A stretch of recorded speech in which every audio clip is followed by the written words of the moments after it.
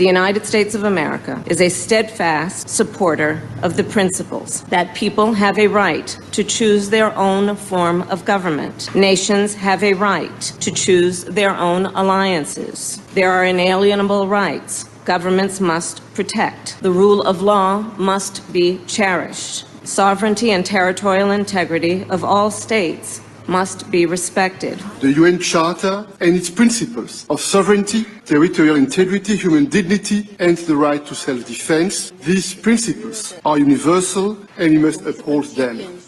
International law must be protected always and everywhere, without any ambiguity, in Ukraine, in the Middle East, and everywhere in the world. This is our global responsibility. Self-preservation must be protected at all costs. Today, the Biafra Liberation Army have neutralized dozens of these terrorists in our land, and we are proud of them. They will continue to go down. Our demand is very simple. Pull them out of Biafra land. Remove every checkpoint. If you do not dismantle all the checkpoints, they will continue to die. We will continue to excel. We will continue to deal with Nigeria, and Nigeria will never ever remain the same until Biafra exits from Nigeria. A government that uses violence will be responded with the same and equal measure of violence in self-defense. So I told them, oh my God, here is not taken, I will turn to a beast and Biafra will come. Nigeria has no rule of law. Their rule of law is gun and bullet. And we have come to resist it. My fellow Biafrans, the world leaders made it very clear that self-preservation is a must. They use the word must. And it should be protected at all costs. At all costs.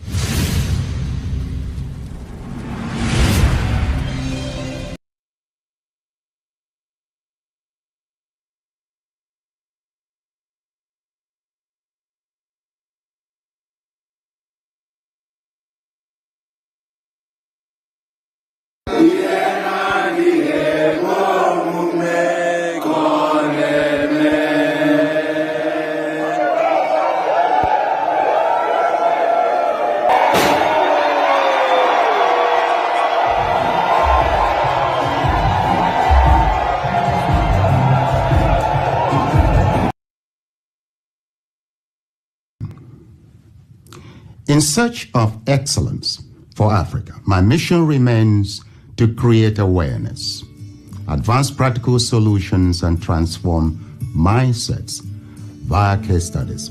Together, let's midwife deliverance for our race, country, and continent. Please share this video. I am Dr. Israel Noyerem Davidson. Thank you. In 2001, US-led forces overthrew a Taliban-led Afghan government following the 9/11 attacks led by the Al-Qaeda leader Osama bin Laden.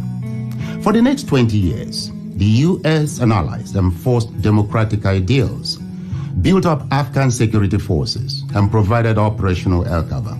The Taliban continued to attacks. Now, eventually, under President Trump, the US promised to pull out if Taliban agreed to stop attacks and hosting terrorist groups.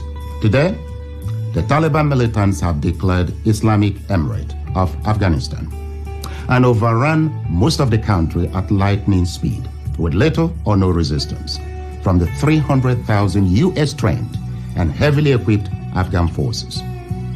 US general could not believe an army could crumble at that rate. I did not, nor did anyone else, see a collapse of an army that size in 11 days. There'll be many postmortems on this topic, but right now is not that time. It is believed the Afghan soldiers, though diehards, had unquenchable allegiance to jihadist ideologies practiced by Taliban. They were Afghan soldiers by day, Taliban at heart, and Taliban at night. A situation some suggest currently exists in Nigeria too. So Afghanistan was simply handed over to the mullahs to govern based on their shared jihadist ideological leaning.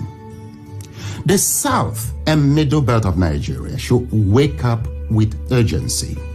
The Afghan situation is cooking fast in Nigeria today. Afghanistan is #1 on global terrorist list. Nigeria is #3. Second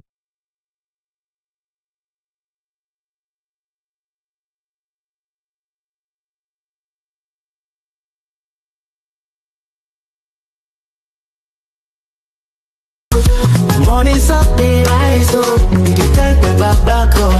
Time on it, we could stand tall. From we go far. We have us no go tire. Together we stay strong.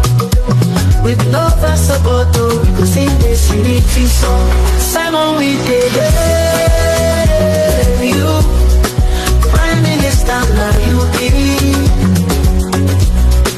You're probably the thank you. For the light you give me, see.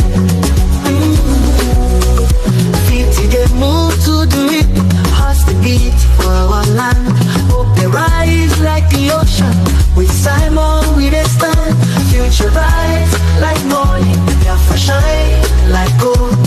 Together we gon' make this story we dey hold. Simon, we dey hail you. Prime Minister, now you be. Biafra, we dey thank you. The light you give me, see. Future bright like morning. Biafra shine like gold. Together we go make this story we hold. Simon, we dey hail you. Prime Minister, now you be. Biafra, we dey thank you for the light you give me, see.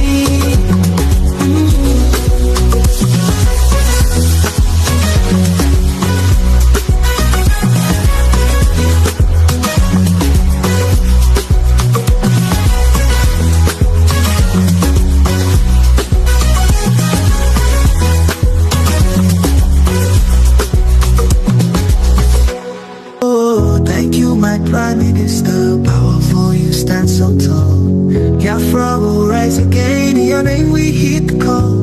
Together we go get Biafra. Marching hand in hand, so true. Promise to spread your anthem news. Of your music we pursue. Thank you, Biafra. History will tell our tale. Hero of our dreams. Your courage will never fail. Together we'll shine the wasa. To you we look for hope. In the darkest night we find strength in your words we cope. From your brave our leader. To you we look for hope. In the darkest night we find strength in your words we cope. Strong and brave our leader. Future bright we see. Leading us to freedom. Unchained will be. Thank you, Biafra. History will tell our tale. Hero of our dreams. Your courage will never fail.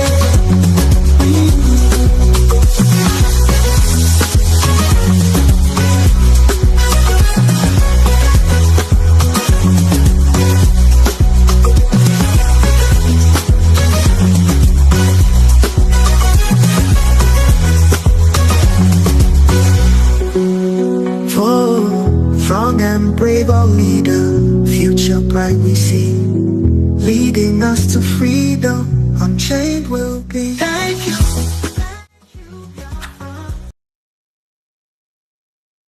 If this IPOB is not strong, I don't mean muscle strength. If you're not strong mentally, they will overrun us. We need to remain very resolute and very, very strong. Temptation will come from everywhere. Idiots will spring up from everywhere. Fools will emerge from where you never expected them to emerge from. Those campaigning for 2023 will bribe some of you. Those campaigning for 2023, ignorantly and foolishly, of course, because the Fulanis will retain their presidency, they will come to deceive some of you. They will give you fanciful ideas that are unworkable. If you fall for it, then you're finished. These are the things that I want you to understand this very evening. You can see their lies I want the world to understand this and to tell Facebook and AFP and all the idiots, the efulefus, the traitors, the backstabbing criminals, that they cannot stop Biafra. It is impossible. You can't stop it. You can't. The more you come, the more we grow. The more you come, the more we grow. That is how powerful we are. Or that is how powerful Chukwu Kikabiama made us. Not by man. All I've been explaining to you was the reason why they went about recruiting people. Recruiting them to try. And they have tried everything and it has not worked. This IPOB is too strong. Every time, everything we've tried is not working. And I'm telling you, they may come to recruit some of you. They will come for some of you within IPOB. They will come for some of you because everything they have tried hasn't worked and it can never work. Never. Even if they buy over some of you, you are wasting your time. It can never, ever work. Never. This family is indestructible. Indestructible. Ask the Fulefus that went before. Those that thought they were too strong, they have to be. Or if not for us, what we are doing, everything was us. Where are they today? They are gone, and we are still here. The whole world is hearing about us to the point where the AFP took bribe from Nigerian government to run a propaganda for them against IPOB and my leadership. Has it worked? The answer is no. They are now even in more trouble. See the number of enemies we have. Now, from what I've just explained to this evening, AFP have taken their own money. A very powerful news outlet. Anything they publish is syndicated all over the world. They're against what we are doing. Facebook is against what we are doing. They are rich already. They're still getting money from the zoo. These are what I call the Luciferian Alliance. Those who believe in COVID-19 to use it to plant chips in people, to use it to inject you with vaccine, so our wives and our mothers will be barren. These are they are the same group of people. We know them very well. When the time comes, they'll be exposed. Do you see the number of enemies you have? Not just AFP and Facebook. Look at the names of these are Igbo names. Frederick Nwabofo is Igbo. Akujiobi, I'm sure that's his name. He's changed it to Ajikobi, so we won't find him. He's Igbo. They will come, they will buy some of you. Because some of you don't have any conscience. Some of you don't understand what Biafra means. All right. So we are reading from the book of Obadiah from chapter 1 from verse 10. He said, "For violence against your brother Jacob, for violence against your brother Jacob, shame shall cover you, and you shall be cut off forever." Are you all listening? Let me repeat it again.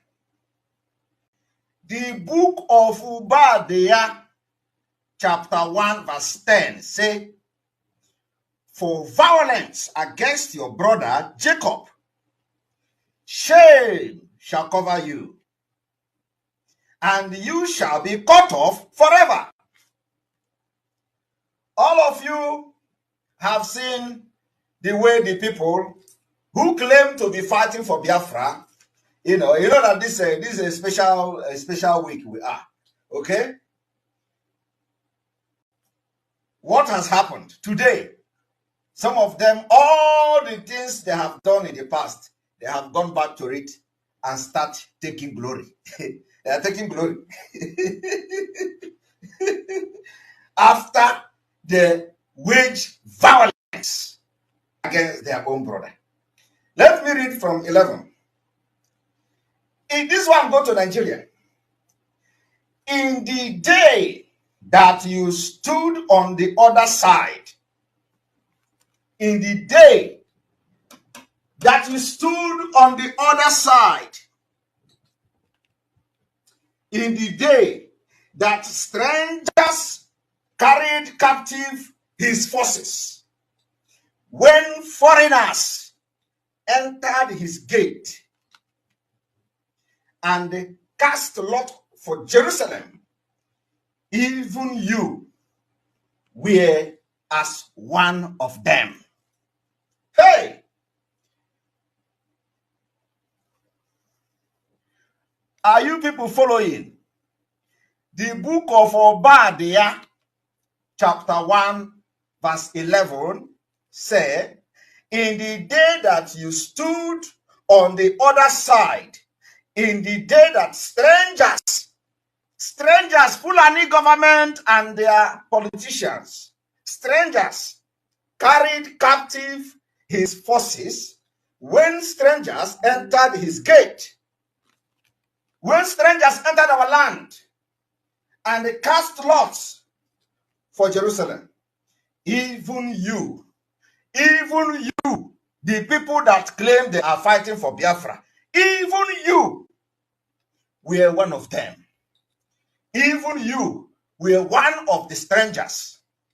Even you were one of those who have come to carry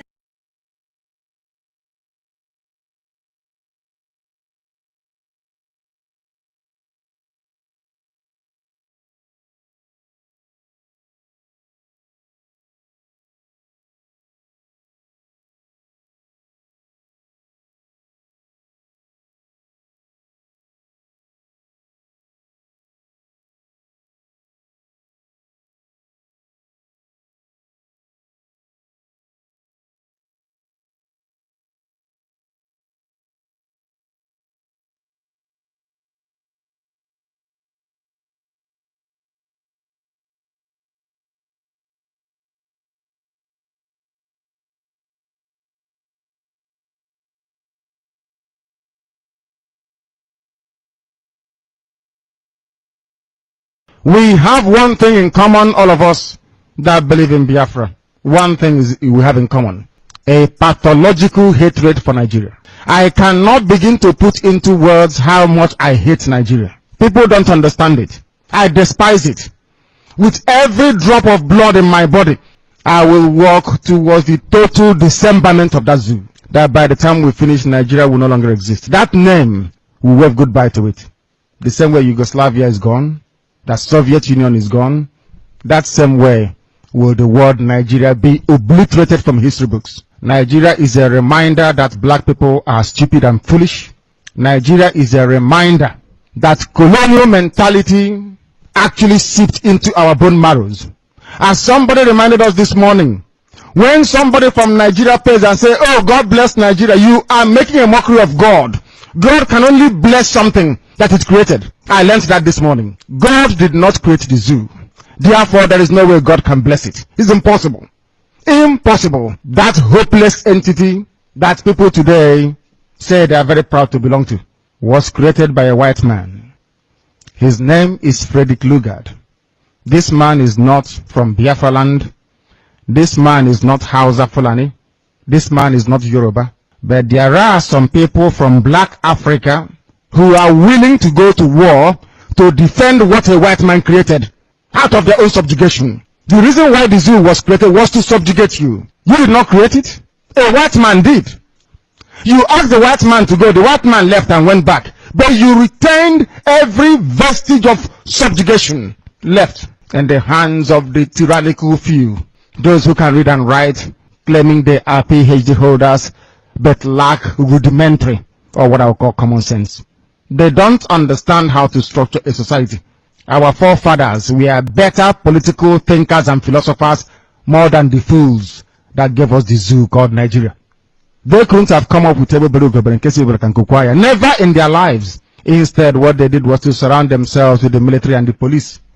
Instead, what they did is to ensure the subjugation of their own people by bringing money abroad and banking it abroad. And people are wallowing in abject poverty. There are many things wrong with the way that a black person reasons that sometimes I wonder. I wonder if some of them are human beings at all or not. I wonder seriously. I don't think so, in my opinion. There is no need, there is no reason why they got independence from a country where the police do not carry guns on the street. Upon becoming independent, this band of vandals and animals created a police force. A police should be a civil service, not a force. It's civilian. They created a police force. They created mobile police, the riot police. They created the army. They created the navy. They created everything you can think about, the Air Force. They created all this rubbish in order to perpetuate themselves in power, in order to continue lying to you, in order for them to master everything that is to do with violence, to kill you and to subjugate you. The white man came, turned us into slaves, subjugated us, took away all our natural resources, and when they were going, they gave power over to a set of black people again, continuing even worse subjugation of their own people. And you're telling me these people are human beings? Is that what you're telling me? That somehow black people in Africa are normal people? Yes, is that what you want me to believe that? If they are normal, they have to prove it. The only way for you to prove that you're not a monkey is by going and getting Biafra. If Biafra doesn't come, you are an animal. Biafra is the only justification you have to exist as a human being. Anybody saying that he or she is a Nigerian, that person is worse than a fool. A journalist asked me this morning here, why do you call them animals? I said, because they accepted a name given to them by somebody else. Only a dog and a cat can do that. A white man came from Scotland, said your name is Nigeria, you accepted it without asking questions, which goes to show that your brain is not working properly. Had your brains been working properly, you would say no, that this is my name. After all, you answer Ahamefula. My name should not be lost. By answering Nigeria, you have abandoned your name, you have abandoned your traditions and your heritage. That is what Biafra is here to reverse. Everybody can gang up against us if they wish. But we want to make this victory in such a way that everybody who is a Biafran will worship God forever and ever. Because the delivery of Biafra from bondage, the extrication of the children of the Most High God, Chukwu Abiyama, from that very abominable entity, will indicate to you once and for all that indeed Chukwu Abiyama is a Biafran. The world is about to see something they've not seen before. That Biafra must emerge. We must come to exist. We are not going to ask for anything that doesn't belong to us. We are not asking for any territory or resources. All we are asking them to do is to leave us alone. The same way we were before the British came. We have the documentation to prove that we never gave the British the consent to form one Nigeria in the first place. We have the documents.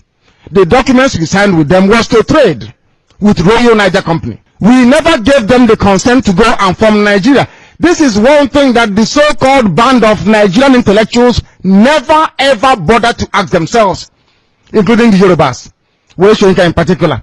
Did we give our consent to Lugard to go and form Nigeria?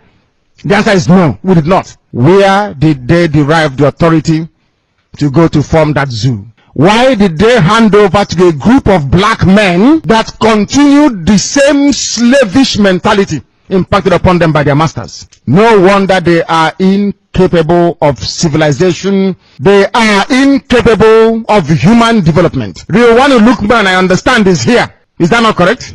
Yeah. The son is here, dancing from one nightclub to another, making prostitutes very, very rich on your money. And some of us go to that nightclub to go and clean that nightclub to be able to feed and pay house rent. That money is coming from your land. Riowanu Lukman is here in Austria with money stolen from Biafra. Him and the children are living it large, having fun. In the morning, we will go to the nightclub where the son went to party to go and clean that nightclub that we can get money to feed. Do you now see why I say that there's something wrong with us? Only an animal can allow that to happen. Not a sensible human being. Why do you think everybody revolted in the world?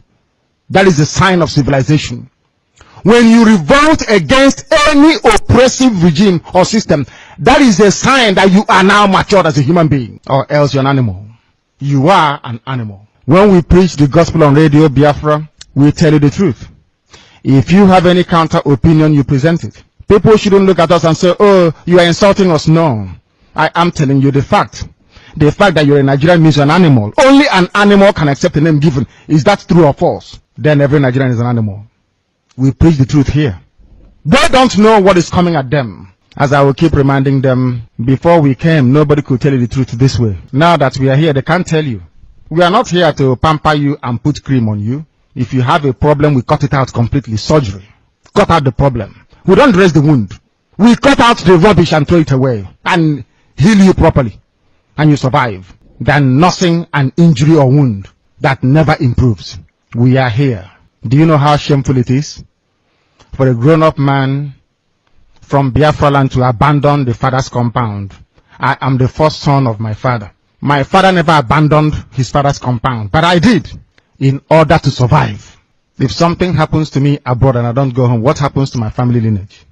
My own branch is closed. Do you know why our land is the way it is? When the white man came, our forefathers never gave them the first son, because the first son is the custodian of our way of life. They always gave them second to the last. Second to the last, almost finished. We gave them all people that came, servants that came. You will be amazed. I don't want to make some people feel bad. Everybody in those days that acquired very high education is not Madiala. Number one. Number two, they are not the first son. Go and check it out. They went abroad and copied rubbish and brought home. That is why you're here today. If Nigeria is working, we will be here today. The fact that we are outside in such large numbers, including those I'm seeing today, means that the zoo is not working. It has not worked for over 50 years. When is it going to work? When? Somebody should tell me. When will it work? They say a fool at 40 is a fool forever. I don't know what is a fool at 50, what it is. Maybe a fool at 50 shouldn't even exist in the first place.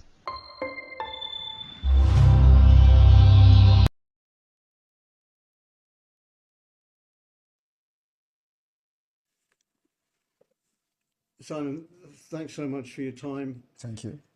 So much is riding on this election, especially for young people in Nigeria. They're desperate for change, is my view. Why are you so determined to undermine democracy? I think undermining democracy is not the right word. Rather, promoting democracy. You give the people a choice. And the choice of the Biafra people is a referendum. It is also a democratic process. So that is not undermining a democracy. More accepted democratic process is when you give the people choice to decide their fate. But they have a choice. This is an election which will be following democratic laws. In Nigeria, Biafran people do not have a choice. And that is a historical problem created by the Britain. So everybody, as you have been a journalist with your experience and the history of Nigeria, you agree with me that Nigeria is a mistake because of the tribal and dangerous diversity in Nigeria, which is also a destructive diversity. So when you give the people the choice to choose how they want to live, that is a true democracy. A democracy is not when you bring in the military and invade communities, burn the communities because people are protesting. You kill them. Is that democracy? Do you do that in the United Kingdom? The answer is no. But what about your role in all this? Your tweets. My role. Wait a minute. Your role in all this. Your tweets and your social media. Why the need for violence? It is. Yeah. At least 1,500 people died in the last 3 presidential election campaigns. Was it my fault then? And there have been deaths so far in this one too. That's what we want to correct by making sure we do not continue to validate an evil entity that subject their citizens to death. So the only solution to this is to disintegrate this evil entity and allow people to make their choice so that they can develop and, practice politics in the best way possible, just like the Europeans here. So are you justifying the violence that comes from the kind of stuff that you... It is not, the violence is not about what I do. It is the provocation of the policy of Nigeria. Okay? So it is a long time bomb coming. So what you see happening now, Nigeria have a history of violence from the beginning of Nigeria. After independence, Every election in Nigeria has witnessed violence. So it is not about me. I am here as a good guy to put an end, to have a lasting solution to the violence that have caused the life of thousands of Nigerians. But do you not accept that some of the things that you say has engendered this kind of from your own perspective, you can translate it and interpret it however you want. But from my own perspective, I think I am the good guy trying to teach the people that they have a right. So there's no blood on your hands. There is no blood on my hand. There are more blood on those supporting the election, supporting this particular coming election. They have more blood in their hand. In Imo State, you have a governor that have invaded his own state, killed people, and why are you people not talking about that? Those are the people that have blood in their hand. All the people that have been elected in Nigeria since 1960 all have had bloods in their hand, and nobody is asking the question. I am just the good guy who say enough is enough. Somebody have to say something, and somebody have to do something, and we're doing it. But couldn't you make more progress if you were in the tent, as it were, not rather than out of the tent? You can't. In another country. Sorry. You're in Finland. Yes. So wouldn't it be better if you went back home and did the political thing there? You should know. You see, I learn from what happened to others. I don't want to put my life in danger because the country, as far as I'm concerned, does not exist. Any country that does not respect the rule of law does not exist. You're scared you might be killed? Not everybody. You know that. You can say that as well. Yes. There's a bounty on because your head yes, there's a bounty on my head because Nigeria, because of the Islamic agenda in Nigeria, whoever that rises up to say something that will, make the life of the people to be better, they want to kill the person. They assassinate people every day. And today you see that there is a video that has been released by a man called Ikenga Imo, when an assassin invaded his house and they wanted to kill him. They are police officers. But if there is no CCTV, they will say unknown gunmen. These are the people that are causing all this crisis in Biafra land. But without that video, everybody has concluded that they are unknown gunmen. Today we have known them. What are the government doing about it? What are the international community doing about it? Every evidences that have surfaced anywhere about CCTV camera, it has always been security agent from the Nigeria state. Nobody is talking about that. That is what we are fighting against. We are defending ourselves and we have armed ourselves to fight Nigeria till the last day. We have done it before. The only difference now is that today we have social media. If social media was there in the 1960s, somebody will do what I'm doing today. In those days, we have a man called Okokondem. Okokondem was broadcasting for Radio Biafra and was propagating Biafra stuff, but because there were no social media, so he would have done even more than I'm doing today, I believe so. So this is what will make a difference. And my activities on social media is educating the people, telling them they are right, that you have a right to say no, and you have the right to say yes. Who's funding you and your organization? Biafra people are funding my organization. Not the Tinubu party? I have nothing to do with Tinubu. And it's very funny. A lot of people said Tinubu paid me 25 million. How is that possible? How is it possible? You're denying he did. I don't know who is Tinubu. I have never communicated with anybody close to him. Just like the way they forged the letter. The reason why this letter issue, Nigeria is a criminal country. They breed criminals. And that is what we are fighting against. The reason why the letter on gets sorted out easily and fast was because it was against Finland. And Finland have to officially react to the letter. And the letter went viral. There are so many lies against me out there on social media. Nobody could come and say it is not true. Okay? So and those lies, when they continue to say it and maintain it, it becomes truth when nobody debunk it. You talk about criminals. Do you think the candidates for the presidency are criminals? They are all criminals, yes. All of them. Even Peter Obi? Peter Obi is a criminal. But he's a southerner, isn't he? He doesn't. I am not a tribal. Listen, I'm not a tribalist. I'm not a tribalist. And that is what makes us different. We want, if I'm criticizing you, I criticize you with fact and figures. I'm going to tell you how all of them are. Do I explain? One, starting from Atiku. Atiku was indicted in the United States for money laundering. He's a criminal. How do you think if Nigeria is a United States, Atiku will come back and start contesting with the criminal record he has had for money laundering? Tinubu was indicted in the United States for drug pushing. The records are there. So it's criminal. Nigeria is being ruled by criminals, and they breed criminals. Peter Obi his name was in Pandora. He didn't deny it. It's also the part of money laundering, international money laundering crime. He has $15 million in offshore accounts. But surely Obi, being a southerner, is on the side of your people. That is the problem. Why must you have somebody that have to be in the side of my people? That is the dangerous diversity that have brought us this far, because it will never work. Everything about Nigeria is what favors my people. We want a Biafra where everything favors everybody. But when you have Nigeria, it is either Fulani. Now we don't even have Hausa anymore because Fulani have overshadowed them.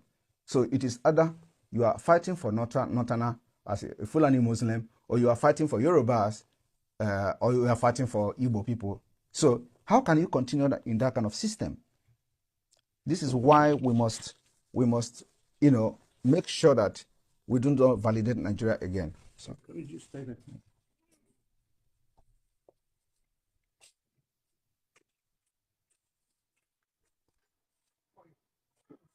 Yeah.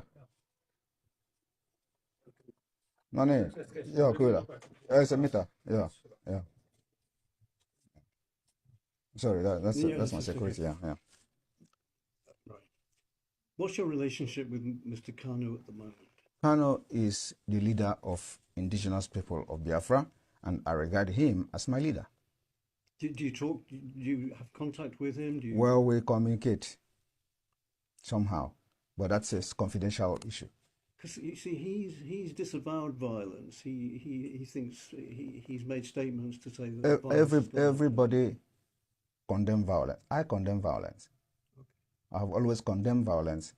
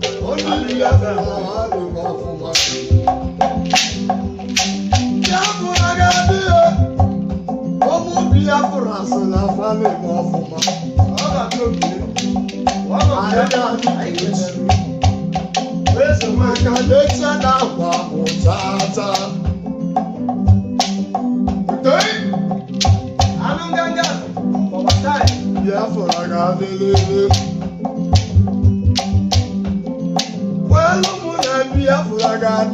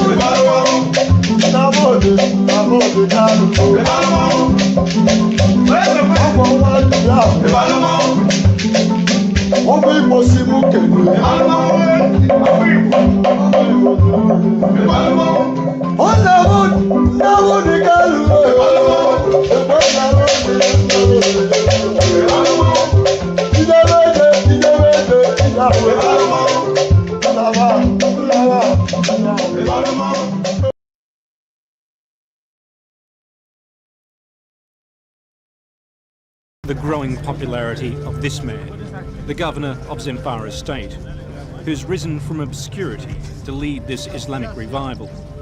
7 other Muslim states have now heeded his call. He says he won't stop until all Nigeria is under Sharia rule. Do you think Nigeria should become a Sharia nation? That is my ambition, and that is the ambition of every Muslim in this country. They fear the growing popularity of this man, the governor of Zamfara state, who's risen from obscurity to lead this Islamic revival. 7 other Muslim states have now heeded his call. He says he won't stop until all Nigeria is under Sharia rule. Do you think Nigeria should become a Sharia nation? That is my ambition, and that is the ambition of every Muslim in this country. Schools are now segregated by sex, but not by religion.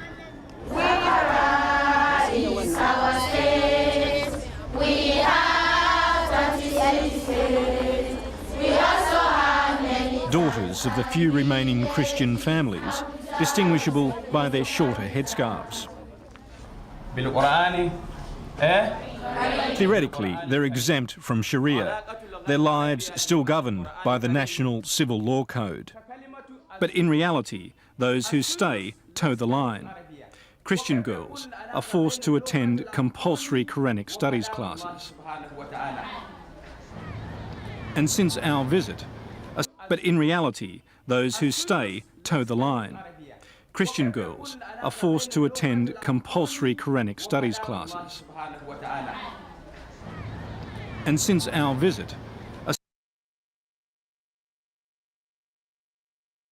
I have said it, and let me repeat myself again. If by mistake one cow is killed by any of the community here, the number of military troops that will enter and ransack the community and look for those to arrest because one cow has been killed.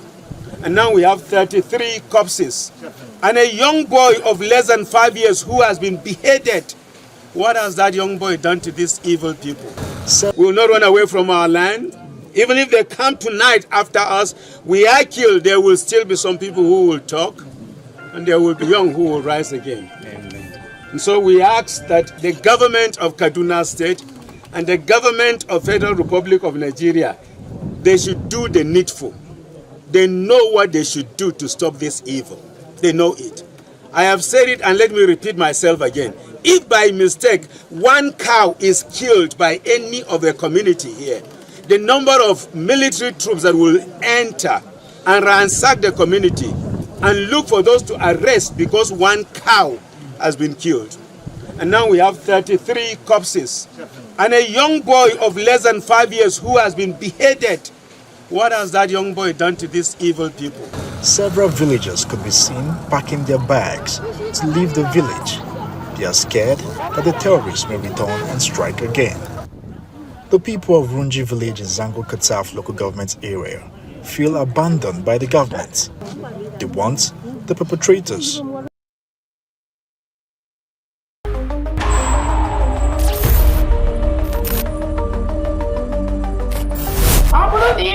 that you are supporting Nigerian government in any way, either in the Nigerian army, Nigerian police, Nigerian security, Nigerian immigration, the PM has said today, we are not against you. But if you wear the Nigerian uniform representing Nigerian government in Biafra land, you are going to pay the price, and you're going to pay the ultimate price for supporting a terrorist government that is in Biafra land. These are terrorists that kill our people, maim our people, burn our houses, burn our businesses, burn our homes in Biafra territory. If you are one of them, you have yourself to blame. If you are wearing any Nigerian uniform, Nigerian military uniform, Nigerian police uniform, Nigerian security uniform, sorry is your name. We have no prison, we have no jail. If you are caught inside Biafra land, you are gone.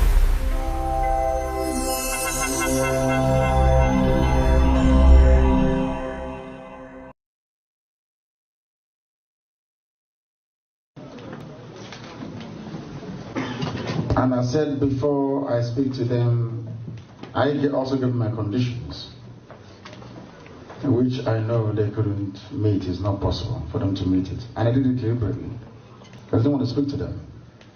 They sent Joseph Okaro to come to me, first to my parents. My father said no, my mother said no, that where I stand is where they stand, in life or in death. And they came to prison. I was even from DSS dungeon. The promises came. The vice president, anything you want. You have a very beautiful wife. You better go and enjoy her than being in prison. Wow. Anything you want. And I said no. That what I want is a referendum to determine if you good people want to be part of the zoo or part of Nigeria, or part of Biafra. Choose one, zoo or Biafra. They said no. And Isibajo tried to make contact. When I came out, I don't know if I've told this story before actually. And Ohaneze hijacked it. I went to see Niawode in his house. We sat down, had lunch together. And I told him what my conditions were to lift the boycott in Anambra State, which they couldn't meet.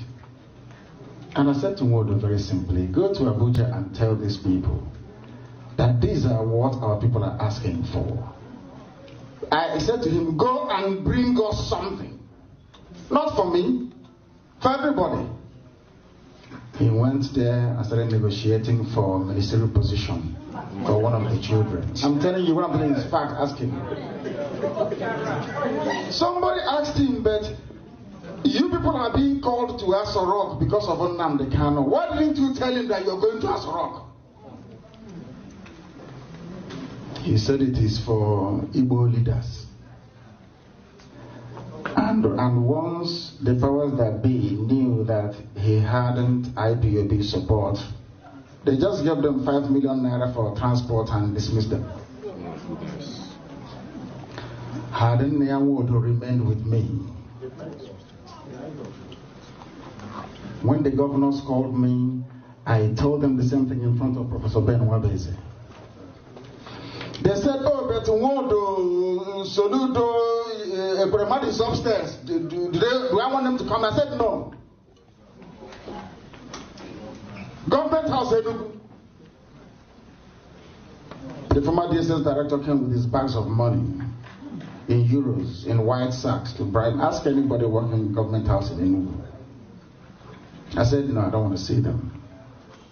Not because I want to be the only cock crowing, no. Because of consistency. Can you last? When you're tempted, are you going to succumb? Can you sustain this very effort we're making? So they have come. And I gave them my conditions which they can never meet. Open Warri Seaport, open Iguacha Seaport, open Calabar Seaport. Make Enugu an international airport where we can fly to US and come in at will. build Iguacha Enugu Onitsha Enugu Express Road, complete second Niger Bridge. Are these things difficult? No. They are not difficult. As I'm telling you this, go and ask them in Asorok if your friends there. They have the piece of paper I gave to them. They ran away. Because some Igbo men were busy gossiping, saying if you allow him, when he finishes fighting Nigeria, he will come here and fight us and kill all of us. That's what they said. And you know one other thing they said? They told every Igbo billionaire around the world that nobody should give me one dime. Ask them that if you give Nnamdi Kanu money, he will go and buy weapons. That nobody should give me anything.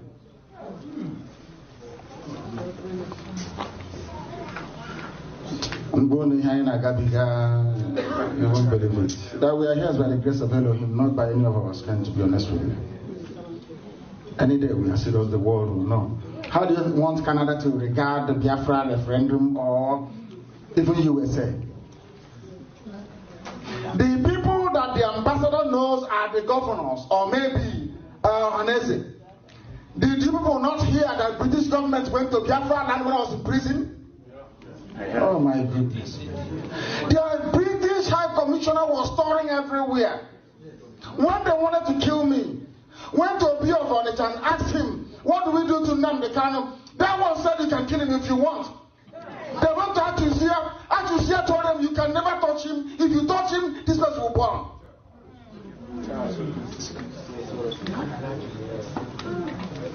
How many times has the US government been to Enugu? They go to Ohaneze. I saw, I don't want to say it. They went to Ohaneze and the governor. They asked them, what do you want? Oh, leave those rascals, leave them. Miscreants. We want restructuring. What they're asking for is untenable. But the same man said if there is no restructuring, they'll join IPOB to do Biafra, isn't it? Did he complete what he said? No. Is he doing what he said he's going to do? No. And you want me to work with these people? It's not going to work. I say, and I'm should come know him. Everything I do, I say it in the open. Not gossip. And those that spoke to Uche, I am going to Chicago to broadcast live to the whole world and tell them they're in trouble. I've told them Nayanya, every time they contributed to IPOB will be announced for the world to hear. Tell them there'll be no hiding place for gossipers, even as much as I'm concerned, because I know what I have committed to this very movement. Not that I'll become Biafra president. No. So that I can take Nemeka and Nnabikem back to the land of his ancestors. To that same land that Chukwu Kabiyama said, you people must be here. And then my Mariano. I am fighting for Biafra that we may be free. Thank you.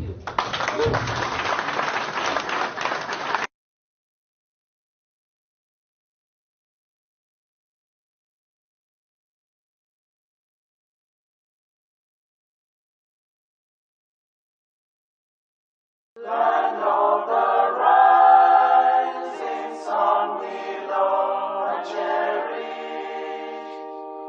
Beloved home, land of our brave heroes. We must defend our lives, or we shall perish. We shall protect our hearts from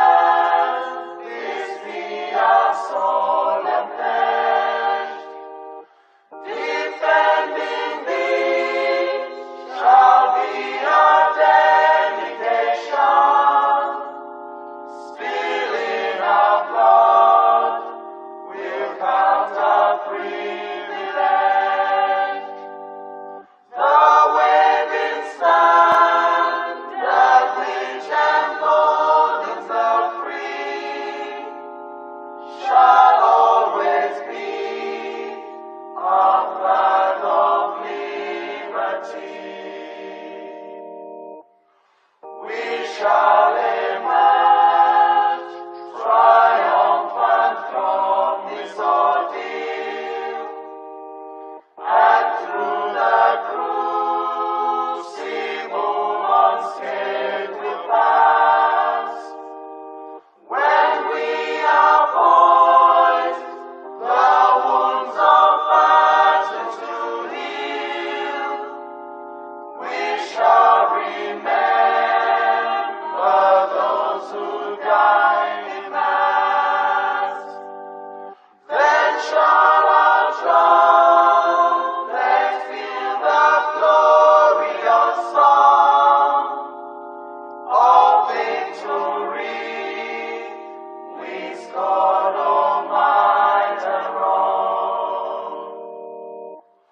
Oh God, protect us from the hidden pitfalls.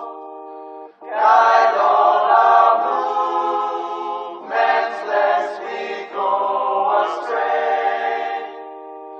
Give us the strength to heed the humanist call, to give and not to count the cost each day. Let those who rule to serve with resoluteness, to make this climb a land of righteousness.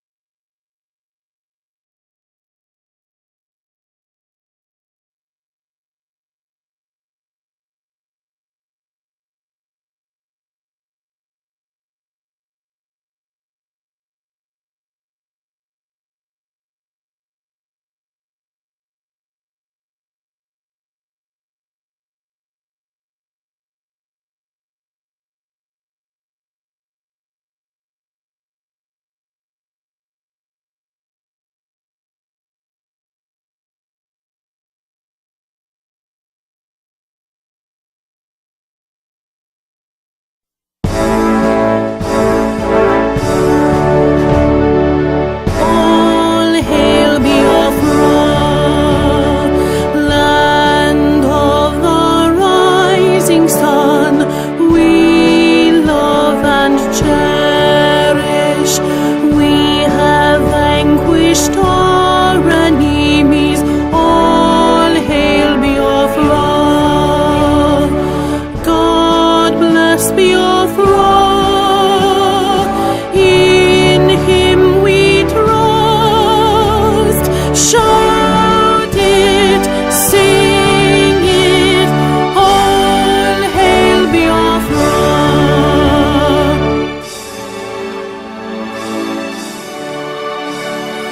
God bless Biafra. We have emerged triumphant from all our foes. Through the crucible unscathed, we passed victorious. Our trumpets pealing the glorious song. Play it, sing it.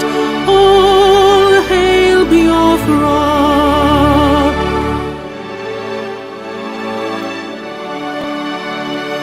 Oh, hail Biafra. We shall always remember all that perished in the struggle for our freedom. All hail our heroes. Our prayer shall be known both day and night. Say them always.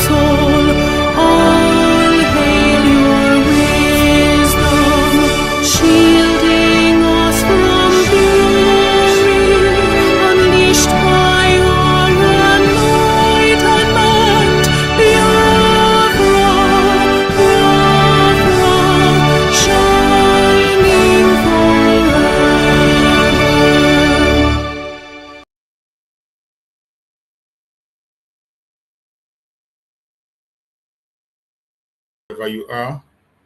We welcome you for joining us on today's program. We appreciate you wherever you are joining from. On behalf of Dr. Agi, the Secretary of Information, Telecommunication, Postal Services Department, my name is Chuk Survivor. I'm serving the United States of Biafra under the Information and Telecommunication Postal Services Department. I welcome everyone that have joined us, members of the media of the United States of Biafra. I welcome all the homeland media. I welcome all the independent media that have joined us. I welcome everyone that has connected, members of the cabinet that are with us on this very platform today. All the Biafrans, both our friends and foes, you are all welcome. I will not proceed without recognizing our supreme leader, Mazi Nnamdi Kanu. We also recognize our Prime Minister, Mazi Epa. Everyone who has come here today, we are here on a very special program that we have all been waiting for. A moment that every single one of us is waiting for, and is opportunity that we have promised that it will always come for you to ask your questions and present any issue you want to be clarified about, and the government will clarify you. This program today is going to be anchored by the United States of Biafra government, and I'm going to introduce the servant of the Biafran people who is going to lead us today on this program, Her Excellency Dr. Ngozi Orabueze. Take up the mic and lead us as we move forward. Your Excellency, take the mic. Thank you so much, Chuk Survival. Thank you so much, Biafrans and friends of Biafrans. The media, all well-meaning people all over the world. We thank you for joining us today at this special moment to enlighten not only Biafrans, but also to enlighten the world on our journey towards the final push for Biafrans to start going home to their motherland, to develop their motherland, and offer all those services that we offer in different parts of the world where we reside. Before we proceed, we're going to call somebody to lead us in a 2-minute opening prayer before we start. Thank you so much.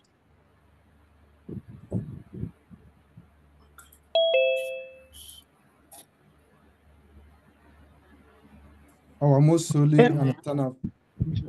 I continue? Yes. Yes. Our most holy and eternal Father in heaven, the almighty ruler of heaven and earth, the foundation of all existence, the origin of life, the God of the United States of Biafra, Elohim is thy name. We honor thee this day. We reverence thy name.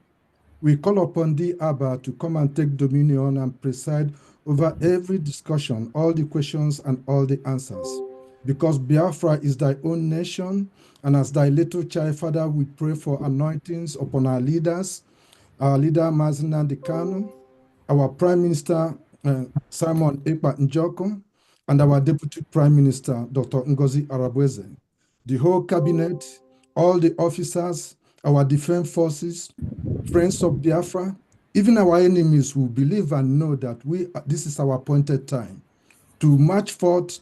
We are the people that has called out under heaven, predestined to be the instrument of restoring back again the United States of Biafra. Our time has come, Jehovah. It is time for thou to glorify thy name so that all nations will know that thou art not only a father, but also a husband to Biafra. It is time for thy name to be glorified and for all nations to know who thou art.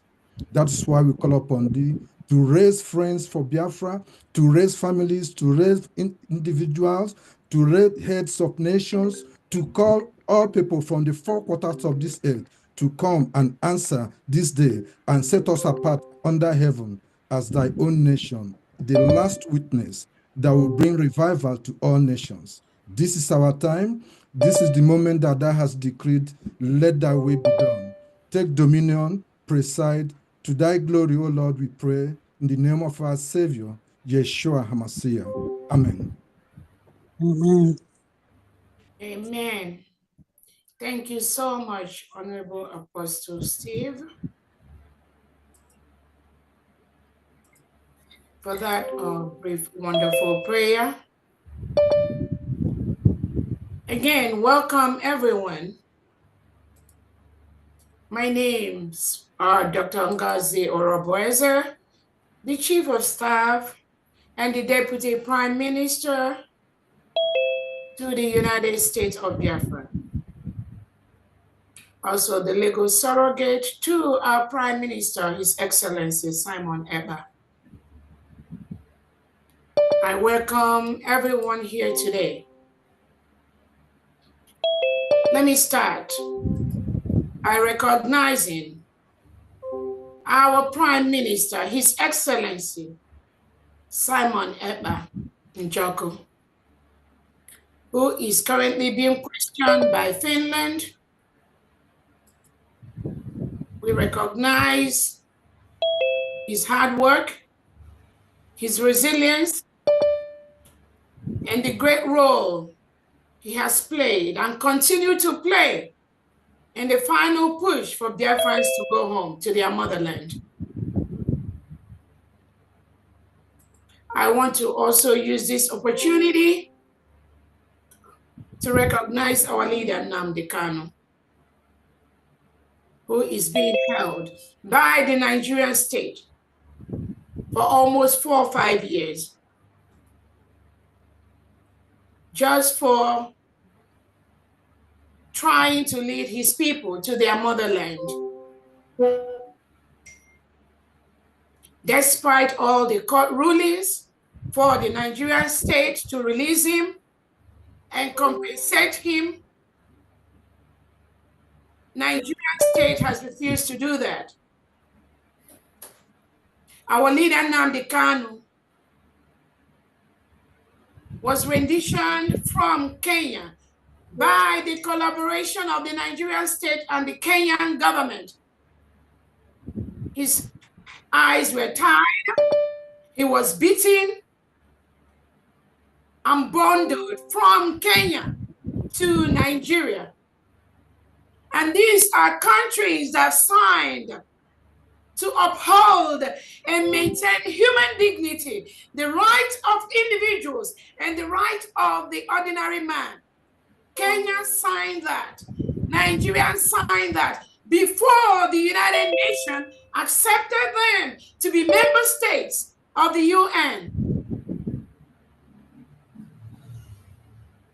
But it's not about the United Nations. It's not about human rights. It's not about the people. It is about the collusion from countries, from leaders who we respect, who we feel, whom we expect that they will do things to make the world a better place.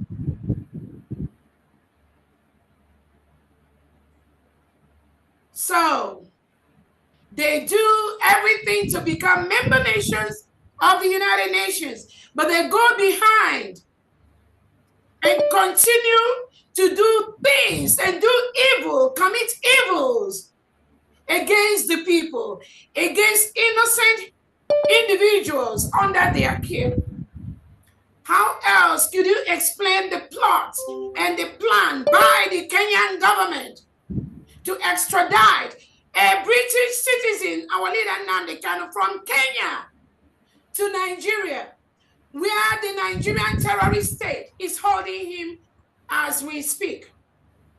How do you explain that? About 3 independent courts, well-constituted courts in Nigeria, have instructed, have told, and have ruled in favor of our leader Nnamdi Kanu, and told the Nigerian state to release Nnamdi Kanu and compensate him, because Nigeria basically have no modus operandi, no standing to try somebody who they rendition from Kenya, whom they abducted from Kenya and dumped him in Nigeria. No condition. No, you can't even put their mouth in that case. But did Nigeria do that? No.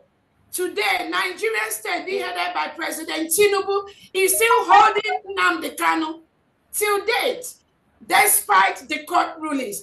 How do you run a country that does not obey the basic rule of law? How do you make the world a better place? Our Prime Minister, His Excellency Simon Ekpa, is still being held by Finland, by the Finnish authorities. And they are still questioning our Prime Minister. It's almost 4 months right now. What did our Prime Minister Simon Ekpa do? Nothing. Nothing except fighting for his people. The same thing you and I are doing today. He did not commit any crime. Nigeria state is a terrorist state. But the European countries that collude with Nigeria, you refuse to see the harm, the killings, all the subjugation that Nigerian government, Nigerian state is doing to innocent indigenous citizens. You pretend you don't see that. You refuse to see that because you're more interested in the economic gain you will gain from our resources, the oil that come from our region. You prefer that to the rights of the innocent Biafran. Fellow Biafrans, I welcome you today. I want to also use this opportunity to recognize the secretaries of the different departments of the United States of Biafra, the cabinet members, the stakeholders, the 40 state governors of the United States of Biafra, and their commissioners. I also want to use this opportunity to recognize the head of missions of different countries under the United States of Biafra. I also want to recognize the Biafra Defense Forces in homeland that are protecting our land, protecting our women from the rapist Fulani terrorists that are invading our land, from the mercenaries hired by the Nigerian government that are shipped into Biafra land to kill us. That is what they have been doing. The Biafra Defense Forces have been protecting our people from these terrorists that are being sent by the Nigerian state to continue to kill and maim our people, rape our women, kill our children, burn our businesses, burn our homes, while they expect us to just watch. Just watch as our families are being killed by the Boko Haram terrorists that are rehabilitated and reintegrated by the Nigerian state. It is a policy of the Nigerian state to reintegrate non-terrorists such as Boko Haram, ISIS, ISWAP, all of them. The Nigerian state have a policy to reintegrate them. Give them AK-47, open bank accounts for them, and send them to Biafra region, where we do not want to live and cohabit with reintegrated terrorists that murder Christians, that kill them, and Nigerian state aid them. giving them homes, rehabilitating them, giving them guns, AK-47, different machines that they acquire in the name of fighting terrorism. All those arms and ammunition end up in the hands of these reintegrated terrorists. And they use that to come to Biafra land, or Oduduwa land, Arewa land, to kill indigenous Nigerians before we are Biafra right now. Kill us and chase us away from our homes, while the Nigerian state continues on their Islamization agenda. All of you watch the video where a sitting governor, before being guided by the Nigerian police state, openly tell the world that we want to Islamize the whole Nigeria. And this individual is being guided by the Nigerian police, supported by President Tinubu and the Defense Chief Christopher Musa. They never bother to say, hey, why are you going to make that kind of statement? We are going to remove the police orderly from you, because what you just said goes against the nation of Nigeria.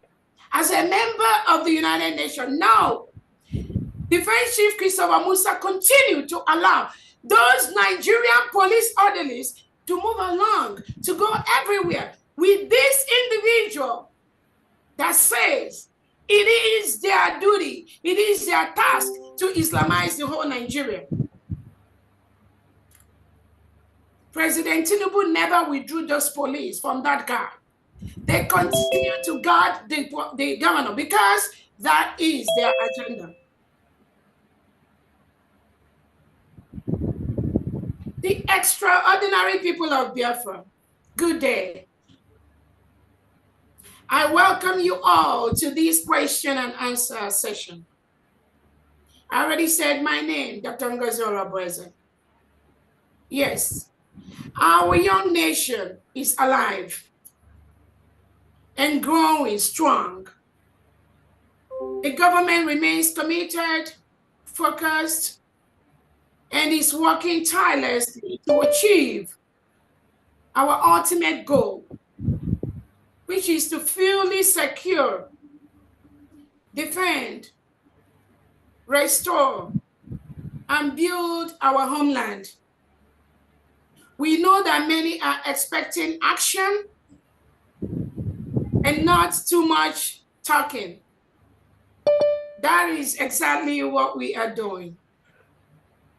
A lot has been happening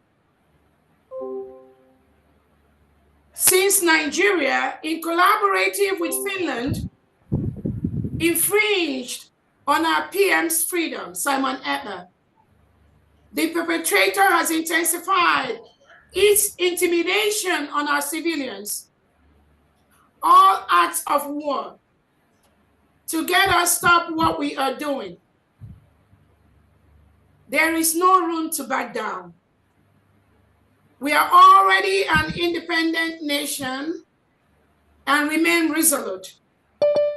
The failed state of Nigeria must accept it. Those that collaborate with them must accept it,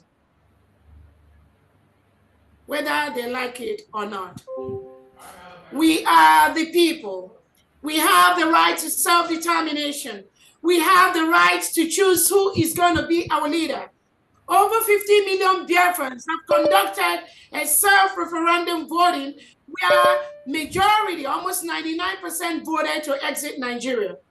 That is exactly what we have done as we declared our independence on November 29th, 2024 in Lahti, Finland.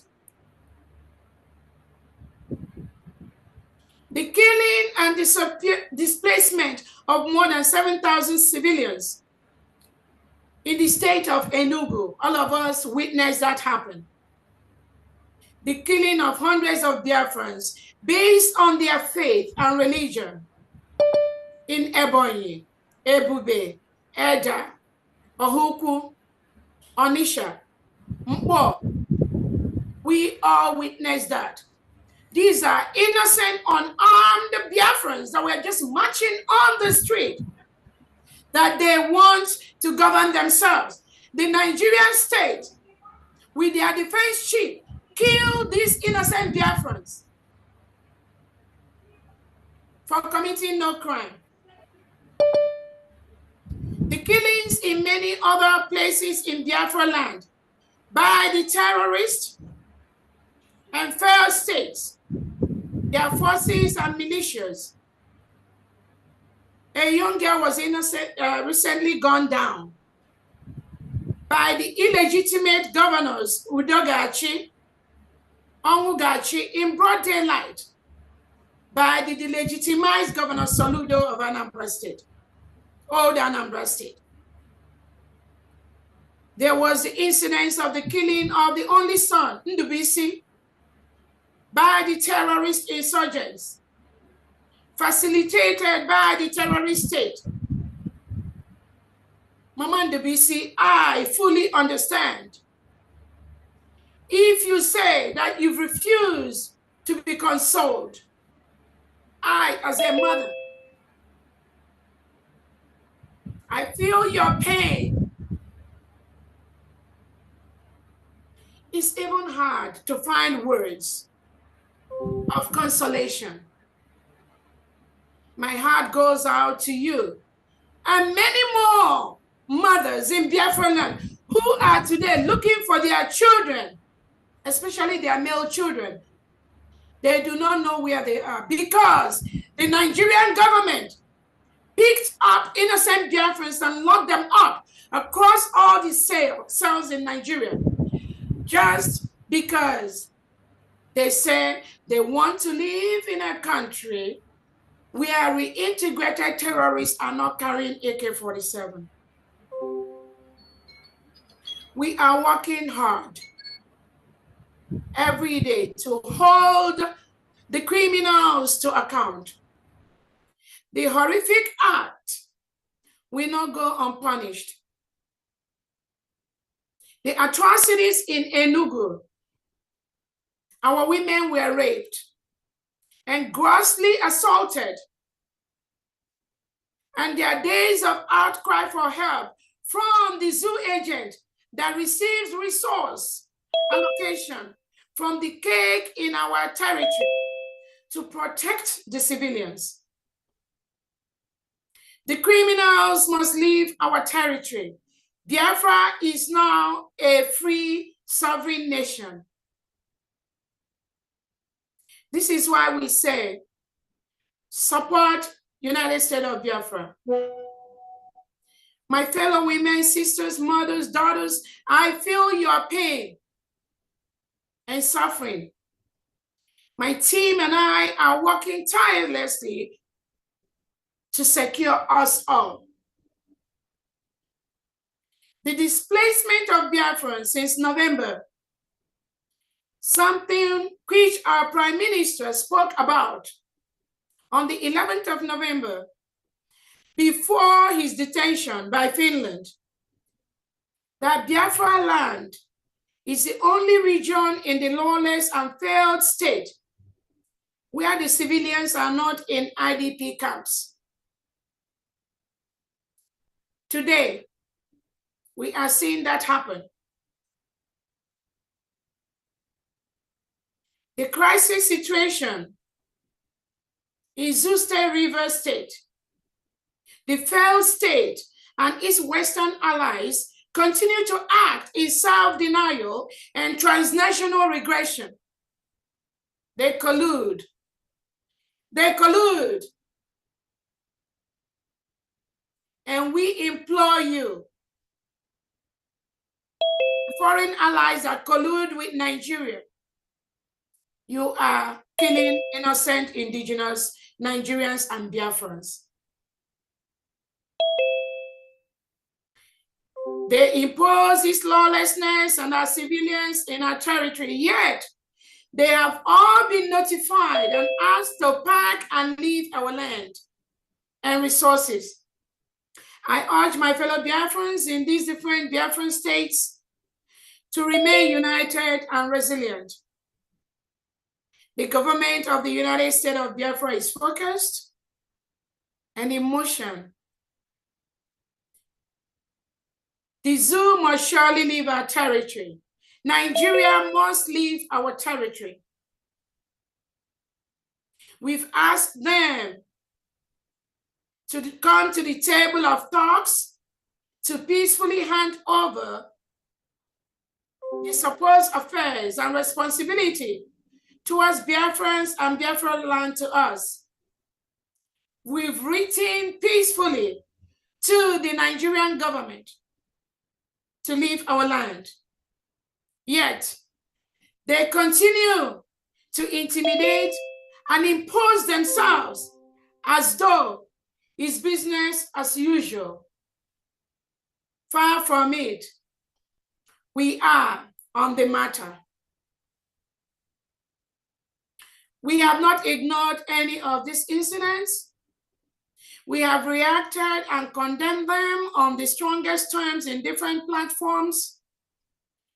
But I want to assure you all that we are challenging the criminal terrorist state, which has for long declared war against us. Nigerian state has been engaging in secret war with Biafrans for the past 2 years, killing our people, maiming our people, raping our women, and lying to their foreign counterparts. They need weapons to fight terrorism.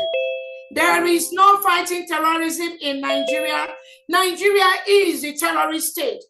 All those guns you foreign countries give to Nigeria, it ends up in the hands of the terrorists that Nigeria government reintegrate and rehabilitate.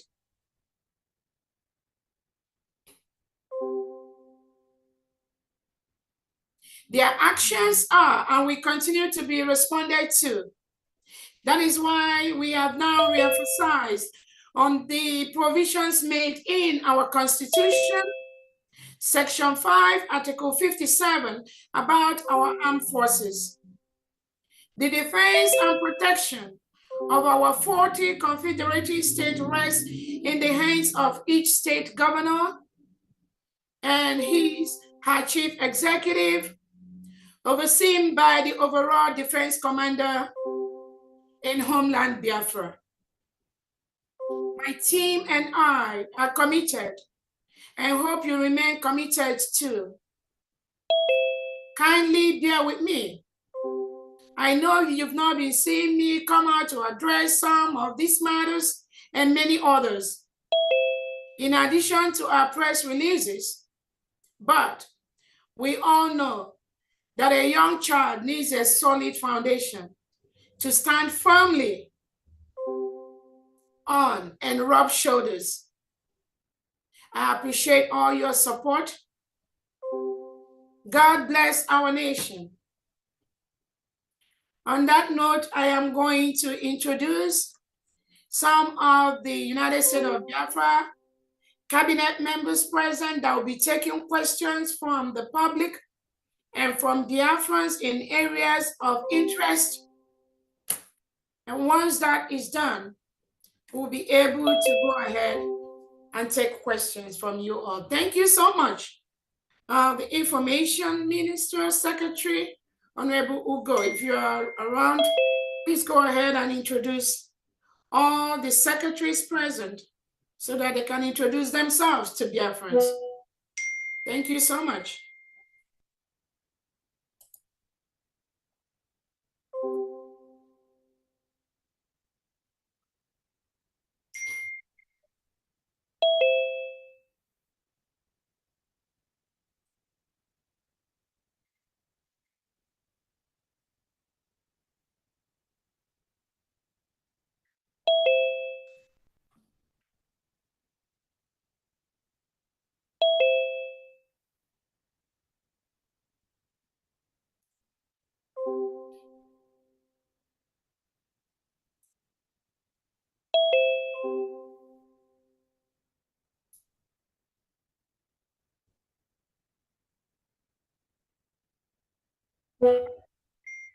Yes.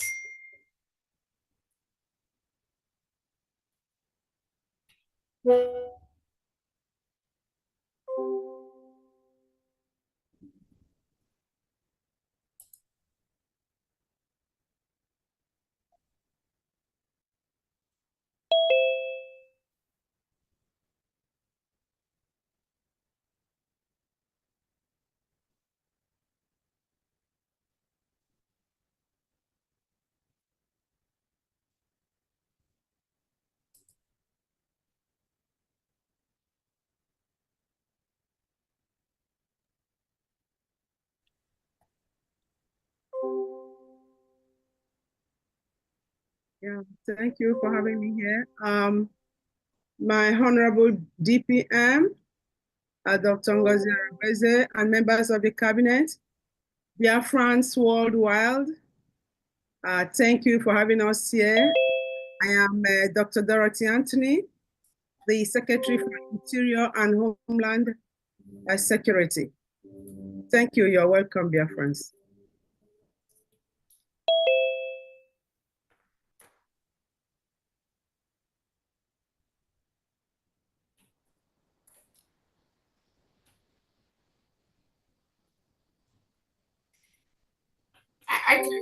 I can help if you based on the Ismail Zichuk's around. Let's go to the next person. Famdi, go ahead and introduce yourself. Take all this like 1 to 2 minutes, please. Thank you so much.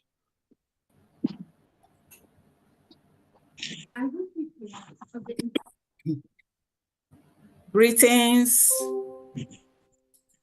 Good afternoon, good evening. Honorable Biafrans, especially Her Excellency, our Deputy Prime Minister and Chief of Staff, Dr. Ngozi Orabueze, the secretaries here, the cabinet members, the administrators, and all those serving this government in the high positions. Thank you, and you're welcome. I'm happy to have your presence here. My name is Pharmacist Diana Eme. I'm the Secretary of Finance, Economic Development and Trade. I'm here to make a genuine contribution in the freedom of my beloved people, Biafrans, by serving you and providing you with an appropriate, accurate, transparent, and financial standings and reports of United States of Biafra government. As I stated to you, my beloved ones, when we took over about 4 months ago, I stated that I'll be instituting a financial statement, a financial system that will make it not only excellent, but for us to be transparent, and there will be no need, it will be void of shadiness or any form of corruption. So I am here to serve you with the utmost integrity and dignity. Thank you all, and I'm here. I will come back to answer your questions regarding our finances and economic development and trade. Thank you very much. You're all welcome. Thank you so much, Famdi. Let's go to Honorable Nkwocha. Please go ahead. Thank you, my Honorable DPM. Greetings, Biafrans. Greetings, Honorable, all the honorables present, all the cabinet members, their secretaries. Thank you all. And of course, my name is Engineer Solomon Nkwocha, the Secretary of Defense. Happy to be here and answer any of your questions. Thank you. Thank you so much. All the cabinet members, if you can also raise your hand, that would be awesome. Honorable Windsor, go ahead, please. Introduce yourself. Your Excellency, my Honorable Deputy Prime Minister, Dr. Ngozi Orabueze, all members of cabinet, and all Biafrans from around the world, you are welcome to this special session. My name is Luke Iwunze. I am representing United States of Biafra Mission in Australia. You are welcome. Thank you. Thank you so much, Honorable Iwunze. Honorable Ola, go ahead, please. Can you turn on my video or no video required? If Go no ahead, video go required. ahead, go ahead and turn it on now, please. Now turn it on. Yes. That's okay if it's not. Okay. Good afternoon, my Honorable DPM, our Chief of Staff. Good afternoon, Honorable Cabinet members. Good afternoon, Biafrans all over the world. And also I greet our men on the ground, our angels. I greet everyone. My name is Ola Obonna. I serve you. I am the Secretary of Employment, Labor, and Productivity. I serve you in the area of job creation. I serve you in the area of creating opportunities for our teeming population. As our DPM, Honorable DPM, has said on several occasions, that there will be millions of jobs in Biafra land. And my job is to work with the different departments, the different states, the 40 states of Biafra land, their employment and labor and productivity departments to create opportunities for Biafrans, which we must and will create. We are going to provide jobs, and we are going to make opportunities available for individuals, no matter if you are in trades, you are in agriculture, or you are in manufacturing, wherever you find yourself, or the regular blue collar job, Biafra will provide you the same opportunities that we have here in the diaspora that we all enjoy. So Biafrans, I thank you all for the opportunity that you have given each and every one of us to serve you. And we are hoping to come home and create the same enabling environment to make life a little bit easier for every one of us. Thank you so much. Thank you very much. Thank you so much, Honorable Ola. Let's go to Pastor Rose. Go ahead, please. Unmute yourself.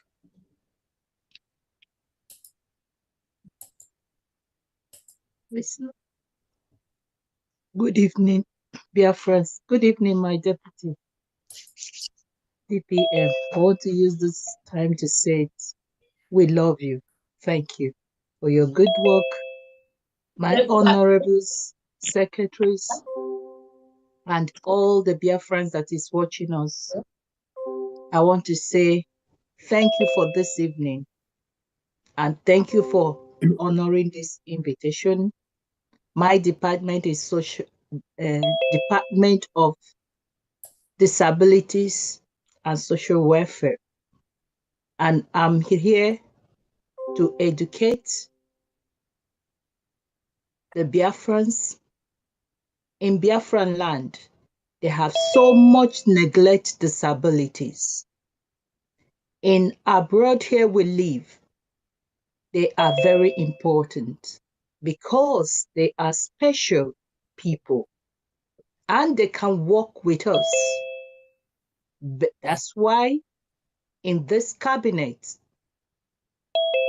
we decided that whatever you want to ask about disabilities, I am ready to exploit it, because Biafra, everybody must have equal rights. And we are going to make sure that all the disabilities, both births, both by accident, both by incident, whatever it is, we'll make sure that they have what is due for them. And if you have any question, please, I'm here to answer your question. Once again, thank you, my Deputy Prime Minister. You are the best. Thanks. God bless. Thank you so much. Thank you so much, Pastor Rose. Let's go to Honorable Uduak. Go ahead, please. Good evening, everyone, and welcome. Actually, over here is the afternoon. Welcome, everybody, and good afternoon to all of you, both here and in the diaspora, back home, homeland. We welcome you to this seminar. It's a kind of seminar we need to be ready to ask us questions, and we are ready to answer you. My name is Uduak Iyoro. I'm the secretary for community and social services. What we target in this department is to make life easy for our people back home, because we are enjoying that here. Over here, if you don't have a home, the government of this place that we stay, they will find you a home. If you don't have food, they readily give you food. They give you a card to buy food. They give you a housing. They give you medical care. So that's what the kind of things we're gonna do. It's a broad field, and I'm so excited. It's actually like a calling, because it's a passion I have to help the needy, to help the underprivileged. So I'm privileged to work in this department, and I want to thank my Her Excellency, my DPM, my fellow colleagues in the cabinet, as all secretaries. I want to honor all of you. I want to honor all of you, and I'm ready to answer any of your questions. God bless all of you. Thank you so much. Let's go to Pastor Steve. Please go ahead.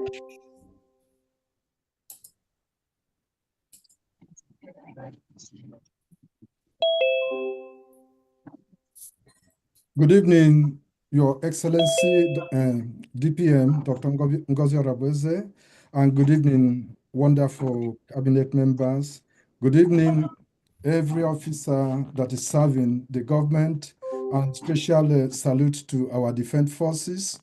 And I say good evening to all great Biafrans and friends of Biafra. My name is Apostle Dr. Steve. I serve you in religious freedom and monitoring as the head of Department of the Jewish Religion. Our duty is to be able to help we as a nation to understand that in the United States of Biafra, we all live for each other, and together we live for God. Thank you so much. Shalom. Thank you so much. Sister Ugochi, go ahead, please. Good evening, DPM. Good evening, honorable members of cabinet. Good evening, Biafrans. Good evening, our men on ground protecting our land. I say, may God continue to protect you wherever you are. May His light continue to shine on you as you defend the nation of God. My name is Sister Dominico Leone. I'm the departmental head for religious freedom and monitoring. And in our department, we planned, which we are already doing, joining the global voice of truth to anchor the need for religious freedom and monitoring for the Biafra people, our people. We work and liaise with all departments to bring back our chi to our people in all walks of life. To do this, we're using the three arms of our religion: Christianity, Judaism, and traditional religion. And this is based on our constitution. Because as we know, the Biafra people, we are the new Israelites, and God is leading us. And this is what He wants us to remember every day. We are the people of God. So God is among us. God is channeling our cause. Religion, freedom is love from God. And we try to express that in all walks of life. That is why we liaise with all departments. We are here to answer your question that relates to our department, and we are happy to serve Biafrans. Thank you for giving us this opportunity. We are very grateful. And thank you to our DPM for all you do for Biafra, and to our leader, Mazen Namdekano, and to our Prime Minister. May God continue to shower you with His wisdom. Thank you, Biafrans. Thank you. Thank you so much. Let's go to Honorable Benny.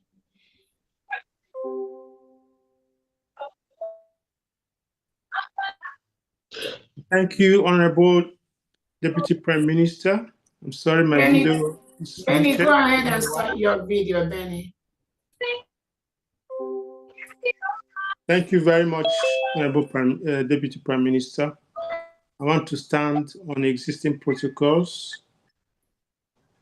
The Secretary for Oil and Gas, and in oil and gas, we have mapped out various activities and restructures ourselves in such a way that we'll be able to achieve the purposes and mission of oil and gas as enshrined in the Constitution of the United States of Biafra.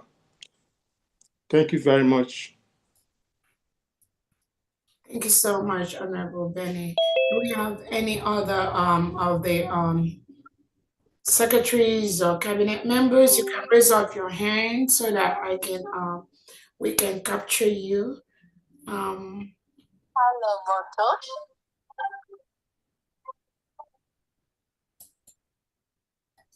Letitia, Bara. That's me. That's Reverend Ebenezer. Can you turn me back on, please? Okay, go ahead, please. Go ahead. Is your video on? Can you go ahead? No, it's not. It's not. Okay, go ahead and start it. Okay, let me. I just pulled in and okay. Good afternoon, ladies and gentlemen, all Biafrans, all beautiful Biafrans. You can start your video, Honorable. We cannot see you. Okay, again, good afternoon. This is still afternoon here. Anyway, I thank you guys for selecting me, allowing me to come and speak to you. My name is Reverend Ebenezer Anene, and I thank you so much, my DPN, my honorable DPN, on all the hard work you've been doing for us in sitting on the place of our Prime Minister. But I want to tell you guys that my department will do excellently well for every human being in this nation of Biafra. I had told the Prime Minister that Biafra would be the best nation, even better than Dubai. People fly to Dubai and spend time over there. Biafra would do better than that because every human being that is capable of working, in the age of working, will be employed in any which position they want to. So, and my name, again, I get my name, my ministry or my department is Secretary of Housing, Urban Development, and Infrastructure. There are 3 units here: housing, urban development, and infrastructure. I want you to understand that housing, when we engage in housing, we have to make sure that every Biafran will have a code to build on their property. We also will design spaces where people will have a home and buy land and build. And then if we have to use your land, you'll be paid for it. It's not people go destroy other people's land and move on with it. No, this is Biafra. We will stand for every person. We will involve every department in Biafra land. Housing department, roads, construction, everything that people do, hospitals, we will allow them to build hospitals, give them places to build hospitals, will bring investors in number into Biafra land. So I want you guys to be ready to work. No more armed robberies, no more kidnapping, because money will be there to serve everyone that desires to work. It will be a place that will minister to every human being, work-wise and spiritually also. So thank you guys. If you have any questions, we're ready to answer it. Infrastructure all the gutters you have in Biafra land will disappear. Everything will be underground. Water flow will be underground. And the pollution that's taking place in South, what they call south of Biafra, will be cleaned out, because we will not allow any company to come and drill and waste our land and waterways. So we have just started. So be ready to work, brothers and sisters, and Biafrans as a whole. God bless you all, and remain zealot in what you do, and be active in the name of Jesus. Amen. Thank you so much. Let's go to Orabueze.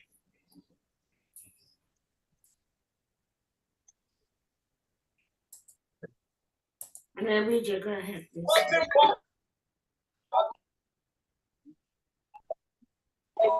Okay. Good evening, Her Excellency, my Deputy Prime Minister, Honorable Secretaries, Cabinet members, our angels defending our homeland, our great Biafrans and friends. My name is Ijeoma H. Eze. I'm serving in the capacity of Continental Rep for North and South America.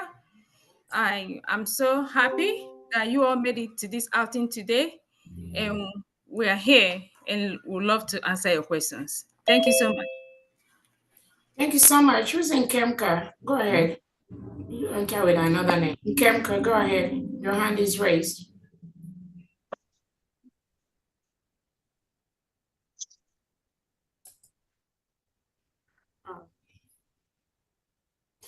Honorable Henry, go ahead, please.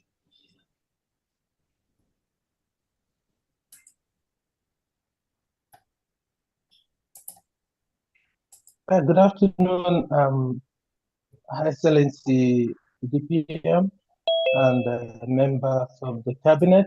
I'm Father Henry Agowa, Deputy Education Secretary. In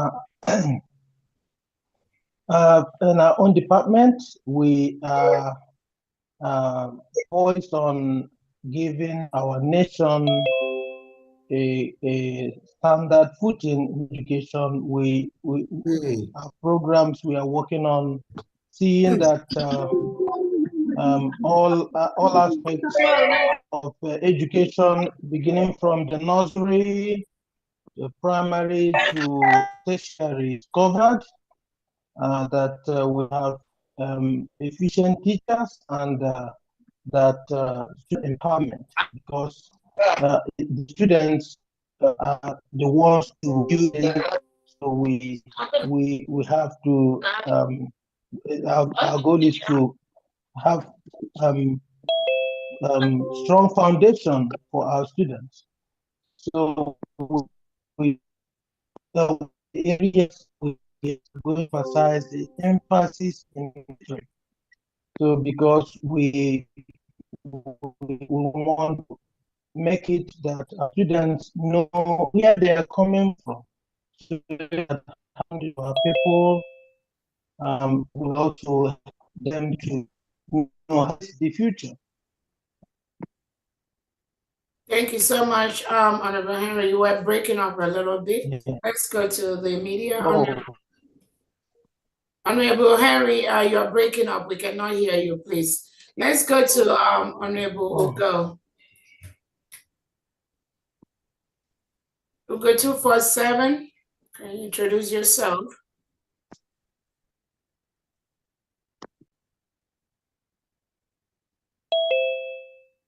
My greetings to every Biafran and all the cabinet members here today. I am Ugo 247.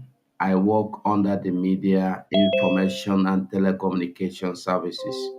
Thank you. Thank you so much. Let's go to Honorable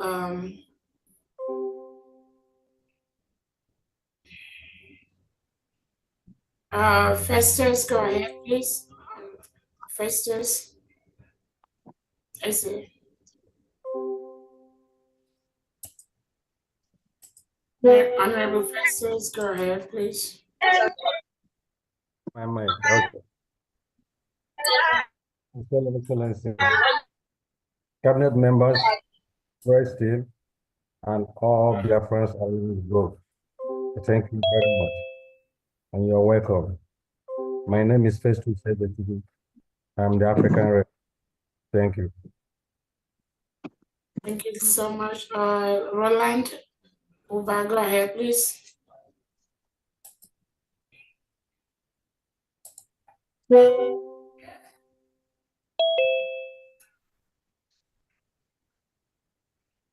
Kemka, go ahead.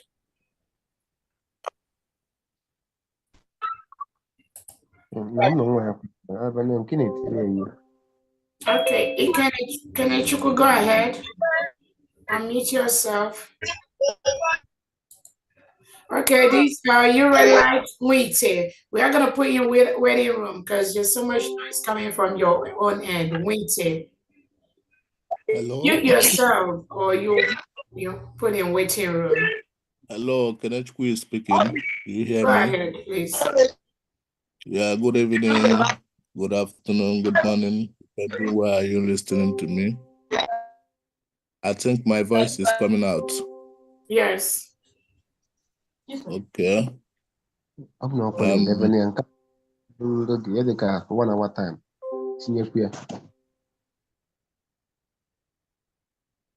I have a question to ask. No, not yet. Not yet time for question, please. Okay, we just want to make sure we've captured the cabinet members. Go ahead, Chuk Survivor. We just want to capture the cabinet members first. Go ahead, Thank please. you, DPM. Great. I appreciate you for your good work. My name is Chuk Survivor. I'm serving the United States of Biafra on media. Thank you. Thank you so much, New York USP. Go ahead, please, and introduce yourself.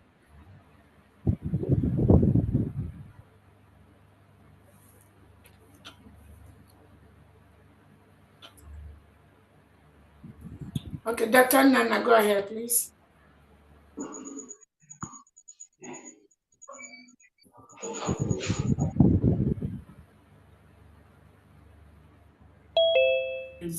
All right. I think some of them are having internet problems. Okay. Yeah. On that note, we are going to I don't know if the media is ready. We are gonna go ahead and start taking questions from Biafrans and from those here present. Ndewono. Greetings, my queen.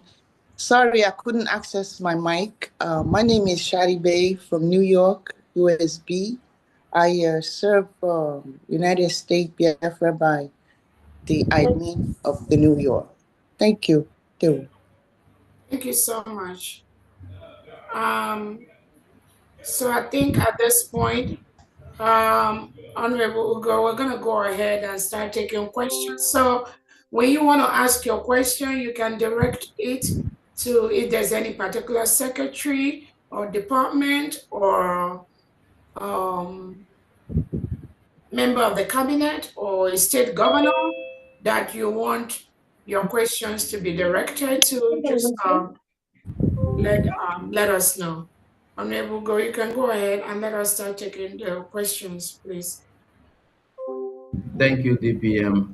Please, would like you to go straight and ask your question. Don't come to praise or say any, just questions. You have 60 minutes. I'm going to start from my left end on the screen. I have Biafra Gadi. Biafra Gadi, unmute yourself and ask your question. Biafra Gadi, unmute yourself. Hello, my DPM. Hello. Yes. Her Excellency, good day from here. Good day. Yeah, please, my question goes to you directly based on the last State of the Union address that you made. If I heard you clearly, you did say that you are making plans with some of the airlines that can fly directly to bring our people home. I don't know if I'm correct. Yes. Okay, my question now is this.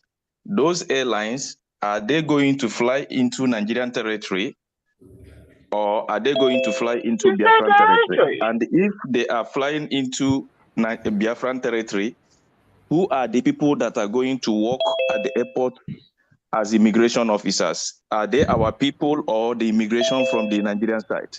That's my question. God bless you. Thank you so much. United States of Biafra is a sovereign nation. Any foreign body, any foreign security right now in our land, they are occupying a foreign state. Everything inside the United States of Biafra will be controlled by Biafrans. Does that answer your question?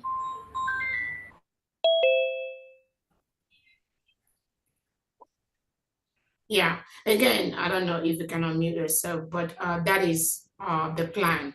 and it's still a work in progress. It's not something I'm going to unveil here, but we have an arrangement for movement directly from the US into Biafra land, directly from Europe to Biafra land, directly from Australia to Biafra land, and from Asia into Biafra land.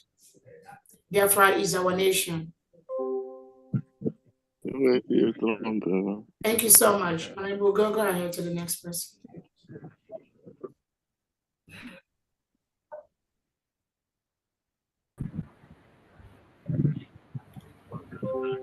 Okay. So the next person, let's go to the next person. Kevin, the BC, go ahead and ask your question. 2 minutes, please. Make it snappy. Kevin, the BC, go ahead. Thank you so much. Thank you for giving me this opportunity. I have a couple of questions for the secretaries here. First to Pharmacist Diana. With the German currency being introduced, we would like to know what policies that is in place to protect the economy from inflation and the external manipulation, as I say, other countries that are thriving are doing.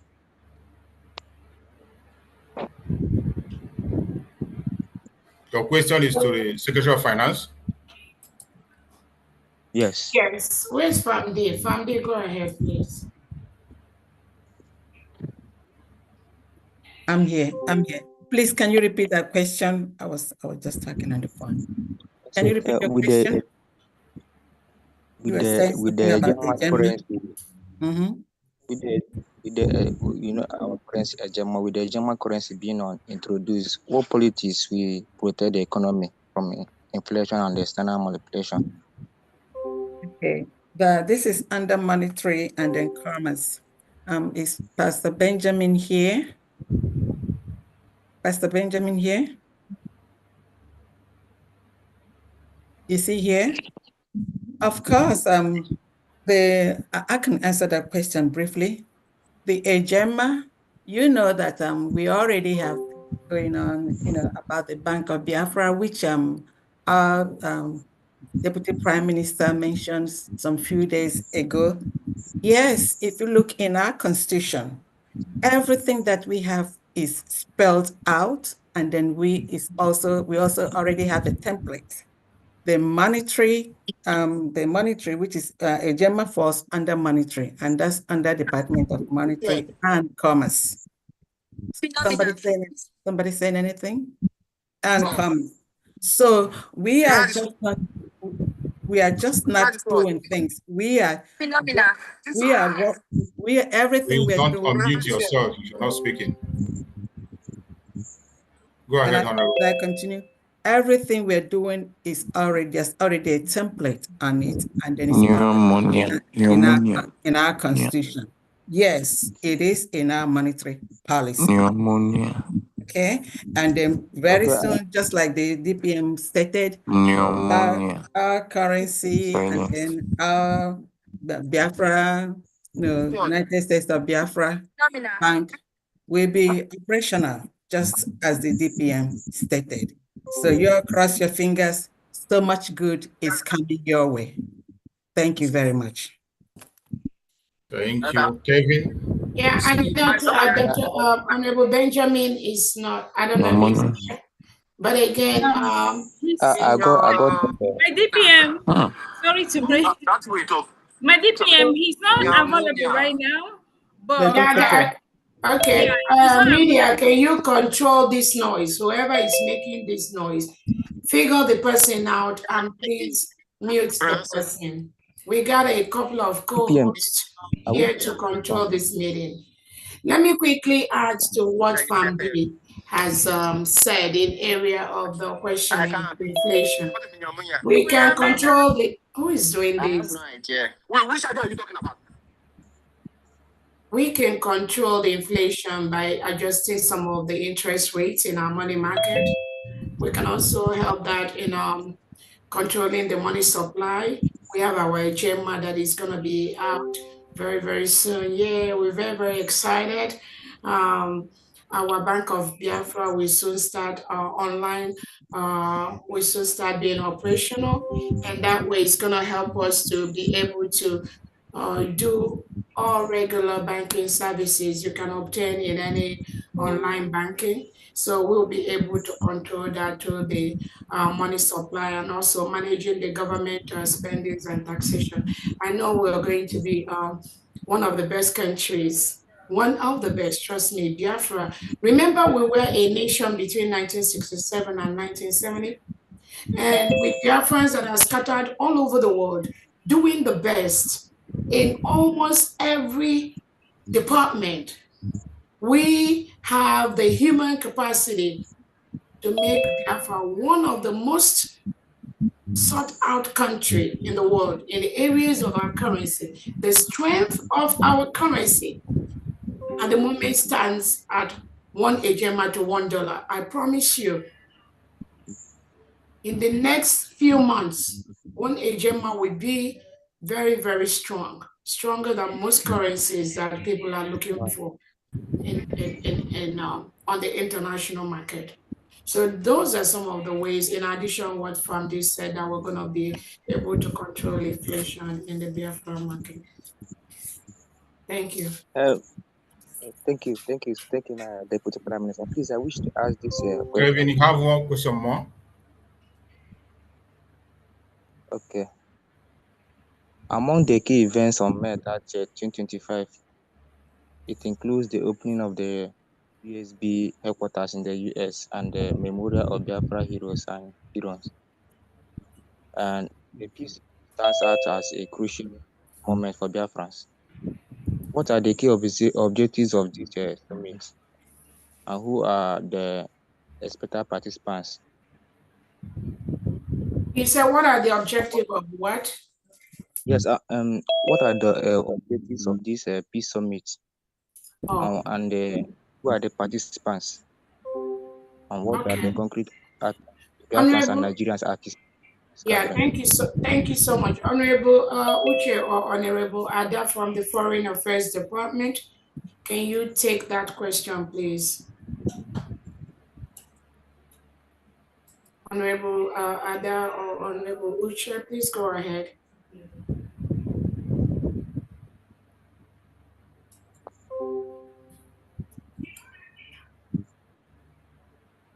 Is Honorable Ada here or Honorable Uche?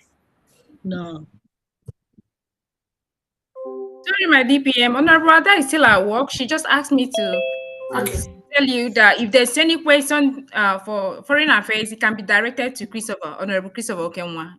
Okay, is Honorable Christopher here? Please yes, go I'm ahead. here. Good evening, everyone. But I would not go, run faster than my shadows. I'll let our Honorable Unika take that question. Thank you. Honorable who? Uche. Sister Unika is here. Okay, go ahead, Head of Honorable Political Affairs. Unika. You can answer that. Thank you. All right, thank you so much. Go ahead, Honorable Unika.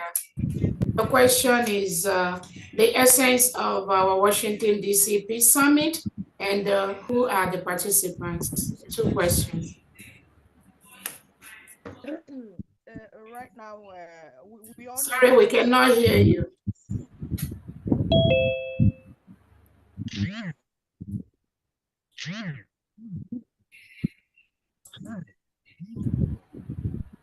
We cannot hear you.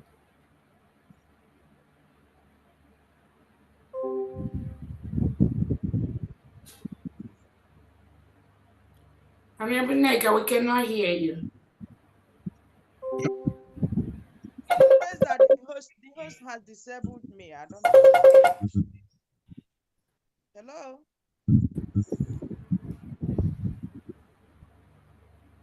Honorable, we can't still hear you. Host has disabled me. I can't.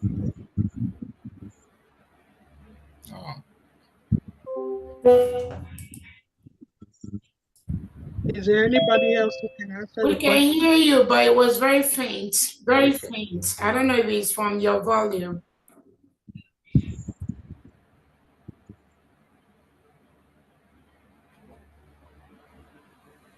Now?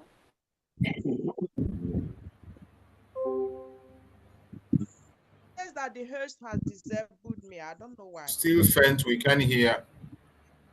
Okay. Then you can go on with the next question. I will file. Maybe I'll log out and in again. All right, thank you so much. Honorable Neka, I should be able to answer that question, but let me quickly let us know. The Peace Summit is to bring all Biafrans together. That's basically the essence of the Peace Summit. To bring all Biafrans together in one table to fill the gaps of anything missing. Now that United States of Biafra is a nation, one indivisible nation, the summit is to bring people together, just as you have in every country of the world. There are different people with different opinions, with different beliefs, and the United States of Biafra believes in forging one common front. And that is why we are organizing that peace summit, to bring everybody together, so we're going to be on the same table. Again, the participants on the question is going to be Biafrans cut across all walks of life with different opinions, the same opinion, and friends of Biafrans. Those are going to be the participants. Thank you so much. Go ahead. Thank you, Deputy Prime Minister. Kevin, I hope you are okay with the answer. Then we go to Chidozie. Mazi Chidozie, ask your question. Unmute yourself and ask your question. Thank you very much. Greetings from my side to the Deputy Prime Minister and all cabinet members. My question is on the Biafran ID. I would like to know if it's still in process and what's the duration between application and face verification.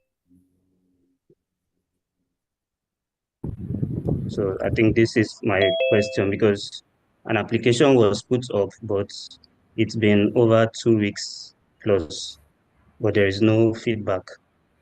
So I just want to know. Thank you. Yeah, I'll take that question. Am I speaking to Chidozie? Yes, please. Okay. Chidozie, did you apply for the ID? Yes, I did. Okay. Is it for the new diaspora or the old application form? I actually don't know the difference. I went to the website and followed through the application form and submitted. Anyway, just to continue with that, as we, Biafrans, I want to use this opportunity again to give us a little bit of encouragement and let you know that in this journey of our liberation, it is very, very crucial that we embrace our values and culture, and that for who we are, and that is what defines us as people. Actually, on that, let me use this again to talk about the ID in question. It is good we build our nation, and it's a duty, in as much as we are all Biafrans, to build our nation with integrity. Recently, we discovered that the records were mixed up, with some passport photos wrongly placed, some appearing on multiple applications. It was really troubling for us to see such actions. And no true Biafran should sabotage, the hard work of others. Also, some are in the media asking where is their ID without getting it right. So people are, devoting their time. Some of us, have lost our jobs are terminated. Some have denied themselves, of many things to serve Biafrans with all their hearts. So with these applications, earlier on we had the old application and the new application. Honestly, destroying or trying to disrupt the system simply because you are not in charge, or only, that's that can weaken our collective progress. So I'm using this to tell us as people, Biafran, genuine people, Biafrans, to let us remember the golden rule: do to others as you would love them do to you. We are here to serve you, our utmost strength, energy, the last blood, in our body. So please, we encourage you to support us also. We've taken it personally to call each and every individual who had problem with that mess up in the applications. Some were asking me questions. Dr. Dorothy, I think I think he was asking you the timeline when he from the moment. I think that's what he wants to know, please. Yes, because to get the timeline depends on what we are going through right now. Because of those mix-ups, that has delayed the application a little bit. But by we are giving you April or almost May, those who have really applied correctly will get their ID cards. Thank you. Thank you. And sorry, and if you know you've not applied correctly and we have sent emails to you, please check your emails. If you have applied with your right emails, kindly check your emails. For those who have problems with their passport, who did not upload the right passport, or who did not have their signature signed, please, I will encourage you to check your applications. Thank you. Thank you, Honorable. Mazi Obi, ask your question. Make it fast. Let me quickly add to what Dr. Dorothy. Thank you so much, Dr. Dorothy, for that explanation. Let us know that the need for Biafrans to acquire your Biafra ID card is very, very important. Very, very. Because that ID card will be tied to so many things. Our online Bank of Biafra will soon become operational. And if you're a Biafran, for you to participate and start using our Ejema or start using the Bank of Biafra, you are required to have a Biafra ID card.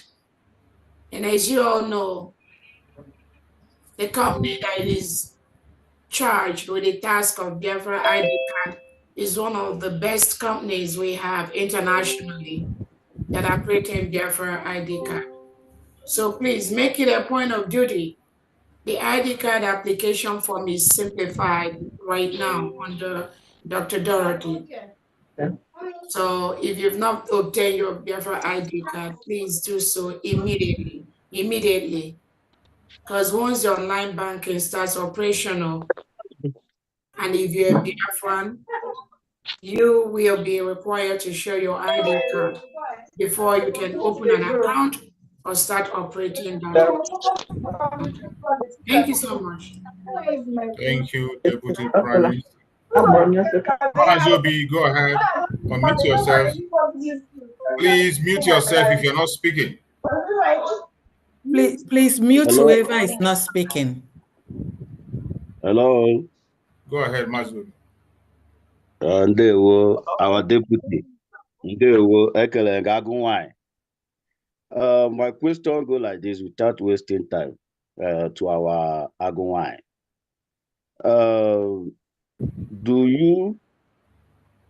Did Caterpillar working for your government or not? Number one question. Number two, why is we are in government, we are in Biafra land, why is it our governors introducing themselves in the bush? Number three, why is it those companies that you say they are going to pay Biafra, have they started paying the money? Number four, those accounts. We can take, let's take the three questions. That's okay. We'll have a lot of people here asking questions, please. Okay, let me just repeat the questions. Just repeat. Caterpillar, is it working for USB? One question. Number two, those governors, why they introduce themselves in the bush? when we are in USB. Number 4, those companies have debt started paying those money, our DPM tell them to pay. And why is it they block LDO account? They didn't block DPM account of USB. Show your picture. All right, thank you, sir. Thank you so much. Let me start with the first question. Is Caterpillar working for Biafra? Caterpillar is a Biafran citizen, and he has every right to protect his own state. Exactly. The second question, let me finish. You ask and I'm going to answer. Exactly. The second question, the governors introducing themselves in a bush, that is not accurate. All governors in Biafra land are living in their homes in Biafra land, protecting their states. The third one, which company has, you say has the company paid money? That question is not clear. I don't know the company you're talking about. And the last, I didn't get. You didn't get. So I didn't get the company you were talking about. Which company? Obi, which company are you talking about? Can you explain which company are you talking about? Last broadcast our DPM made, he said that all the whole foreign company that are taking oil from Biafra land, they will be paying, if I'm correct. Oh, the tax. Oh, yeah. Some of them have responded, and we are following up on them. Thank you so much. Next question, please. Okay, let's go to Young Machi. Young Machi, ask your question. Please make it 2 questions, the 2 most important questions you have, so that we can be able to attend to everyone. Okay, Young Machi, can I get a video on? Yes. Go ahead, Young Machi, unmute yourself. Okay. First of all, I came a little late. I supposed to have introduced myself. My video is not connecting. Okay, one sec.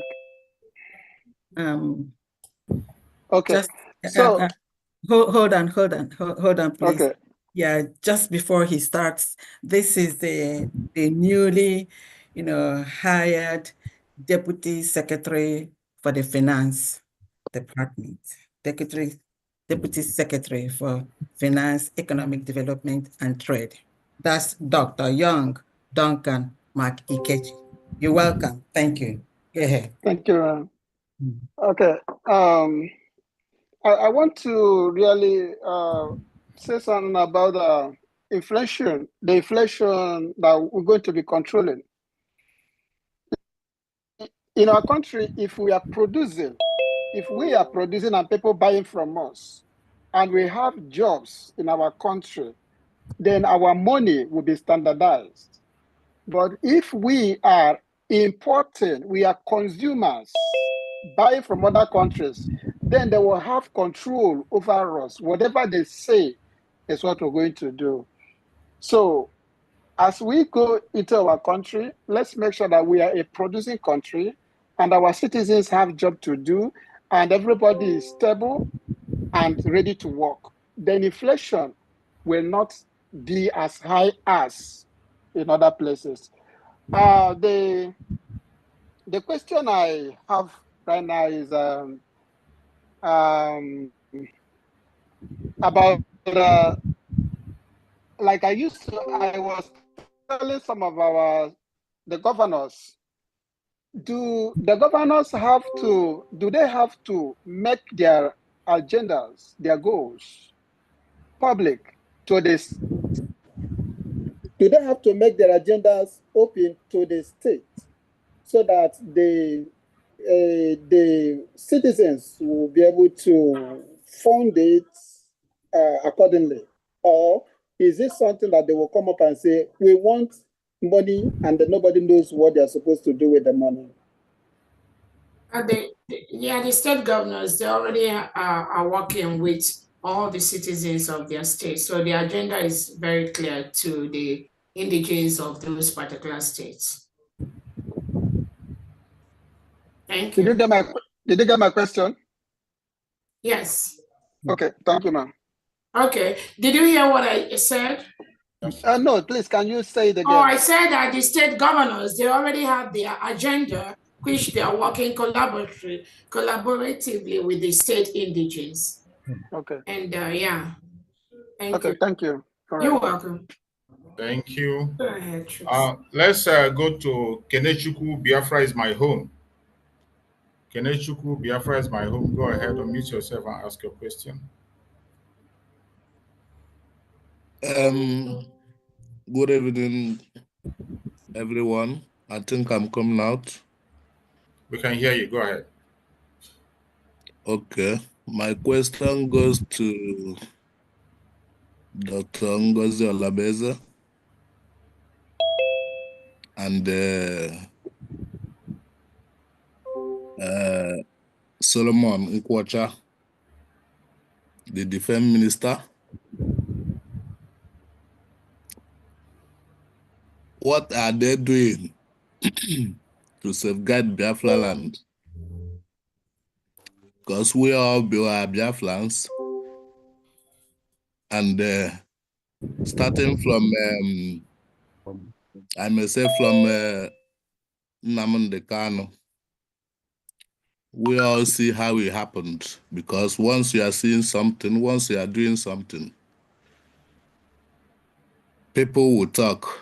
It's okay. No need to elaborate. You're asking bad. what the government is doing, right? Can you Just allow hold on me and to let your ask? answer come. Allow me to ask, please.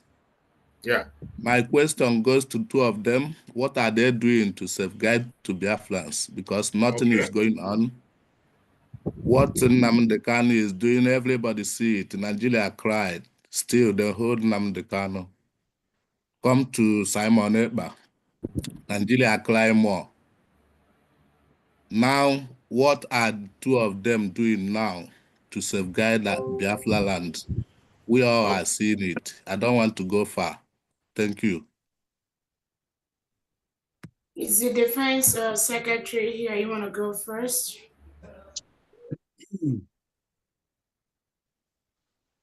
Is the defense secretary here? Yes. Go ahead, please. Can hear you.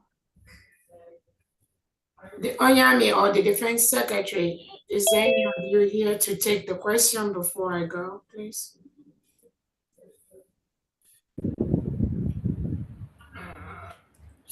I'm not sure they're here. Defense Secretary, unmute yourself. Mute him. Unmute yourself, Defense Secretary. Thank you very much. Thank you very much. I was muted. Sorry about that. Yeah, to answer the question, that kind of question, I don't know if I may ask. The question now, where does he reside? Do you reside in Biafra land or you are somewhere in Europe? Where are you?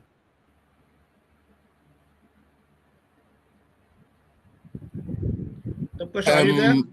I am there. I think it doesn't matter where I resign as far as I'm a Biafra for concerned matter. So I want to know what is happening in Biafra land, how we safeguard it. As you are defense minister and Dr. Ngozi Olabueze. This is what I asked. Oh, I take it you don't know what's going on. You don't know what's going on. The defense I don't know what is going on, like how? Because Can you stop interrupting? You ask a question, just be silent and listen, okay? Don't know what's going on. So you just take you're not you're not following what's going on in Biafra land. You know, the defense is supporting this government and they're working very hard. It's somebody like you who just just talk about what is not, what you don't see, what you don't know about, but you're not supporting the defense. You know, we need support. The defense needs support. We have an arsenal of many enemies that we have. Look at the governors, all the Southeast governors. Look at what they're bringing to us. From Ebubago to protecting the Nigerian terrorist-infested army, so I mean all these other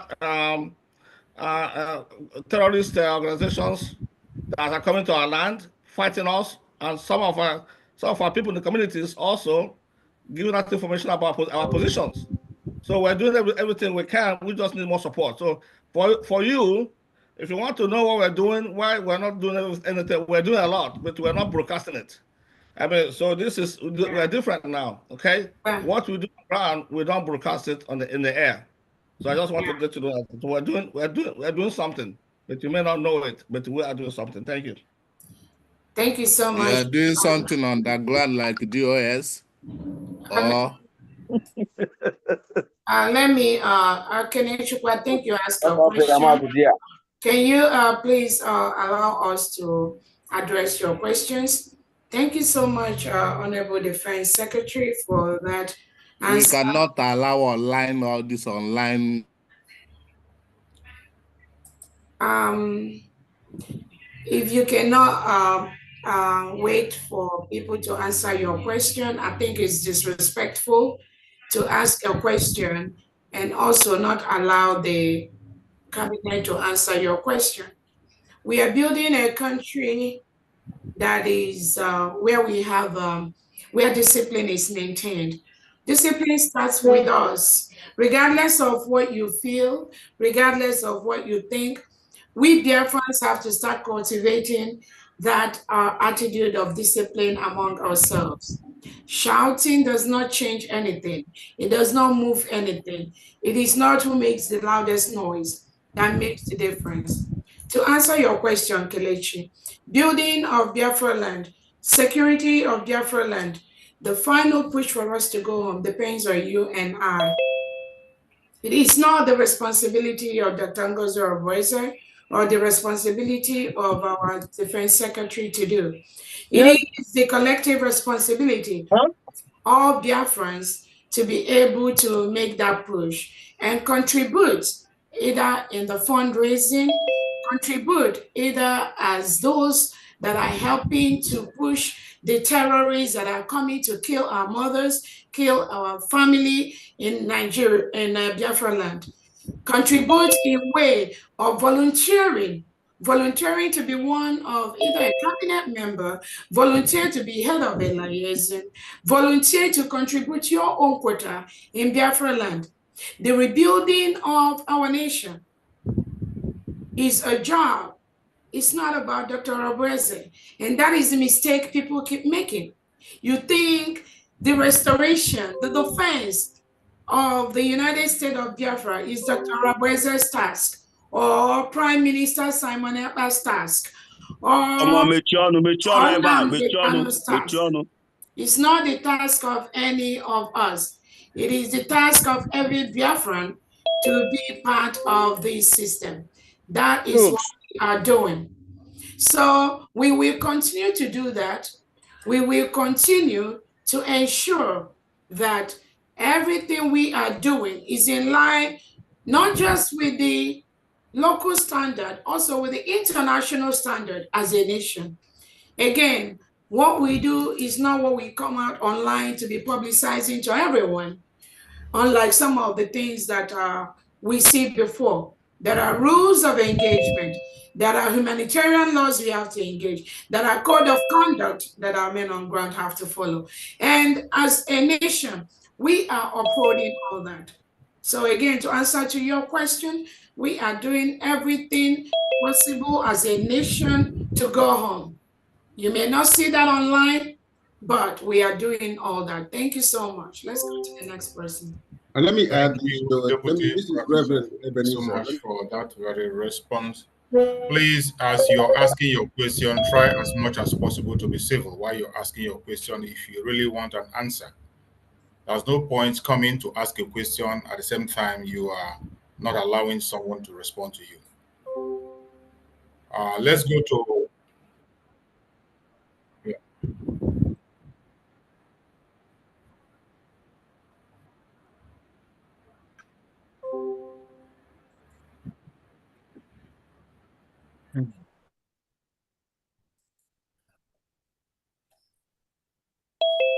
Let's go to the next Thank you so person. much. Thank you so much. Let's go to the humble lion of Biafra. The humble lion, unmute yourself. Let's hear from you. Ask your question. The humble lion, unmute yourself.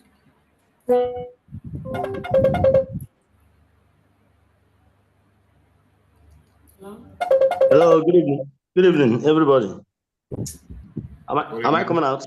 Yes, you Go are. ahead. Welcome. Okay. Yeah, ekene m onye ọbụla. Nwaanyị ka ibia, ekene dịrị gị. I greet you. So, please, I have my question. Please, before I ask my question, please, media, please, may not control the media very well because I don't like this underground noise I do here. Please, may not control well. So now my question, I have a few questions to ask. Number one is, how do we intend to generate our electricity in our land? Number two, how do we intend to run our electricity?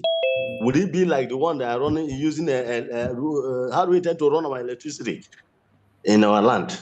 Number three, what are the government? What are the government plans? Our Biafra government plans. What are our plans to hunt all these evil people, all the evil, all these our saboteurs, all these people that are fighting, all these breakaway people that are fighting against the government? How do this government plan to stop their evil? Because I see a lot of people that are planning against our DPM. How do we plan? What are the plans we have on ground for how to hunt them? That answer may not be answered here, but do we have such? I don't want any explanatory because this is a confidential matter. But is there anything being put in place how to stop these evil people? That's my number one. That's my question. Okay, thank you for your question.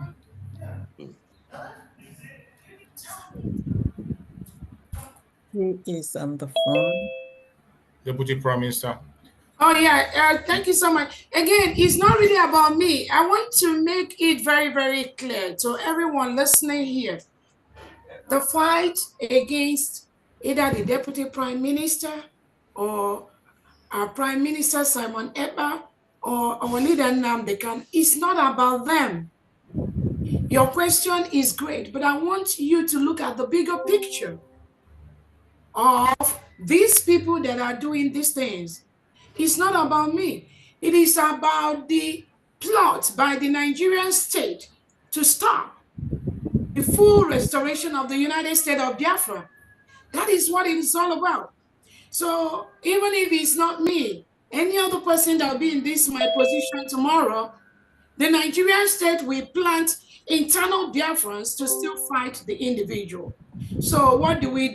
We just have to continue to ensure that the world knows United States of Biafra is a sovereign nation. We will continue to ensure that every security apparatus in the Biafran state right now, they are occupying a foreign land. That's why we are doing as a nation. We've written to them peacefully. We've told them to leave. They will leave. And we will also make sure that they leave our nation for us. Self-determination is our right. Self-defense is our right. And they can only do what they're doing so long. The mineral resources in Biafra land, we want to own it. We want to use it to develop our land and provide those basic amenities that the foreign countries provide to their people, such as sound education, such as good health, good hospitals, good businesses. We want our kids to go to school and not be kidnapped by reintegrated terrorists that the Nigerian state brought into Nigeria. That is the kind of Biafra we want to build. So it is our right to do what we are doing.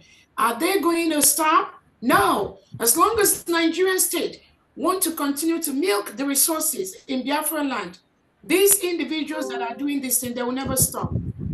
But we must continue to exert. We must be resilient. We must be swift. We must be able to let them know what we are doing is our right. So on that question of what they do, they will not stop as long as Nigerian state will not stop to continue to milk our resources. It is us that will stop them, nobody else.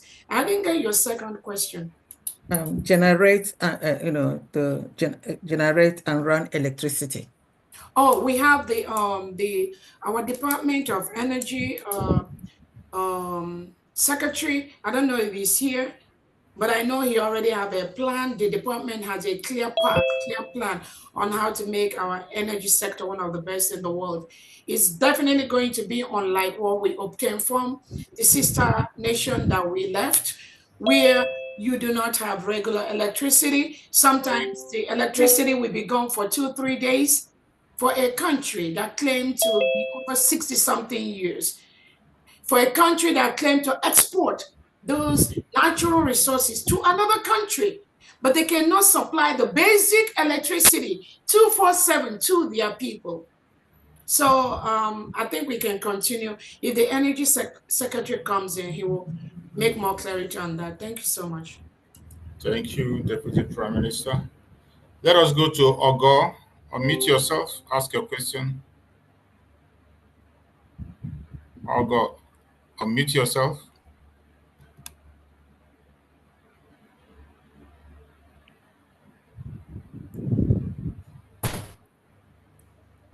Unmute yourself, Ogo, ask your question. Not more than 2 questions.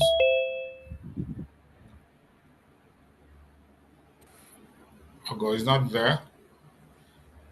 Let's go to Letitia.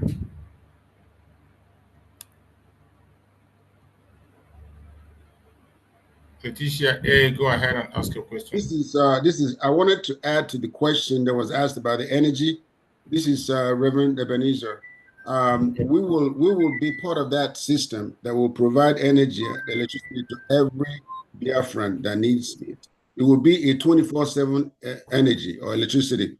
We have excessive gas. We have excessive gas that they're exporting, actually trying to export it right now in Biafra land, and we're not going to allow that. We also have hydro in Biafra land. So every house, every home, every manufacturing company will have a 24/7 power to run their energy, to run their lights and equipments. So be ready to see that happening in our land. Everybody will have energy or light 24/7. Thank you. And in addition, I think our Prime Minister has also answered that question before. He said that we are going to construct what is called waste energy, which we are going to run for years, after which we are now going to go into nuclear energy, and which we are going to approach the international community for that. But our Prime Minister have a forecast for that. What we are going to start is waste energy, which is going to be running for 7. Thank you.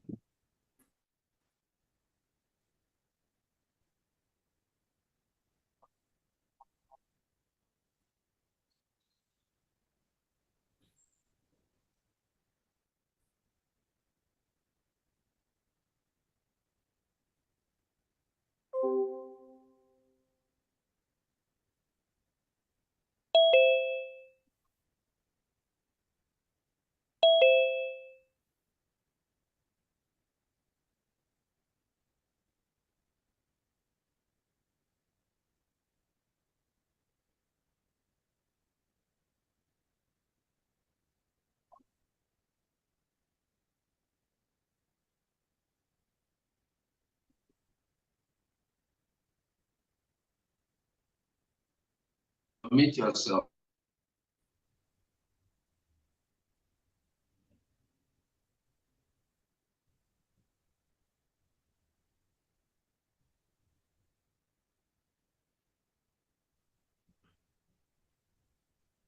Yeah, good evening, all.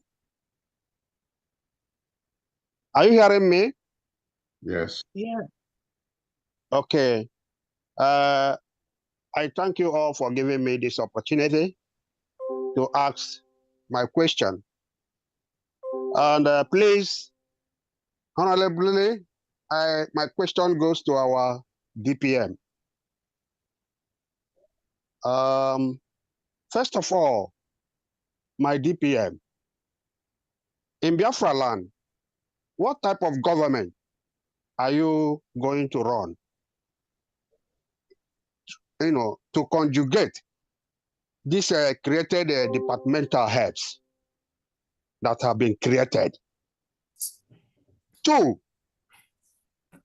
are you sure that by creating all the above mentioned secretarial departmental administration, all will fit or be in accordance with the system of government that you are going to be introduced?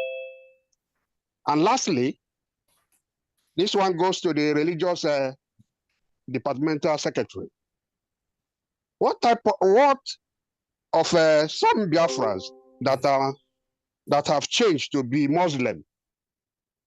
What will be their fate or their stand? Since your administration has only recognized 3 religions. One, you say Christians, Jewish, and what is the other one is ordinal or something like that. Tradition. So what will be the stand of those that have changed from our own religion, our normal Igbo or Biafran religion to Muslim? So what will be their stand? Thank you. If you can enlighten me on that. Thank you. Yeah, let me quickly take my questions, and then when you say what type of government are you running, I am not running any government. It is the United States of Biafra. Over 1,500 Biafrans converged in Latin Finland on November 29th to declare the independence of the United States of Biafra. We conducted a self-referendum, both electronically and physically online at homeland in Biafra land, where over 50 million Biafrans have voted to exit Nigeria. These 50 million Biafrans and over 1,500 are converged in Latin Finland on 29th of November to declare the independence. Our independence has been, all these individuals have been working towards what we have right now, the United States of Biafra. So I just want to quickly correct that. What are you, type of government are you running? It's not me. Biafra is a nation. We are running a confederate state, confederating state where the 40 states of Biafra are independent, at the same time interdependent in certain areas. Our constitution clearly states the structure we are running. And again, when you say, are you sure your government? It's not my government. I want to correct that again. The United States of Biafra, every structure we put in place represents the different ethnic and cultural diversity we have in the United States, 40 states. So everything that is put there, the Constitution was put in place by different people from different tribes, ethnicity that make up Biafra, and all of them have contributed towards our constitution, which was approved when we were in Finland on 29th of November. So everything was taken into place on the type of government that we are going to be running, which is a confederate. Before I allow the religion and freedom control to answer the question, again, United States of Biafra, we recognize 3 official religions in the United States of Biafra: the Christian, the traditional, and the Jewish. These are the 3 official religions in Biafra land. The United States of Biafra will continue to protect all citizens and their religion. In our constitution, there are rules that guide the establishment of both the recognized religions and those that are not official in Biafra land. And I will encourage you to grab a copy of that constitution, and you get more understanding of that particular area. Thank you so much. The next question goes to Apostles, either Apostle Steve or Sister Olewone or anyone from the that department. Yeah, thank you, DPM. Following what Honorable DPM has said, we've got 3 arms of religion: Christianity, Judaism, and tradition. Anything out of that will be strictly, although all will be strictly regulated, anything out of that will be strictly regulated based on our constitution, because everything is written on our constitution. So we're not going to allow misinterpretation of religion to disrupt our peaceful nation. Everything will be taken according to how it is written in our constitution. The monitoring is going to be very strictly adhered to. As far as we have these 3 arms of religion, any other religion will be closely monitored. And you have to obey what the Constitution has laid down as far as religious monitoring is concerned. Because the situation we are in today is what religion has led us into. And that's not going to happen again. That is why we're going to release a very strict monitoring of our religion, bearing in mind our main three arms of religion. So it's quite detailed in our Constitution how this is going to be carried out. Thank you so much. Thank you so And much. also, we're going to be working very closely with Minister of Justice to help us channel what we've already laid down in our Constitution, very strictly monitored, so that we can't be using religion to abuse anybody, to kill anybody, to manipulate anybody. That is not what religion is for. Religion is peaceful, given to us by God Himself. Our Chukwu Okike Abiyama gave us religion, and it is beautiful. And people should not be allowed to use it to kill, to rape. All that is going to stop. Thank you. Much. Thank you. Thank you. Next person.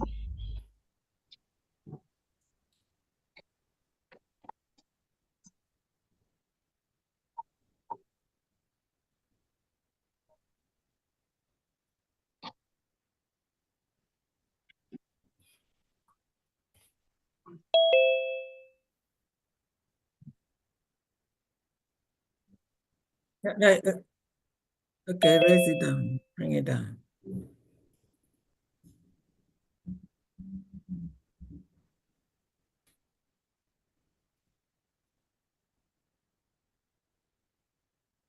Thank you. Thank you. I want to open my camera. It's not coming up.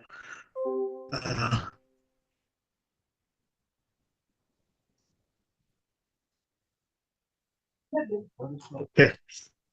Thank you all. Thank you all for volunteering your time and your services to Biafrans, taking the bullets on our behalf. My question goes to the building department. The question goes like this: some of us have some properties we are developing now, and I know that it has been said that when Biafra comes to full functional, that there will be a sewage system. So my question is, some of us who are developing their properties now, is there any plan or instruction that will be given to us to include in the building now, so that when that system come to functional, that we can just connect to it and everything will be synchronized? Thank you. That's my question. Good question. Honorable Anene, go ahead.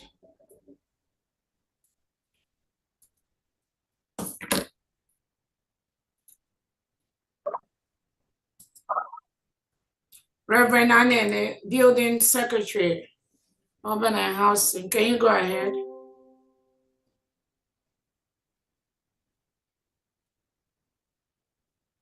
Is he here?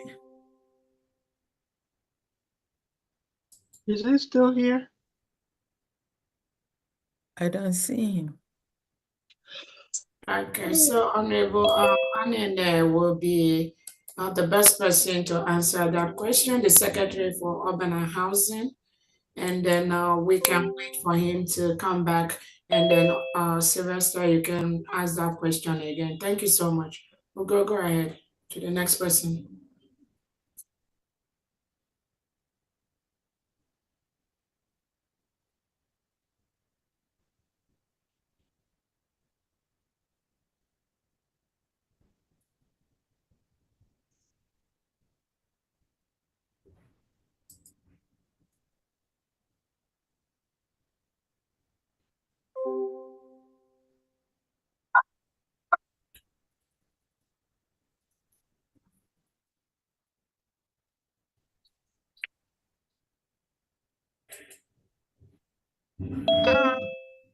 Ugo 247, can you hear me now?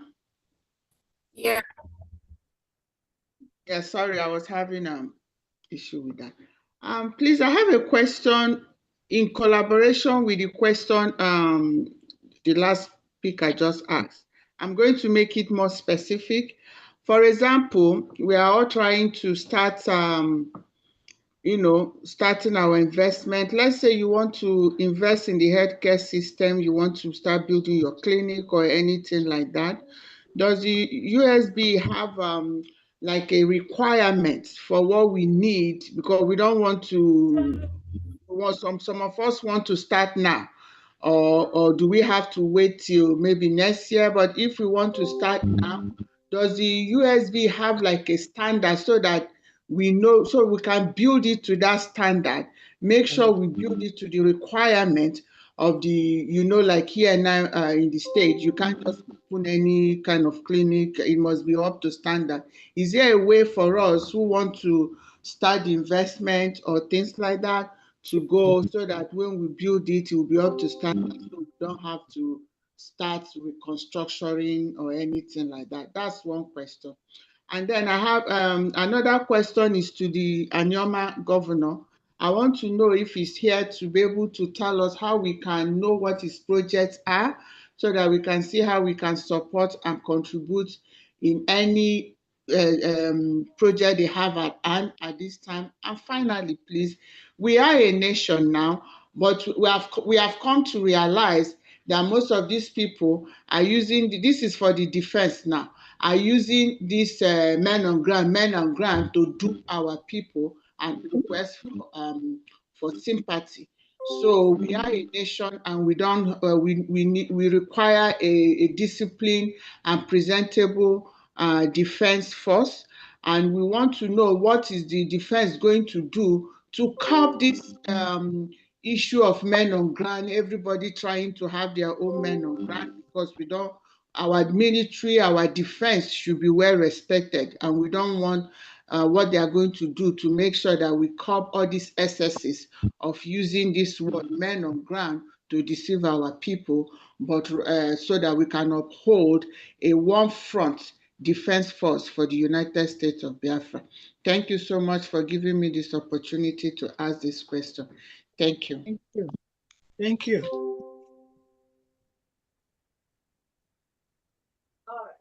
Is defense, can you go ahead? Thank you, DPM. So, yeah, to the lady that just asked the question, we are creating discipline within our ranks, our men on ground. I mean, I know you hear some of this on the media that unknown gunmen are doing this or that. That's not our men. That's not Biafra Liberation Army personnel that is doing that. We have a lot of things. I mean, if you look closely to some of the things happening right now, we have all these herdsmen working in conjunction with the police, also robbing our men, the people on the ground, on the roads. So we do have all those things being done, and then they claim that they are Biafran Liberation Army.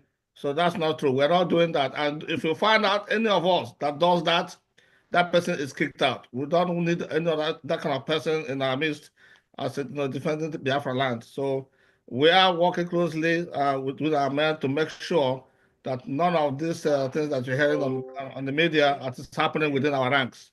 We do not condone anybody, robbing anybody, kidnapping anyone, civilians. We do not do that. So those are not our men, please. I just want Biafrans to know that there's a lot of things happening right on the ground with the herdsmen, with the police themselves, even robbing as well.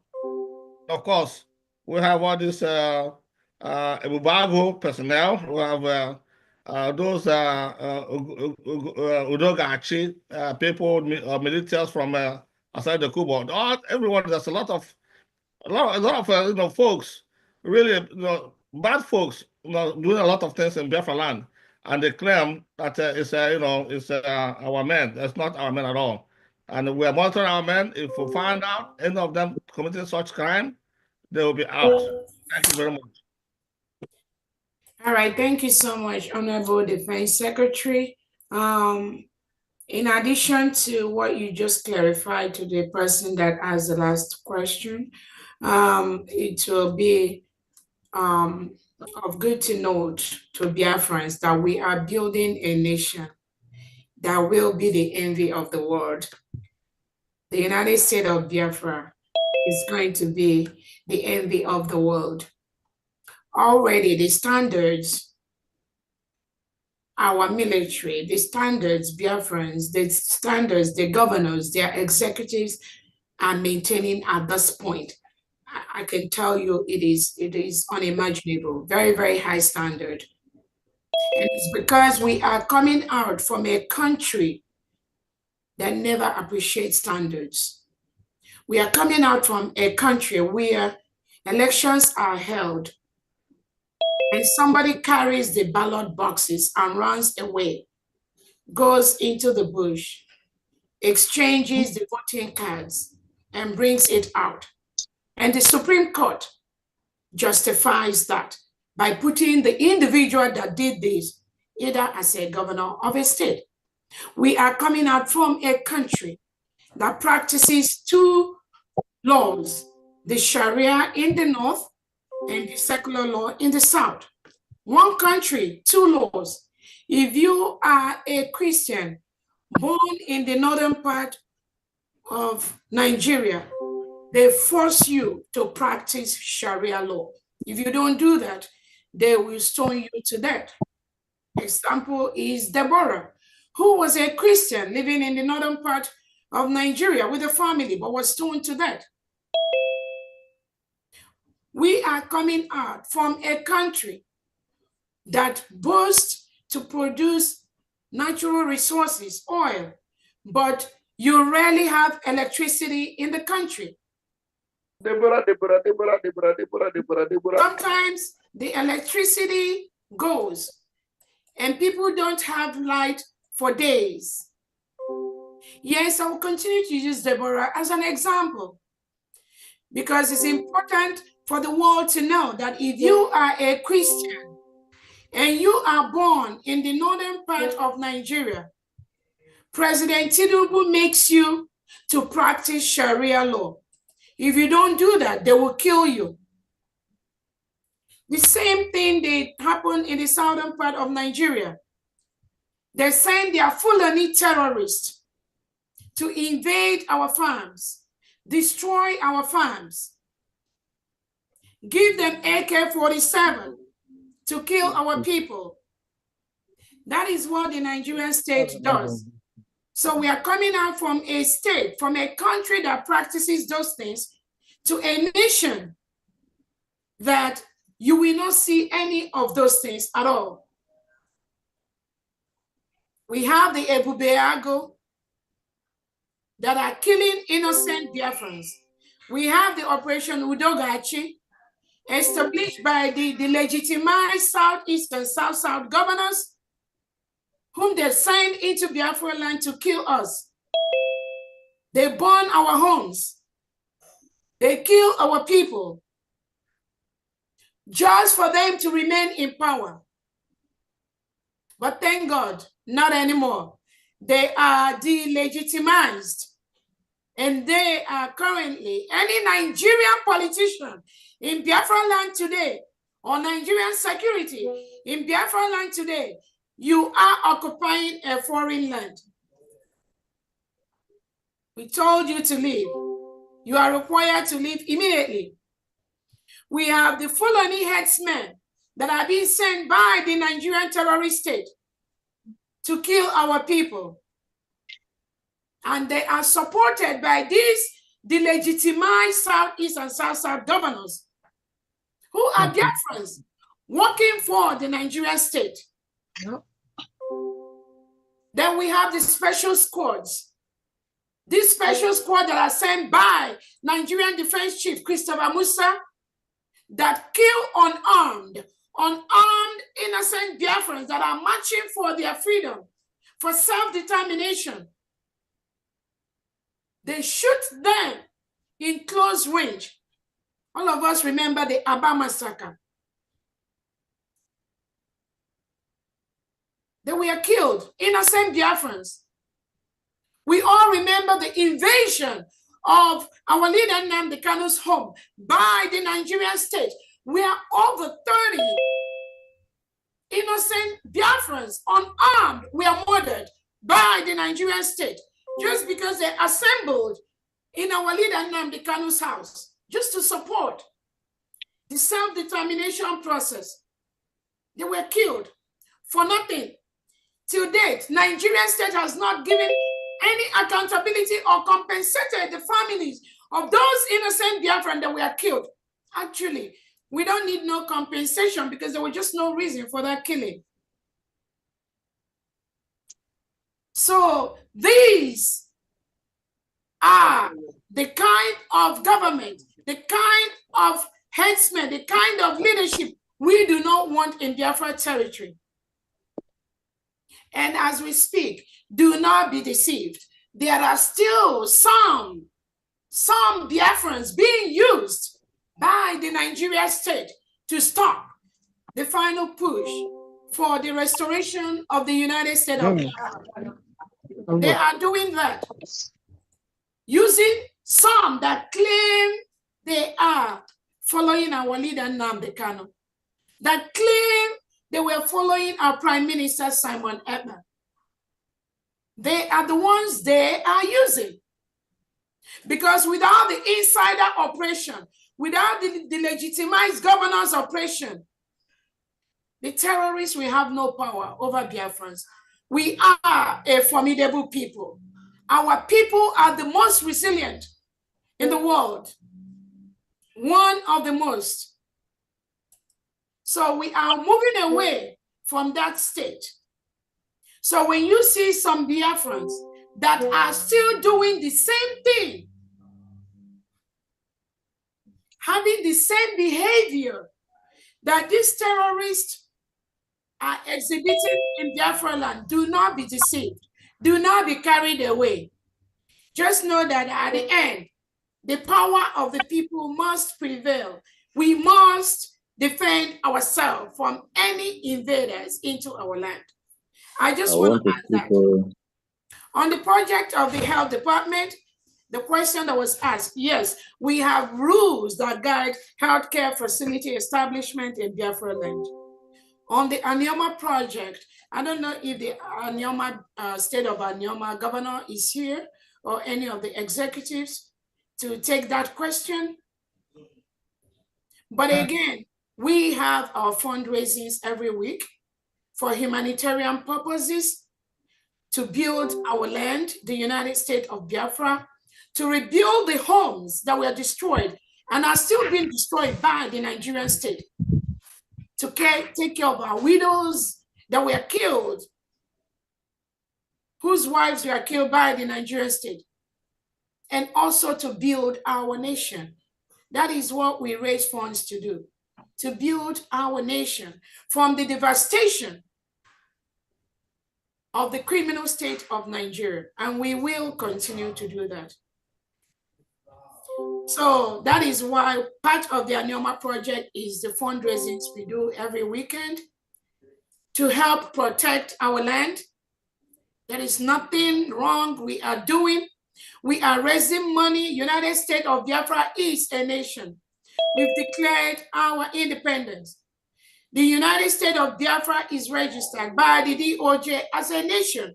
We are no longer resistant fighters. We are a nation, and we will continue to build our nation, just like America left Europe to go and settle and build America. Just as Finland had their independence and started building their nation. That is what Biafrans are exactly doing. Thank you so much. I just have one small thing to add there for Happy Ume. I'm going to send the Anioma governor information to your admin, and then she will forward it to you. Thank you. Thank you so much. Next person, please. And let's make our questions very brief because, I mean, we have so many hands and we can only take so much. And hopefully we'll be rounding up in the next 15 to 30 minutes. Honorable, go ahead, please.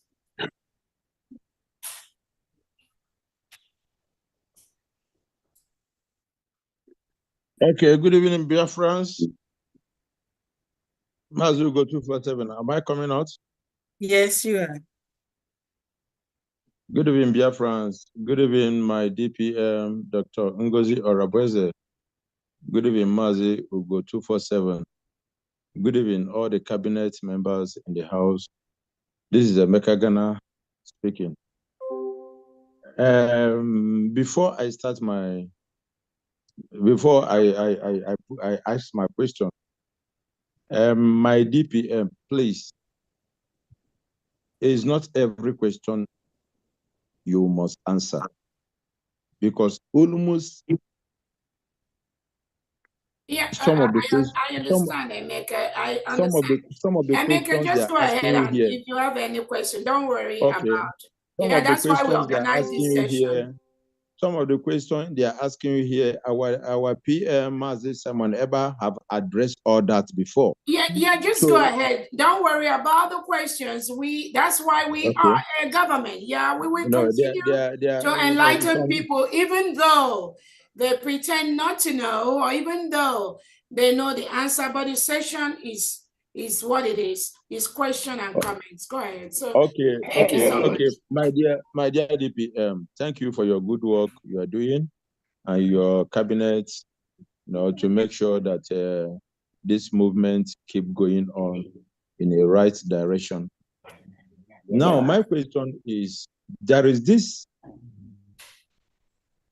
gossip and the blackmailing, name calling going on social media.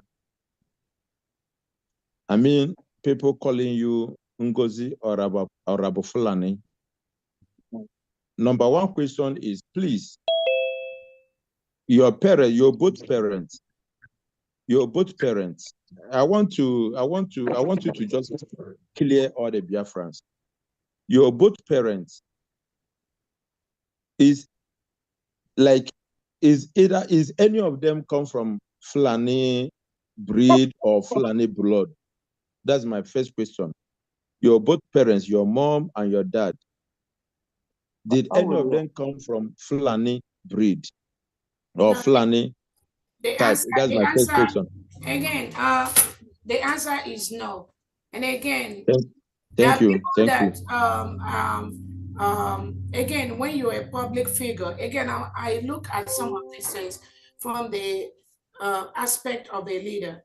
And again, I want Biafrans to know, as a leader, people can say things, people can lie against you. And we are bringing to Biafra a country where there is freedom of speech. But what we encourage Biafrans, as genuine Biafrans, part of our code of conduct is to be able to ensure that we minimize lies to our people. Just as some of us live in developed countries in the world, we already understand when people misinform the public and the dangers of such lies. But as a public figure, those things are expected. So yeah, my answer to that, no. What you are telling Biafrans right now is that your both parents has nothing to do with the Fulani blood, right? None. Thank you for that clearance. My next question is, please, our PM, is there anything USB government is doing for Finland government to know that this is our PM and he's innocent? Is there anything USB is doing towards that? Please. Yeah, thank you so much. Finland knows that our PM is innocent. They know. The world knows that our PM is innocent, that our leader Nnamdi Kanu is innocent. So, like I said earlier, the process that Finland is using on our prime minister, we are watching them. Okay. We've done everything we need to do as a nation, as a people, whom the Prime Minister is our leader, to be able to ensure that the victimization going on by Finland, by colluding with Nigeria, to stop or tamper with the United States of Biafra as a sovereign nation. We will continue to do that. So we are watching to see how this is going to end up. But as far as the other things that are being done behind the scene, those are not some of the things we have to bring up publicly. But yes, the government is doing everything possible to ensure that our leaders, both our leader Nnamdi Kanu, our Prime Minister, is free from the collusion of the terrorist state of Nigeria. Thank you. Okay, thank you. My last question, please, my DPM. My last question is, I think our defense minister is in the right position to answer this question. Our men on ground, first we've been hearing during the time of our PM, we've been hearing Musa crying. So now, my question, this very question goes to our defense minister. Please, why is Musa no more crying? Why is everywhere quiet?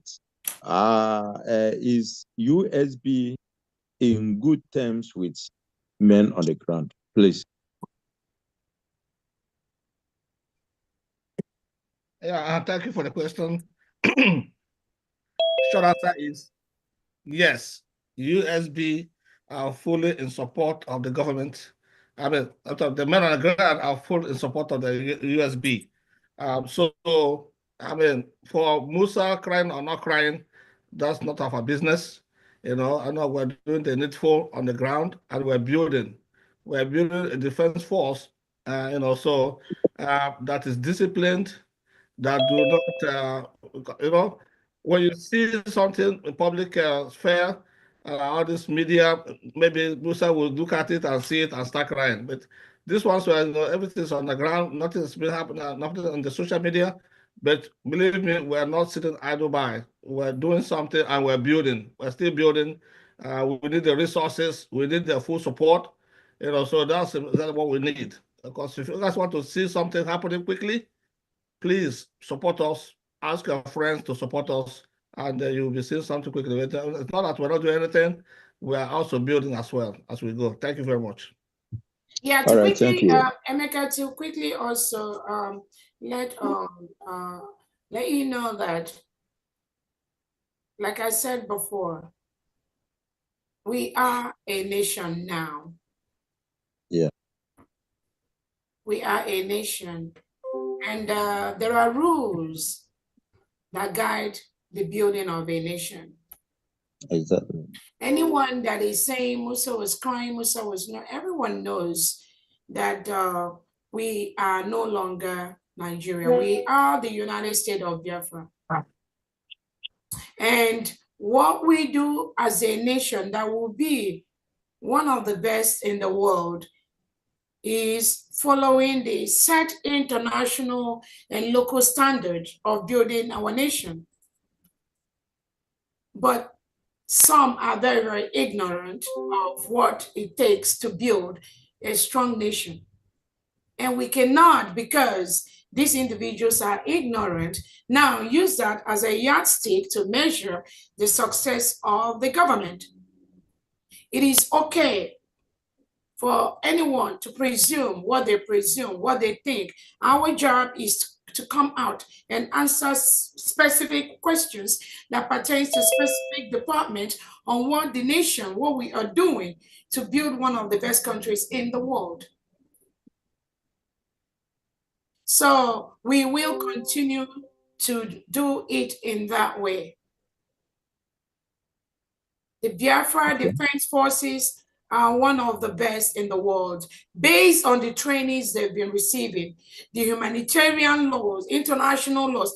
We have international diplomats training our military to be one of the best. And each of the step, each of the way, when they complete those training, they get certificate for that. These are some of the things Nigeria state is not doing. Nigeria has no rule of engagement. Nigeria does not know what it means to be peaceful. That is why they send their armored tankers in a sovereign state to be parading and disturbing the innocent community people with their armored tanks. They know they do not have right to be in Biafra land at this moment. We've told them to leave, and Biafrans will continue. We will start to defend ourselves. So our success is not based on the social media or what people think is happening on social media. It is ignorance that is making those people think that way. Thank you so much. Okay, thank you. My final submission, please. I applaud you, my DPM, and your cabinet for the good work you guys are doing for Biafrans. And I want to also continue by saying that whoever that is irrelevant in that cabinet should be kicked out. We are no more in this thing. We are in USB, United States of Biafra. Whoever that is irrelevant, constituting nuisance, that person should be kicked out immediately. That person should be kicked out immediately. Thank you very much. Thank you so much. I hear my Thank mic. you. Yeah. Let's go to the next person. There's so many hands. Can we make it like maybe one minute for the questions, please? We'll go if we can move fast, please.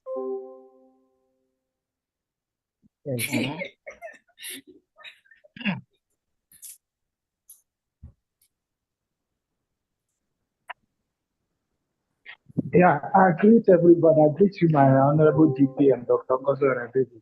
My name is Mazi Victor Ganobi, the media writer under the Information Telecommunication and Postal Services. I have wanted to ask like 3 questions, but since we've been limited to just 1 question, I just have to do. I mean, now you can ask. You're permitted to ask because you're doing a great job. Go ahead. Okay, thank you. Now, one of the questions I want to ask is this. Now that we are an independent nation, sovereign nation, and one of the things that will help boost our economy is agriculture and technology.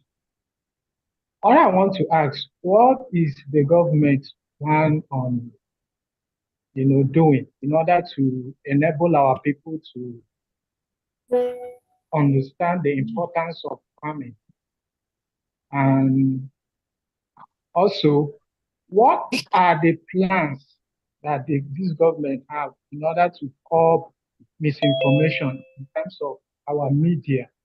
Because we are going to have many media houses, many mainstream media. So what are the plans does this government have to curb misinformation? Does this government have zero tolerance or punishment for any media that is caught in spreading misinformation? Because one of the things that ruins a nation is misinformation. Once the masses are fed with misinformation, it causes a lot of chaos. So these are the 2 questions. I have like 4 questions, but let me limit it to this question. Number 1, what is the government plan on our agriculture and technology sector? Yeah, and let the again, agri secretary, please, and the information secretary. Can you answer those 2 questions? Let's move on quickly. Let's make our questions real brief. Information secretary, can you please go ahead and take the question on misinformation of the public? And then agricultural secretary, if you're here, Ferdinand, take the question about agriculture. Thank you. Thank you so much, Mazobina. Regarding what should be done to people that misinform people, that comes into the country legal system. We all know what happens when you try to misinform people. There is a process to control that. So the legal system will be applied. Thank you.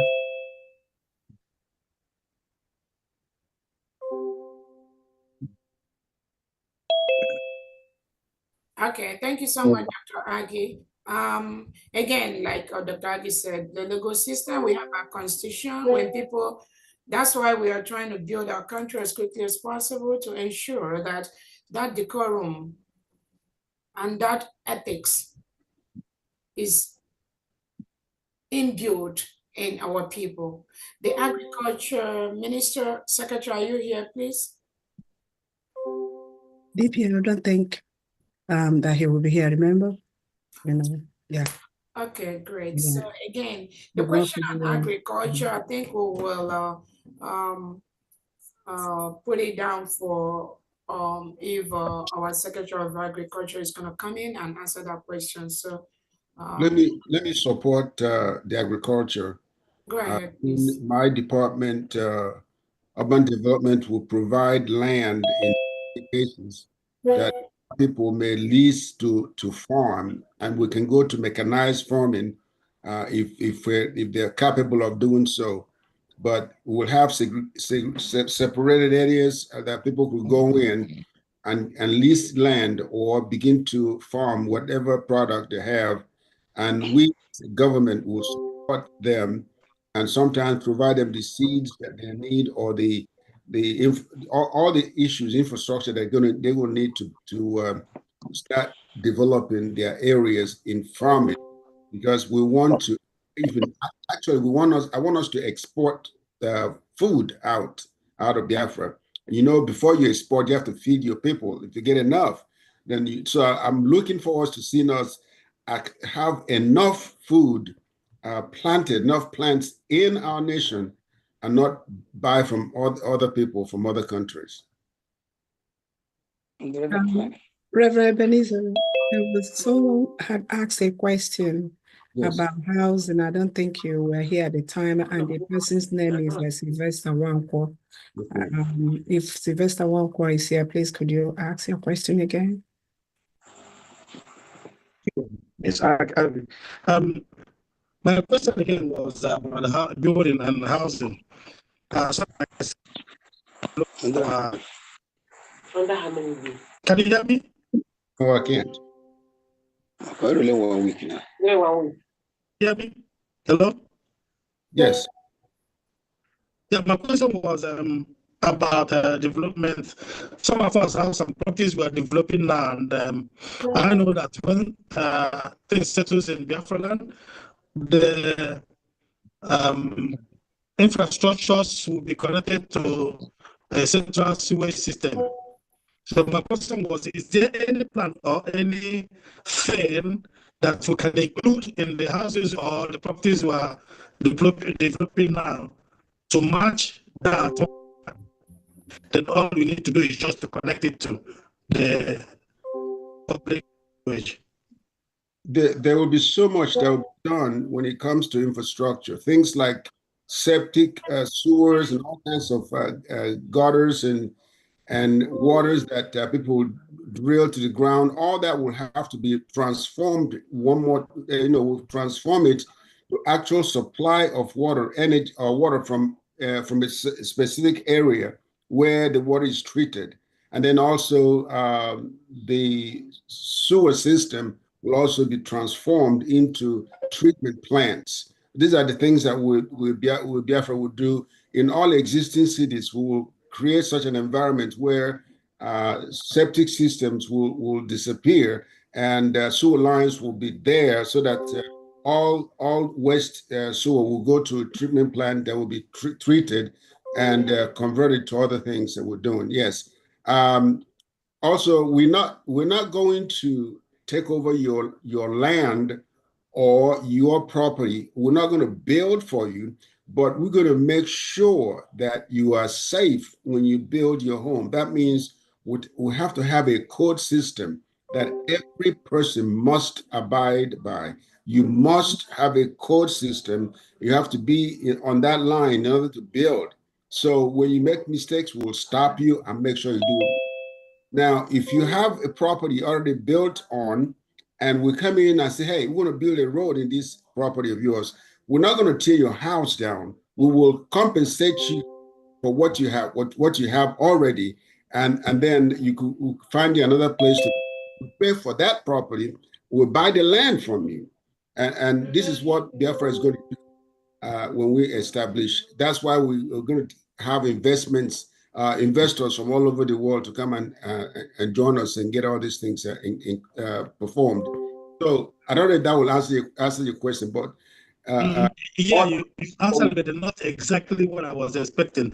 My question is specifically: is there any kind of something now that we're doing foundation building, developing now, we can just put it in when that time comes? All we need to do is to connect it because it's already there. I'm from Abba State. Yes, once we go home. In a normal city, we'll find a spot on an area. We're going to build a type of treatment plant.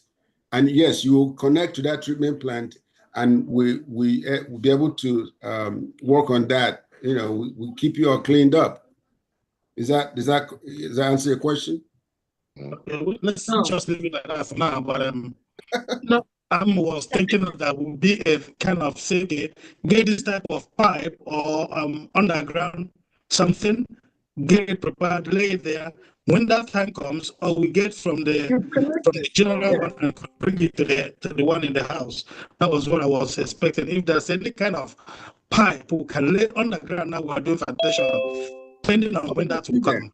That's what we're going to do. We're going to tie to your existing sewer line and then to treatment plant. Yes. Okay. All right. Thank you. Can I say something because I have the same concern, please? Reverend, I think if I understand it, I have the same concern. What he's asking for is there a code, a building code? Someone also asked the same for clinics or health centers where there's a standard that says if you are building a building, you have to lay this pipe, and that pipe is just gonna be on standby. So when this treatment facility comes in place, it's just gonna be hooked up to the treatment. I think that's your question, isn't it? That's so my question. we just he is asking for Biafra to develop a code that could be posted. And so now when you are building your house, you're building it according to the Biafra code. You're building your clinic.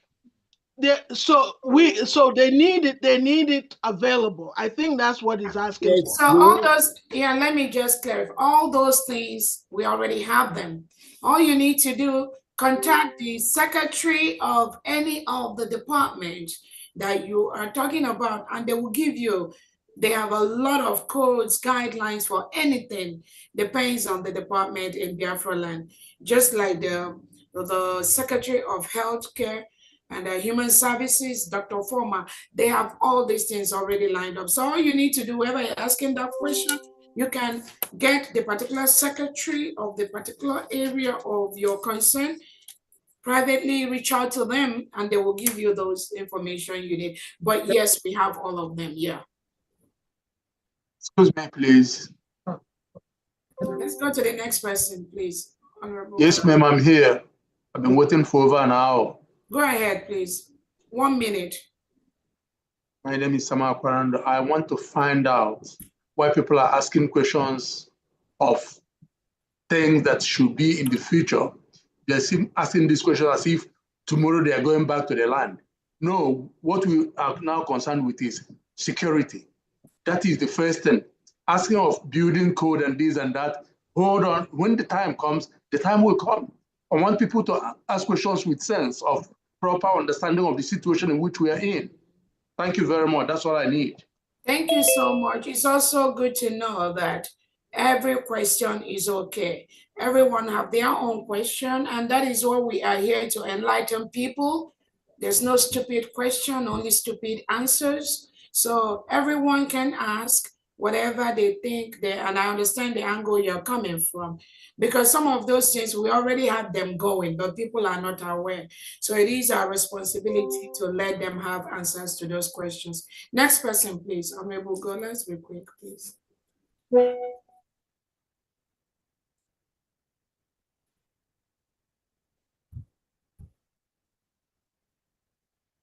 Everyone.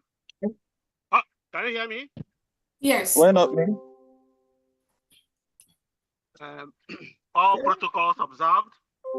Your Excellency, my DPM, Dr. Ngozi Orabueze, I salute you for all that you do. I have just a simple question. I don't know if it's a question or a suggestion.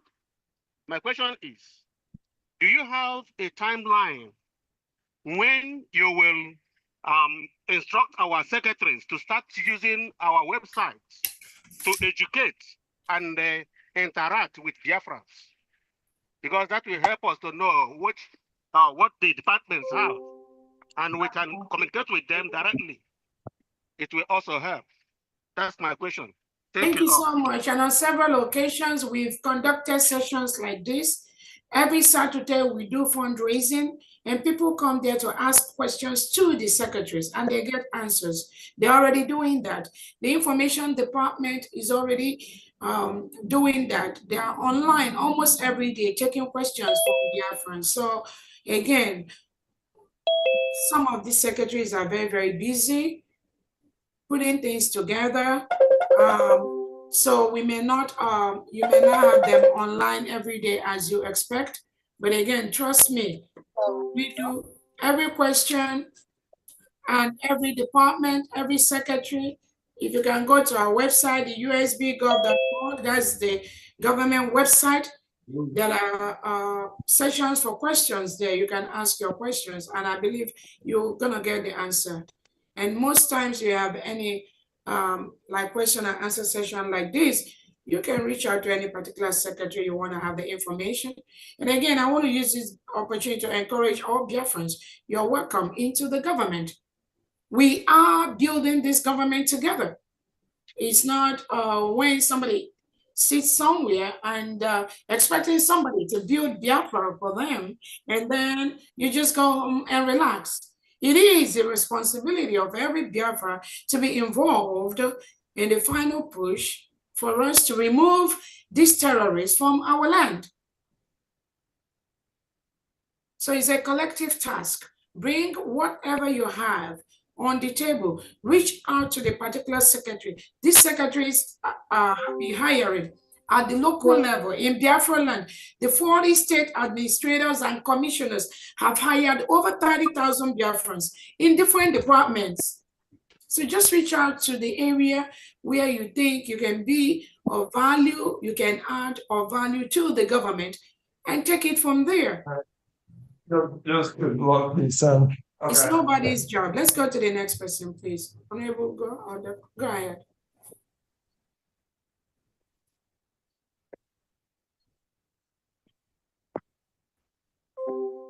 Thank you, Go, for giving me the opportunity of serving current protocol. The question I have has to do with all these NGOs, non-government organizations that are mostly Nigerian NGOs that are coming to Biafra land. And I'm kind of concerned if we are in any way, monitoring some of the things they are doing when they come into Biafra land. I saw security people that were deployed by an NGO for one of their employees. And these guys have tags on them that I believe that if they were close to where our defense forces are, it might spark up something because they're not friendly. But they were just running around a village that is close to mine because they are escorting a UNCF employee. So the same question also goes to our men of God, who also have their own securities as well, that are Nigerian army or whatever, or police. If our intelligence people could find a way to find out what these people are doing when they are working as escorts. And finally, I would say I'm a little apprehensive when our DPM talks about this final push. And I'm asking, will the DPM let us know? Will DPM let us know when the final push actually starts? So if there is any messages we can, pass around. And that would be very appreciated. Thank you very much. Thank you so much. As far as the securities, the only security we have right now authorized in Biafra land to defend Biafra people is the Biafra Defense Forces and the Biafra Liberation Army, the Air Force and Navy, nothing more, nothing less. Any other security outside this is not approved or is among the terrorist groups that we've already declared. That is one. The second thing, the second question about the push, again, the Foreign Affairs Department of the United States of Biafra have been informing many countries of the independence and the sovereignty of the United States of Biafra. Our declaration was done in Finland on November 29, 2024. We are a sovereign state. We met all the criteria of a sovereign state. We do not need United Nations approval to continue to protect our land to be a sovereign state. There are a lot of countries today that are nations, that are countries with their passport, and they were not approved by the United Nations. It is the people that have declared they are a nation. We've issued letters to different organizations inside Biafra land. We've issued letters to different countries in the world to notify them of our independence. The last time I did my broadcast, we listed those nations. As of today, we've added over 300 notifications to different oil companies, to different nations of the world about the independent state of Biafra. We do not need their permission to have us or to regard us as an independent nation. We, the people, we just continue to do what we have to do as a sovereign nation, which is already on ground. We have given some notices to our sister country, Nigeria, to withdraw all their security apparatus. They reintegrated terrorists. They gave AK-47 to come and kill our people, wearing Nigerian military and police uniform in Biafra land. There are 40 states in Biafra land. Each of the 40 states have 15 counties, and we have the districts and the wards. The map of the United States of Biafra is in the public domain. We send that map to Nigeria. We send that map to all the international allies and our allies that we are talking with. On the expiration of the deadline we gave them to withdraw their troops from our land, we will review that. We will revisit that. But we are exploring all the peaceful means to ensure that the world, that Nigeria respects our territorial integrity, realize we are a sovereign nation where 98 to 99% have voted for our sovereign state. We expect them to respect that. All the structures we have in place right now is towards that. All the legal documents we have right now speaks for us. We expect them to respect that. Thank you so much. Next person. Welcome. In addition, when time comes, we will build a 25 feet high fence on the northern part of Nigeria to avoid any people sneaking into our nation. We will build, just like here in America and Mexico, we will build a high fence for our borderline to protect our land. Thank you so much. Go ahead, Ugo.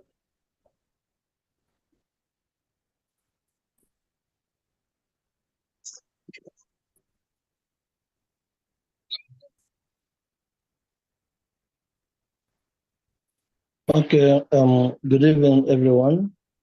All protocol observed. This is a Congo admin. In my 1 minute space, I would like to ask 3 questions. First of all, what of those who are committing evil or doing things or snatching people's land or doing a lot of evil against fellow Biafrans, thinking that when Biafra come, that everything has waved away?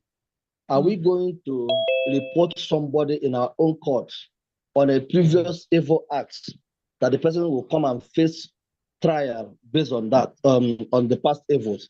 That's number 1 question. Then my second question is, today, China is still making use of WeChat as their own platform of communication. Are we going to have our own, or do we have any on ground already?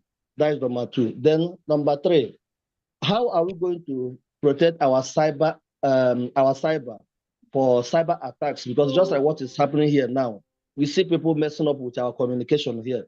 Do we have a standard standard organization that will protect our networks and listen to avoid hackers? Thank you and God bless you. Thank you so much. On the lines, Honorable Anene, go ahead about grabbing of land, even though at this point we're not going to individual land grabbing and all that. But again, we can see the influx of people that are trying to buy properties in Biafra land. Obviously, they are fully aware of how peaceful and how coordinated and how advanced the United States of Biafra is going to be. So that may have contributed to the influx of people trying to purchase land in Biafra land. But in the areas of land, Honorable Anene, please go ahead to answer that question. Well, what I see, and I know people will buy land, we have to be very cautious as to where we buy land in time, but we will be there to support and activate any person or any group of people that want to invest in Biafra land and buy land. But we have to follow a code system that the way they will build it. That's why it's an urban development. We will develop the area based on the plans that we will set together for everyone to abide by, so we'll not be confused as to who has what. I don't know if that answers the question, but we have to fully engage every person in Biafra land in purchase. Yeah, and again, that's why we encourage Biafrans, when you're going through the purchase of land, these are tangible and expensive things. It is important to engage attorneys that are professionals. We have many of them in Biafra land that could help you to ensure that you have the necessary documents to purchase your land, and then you don't fall into the victims of people that pay people to buy land, and they end up being people that don't do what they. So it's just those self things we have to do to ensure that if you want to purchase the land, engage the attorneys whose job it is to do the due diligence so that you don't have a problem, so that you have the right papers. If somebody is trying to grab your land, maybe you have the right papers to protect yourself in the law court. So let's go to the communicate IT praise for cyber attacks.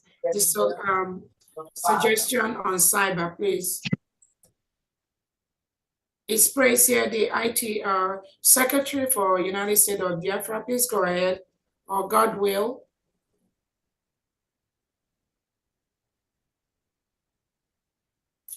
Is Honorable Praise here?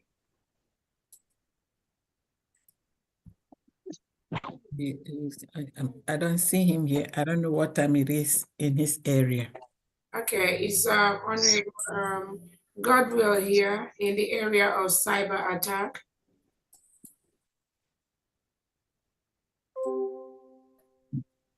I didn't see him. I think he's at work. Okay. So hopefully we wait. If any of them comes in, they will be able, but I know they have a robust program to prevent our country from attack through cyber or any other means. I don't know. I didn't see okay. And then the last question is about communication. Again, Honorable Agi, I don't know if I'm here. I didn't hear that. Sorry about that. What's the question? sorry, I think he asked a Okay. question. Go ahead. Yes, I asked a question that today we see China still maintaining WeChat anywhere they are as their system of communication, like where I am today. If you must communicate with the Chinese, they don't usually use WhatsApp. They use WeChat. So do we one for Biafrans? Have we built anyone, or are we going to build anyone that will be our own system of communication, whereby we will not have any interruption? Thank you. Thank you so much. If you remember, before our Prime Minister was the invited, remember there was an app and we was going to launch that incorporates all. Remember he said, like WhatsApp, like social media. So it's a package that will come with such capabilities.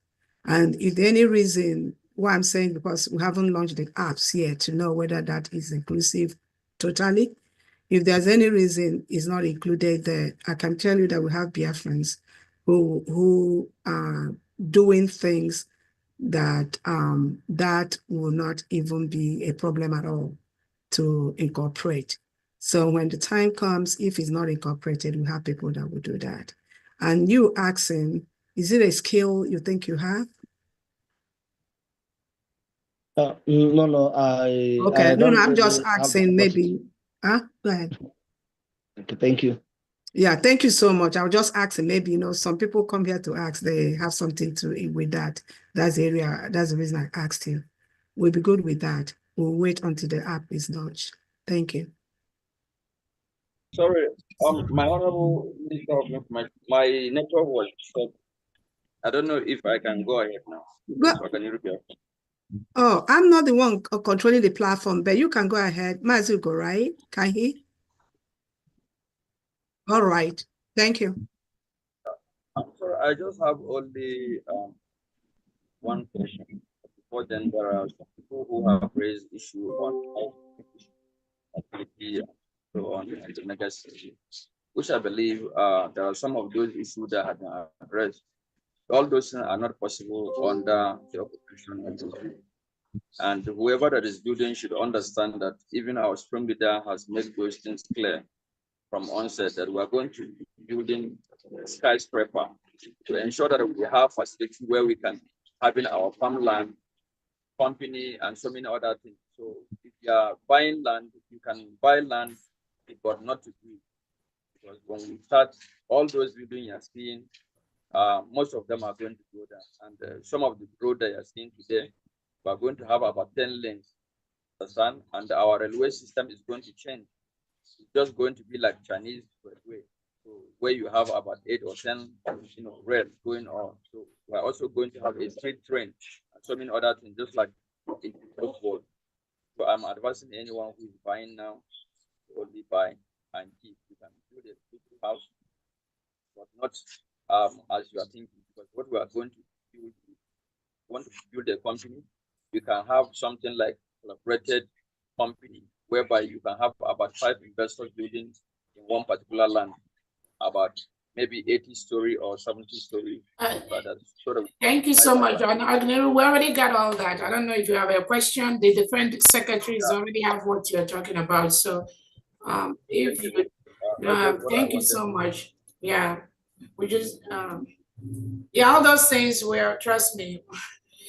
Next question, Honorable Girl. There are people, we already have those structures, but you can meet any of the secretaries for further if you want to get more.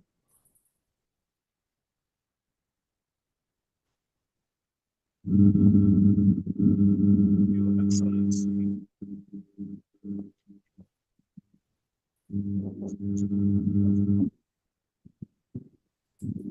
Yes, am I coming out? Am I coming out?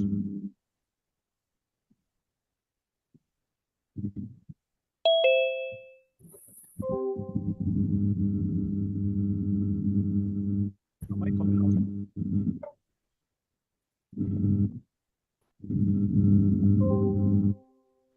Good evening, Biafras. My question go to our DPM. Please, why is it Zoo block Prime Minister account and some other Biafra account, but they did not block your account or the account you bring out for us? Two questions. Why are you not working with Butuzo? That is my question. Thank you so much. The Prime Minister's account that Nigerian state said they blocked, there's nothing like that. Remember, they included some innocent Biafrans in that list, and they mentioned, they called them terrorist financiers. From the investigation that we've conducted, we've discovered that it is some Biafrans that went to submit innocent Biafrans' accounts to the Nigerian state, especially those that do not want to work to destabilize this United States of Biafra. That is what they did. The question you have to ask yourself, does our Prime Minister have an account in Nigeria?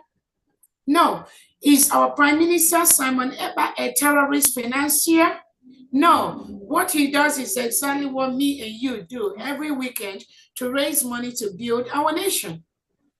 But Nigerian terrorist state went and gathered innocent Biafrans and listed their names as terrorist financiers. So who are you going to believe? Are you going to believe the Nigerian state on what they did, or are you going to believe the building of the United States of Biafra? The choice is yours.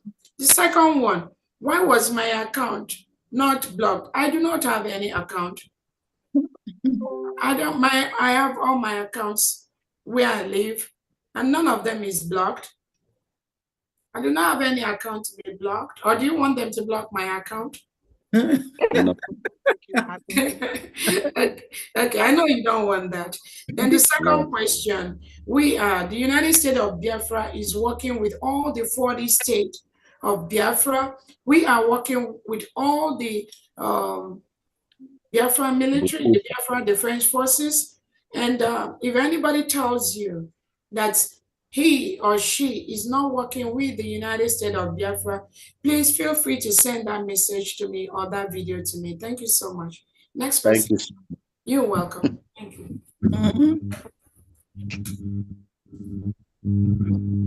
Yes, I have one more question.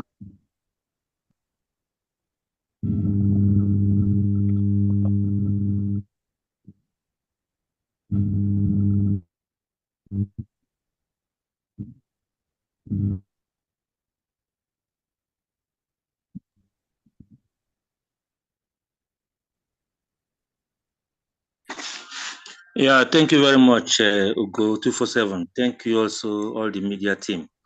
I also want to thank you, our Honorable DPM, Dr. Ngozi Orabueze.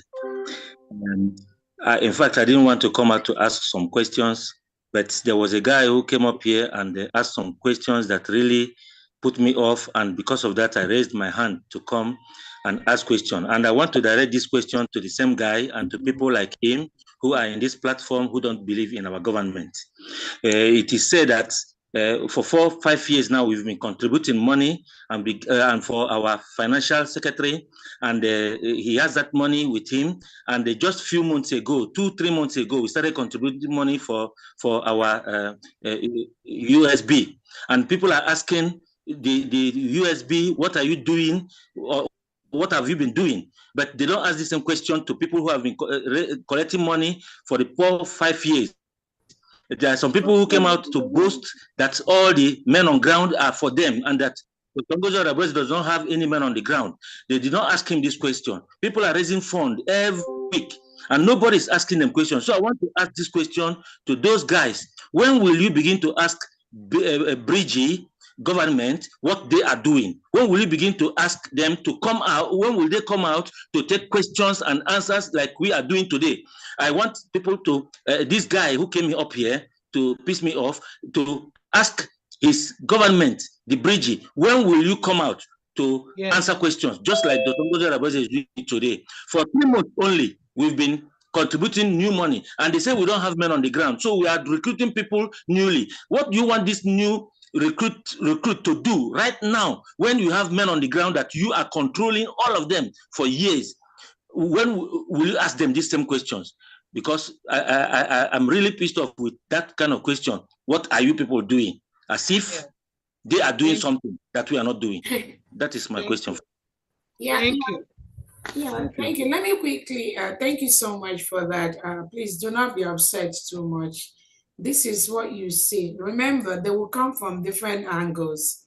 It is only left for you as a genuine Biafran to recognize them when they rear their ugly head. Let me quickly let us know. The United States of Biafra, we use our money to build our nation.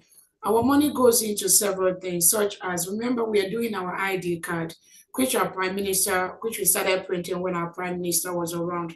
The printing of a genuine ID card, printing of our passport, which will soon be out, printing of our driver's license, it costs thousands of dollars or pounds. It's not a little feat. Also remember, we are helping to build all these different structures we are putting in place in the United States of Biafra. Remember, our people at home depend on us. They depend on us to build. While they are part of the structure, while the people are building, we are also going to continue to use our resources to defend our land. Remember, the Nigerian state sent reintegrated terrorists, giving them AK-47, giving them different kind of arms to come and kill our people. That is what they've been doing. How do we defend ourselves? We'll continue to self-defend ourselves. When you want to confront somebody that comes to your house with AK-47, you're not going to confront them with sticks. You're not going to confront them with machete. When somebody wants to kill you, they come, they send them all the equipment, all the bullets, all the armor tanks that foreign countries are giving to the Nigerian state. They send it to kill innocent Biafrans, innocent indigenous Nigerians. All those AK-47. Nigeria breaks every rule of international humanitarian engagement, code of conduct. Nigeria breaks all that. That is why you see them shoot unarmed innocent Biafrans that are marching on the street for nothing. So that is where our money is going, for our self-defense. If that answers your question. Thank you so much. Next person, please. Okay, please. Am I coming out now? Am I coming out now, please? Yes, yes.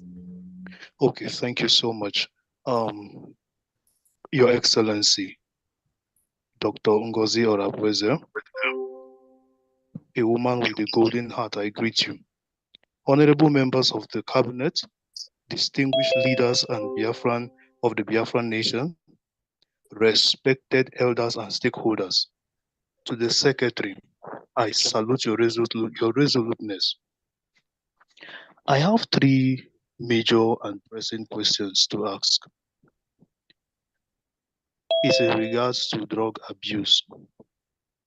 Drug abuse has made a lot of our people to think upside down. When you listen to them on space, some of them are speaking under the influence of hard drugs. So my questions are as follows. What are some effective ways to provide support and rehabilitation services for drug addicts in this nation? Secondly, how can technology be leveraged to monitor and prevent drug trafficking in this nation? And lastly, what economic empowerment program can be initiated to reduce the appeal of the drug trafficking in the Biafran communities? Thank you so much. Thank you so much. On the drug abuse, again, I think I can clearly answer to this question. as a professional, as a psychiatric nurse practitioner that deals with drug abuse, opioid abuse, treatment. Again, that's why we are going to build the best country in the world. When it comes to drug abuse, you have to check first, do an assessment. Why is somebody abusing the drug? What drugs are they abusing? Then you go into the treatment for the drug abuse. They're abusing opioid. You know that the best option, actually, not just for the drug abuse, because why they abuse the drug, there are so many things that surround what we call comorbid conditions that make people to go into doing what they do. It could be somebody that was abused, that was traumatized by the Nigerian state. It could be somebody who lost the mother, who lost the father. It could be somebody whose brother or sister was murdered by the Nigerian state. It could be somebody whose brother or mother is locked up in any jail or any cell in Nigeria. It could be somebody who is in school or who graduated but do not have a job unless they know somebody. There could be many reasons that push our youth to go into drug abuse. Like I said, the mainstay for any drug abuse or even any mental or behavioral health is what we call psychotherapy and psychopharmacology. You make sure you use the right therapy to both individual and group therapy to make people stop doing what they are doing. A lot of orientation and reorientation have to go into that. There are also treatment for people that are really hooked up to opioids. We can use what we call buprenorphine, which is a medication that they take, which acts like an opioid, but it's not an opioid. You use that to treat them. They take that every day. That replaces the position of the opioid they are abusing, and that helps them stay out of those street drugs. And then you initiate psychotherapy for them, both individual and group therapy, where they see licensed clinicians, licensed clinical social workers, licensed therapists that counsels them either every day, every week, every month, on the dangers of those things. Those are the kind of things we're going to introduce in our Biafra. We have them. Biafrans are the best in what they do all over the world. Most of the highest number of doctors, nurse practitioners, nurses you have abroad are Biafrans. But we need to take this home. That is why we are creating our own nation, so that our people will have the best services all over the world. So this drug abuse is a very, very big thing in our land. It's going to be a combination of the social services department working in collaboration with the healthcare department to ensure that we reduce this. It also flows into other departments where we have people just being depressed, being hopeless because of just being in a state called Nigeria. We have so many youths that die every day because of hopelessness and helplessness in the state called Nigeria. When you have a nation that force youths, force young girls to study Quran, and these are Christians, how do you think those kids, those Christian kids, how do you think their life will be when they become teenagers? So you have to find the root of these problems, and then plug in the appropriate professionals to continue to engage those kids, engage those youths, and ensure that those things they go through, we take care of them. If it's those that are helpless, homeless, we find homes for them. We invest in social security. We invest in different programs that we make them have homes where they will feel belonged. If they have other mental health illness, which in our country is just like a taboo. Sometimes you see in the Nigerian state, when people have mental health problems, they chain them from one individual to other, and they're parading them on the streets. These are individuals that are supposed to go to hospitals, go to clinics, receive the right medications. If you have schizophrenia, you have the psych doctors and the psych nurse practitioners prescribe the right medications for you. If you have bipolar, you have the right medication that cure all this. If it's mood, if it's depression. These are things that we do not have in the country where we just left. And I promise you, those that belong to our sister country, they will come to Biafra land to get the best medical care and the best health care for these things, because they will see the difference, and the difference is going to be very, very clear.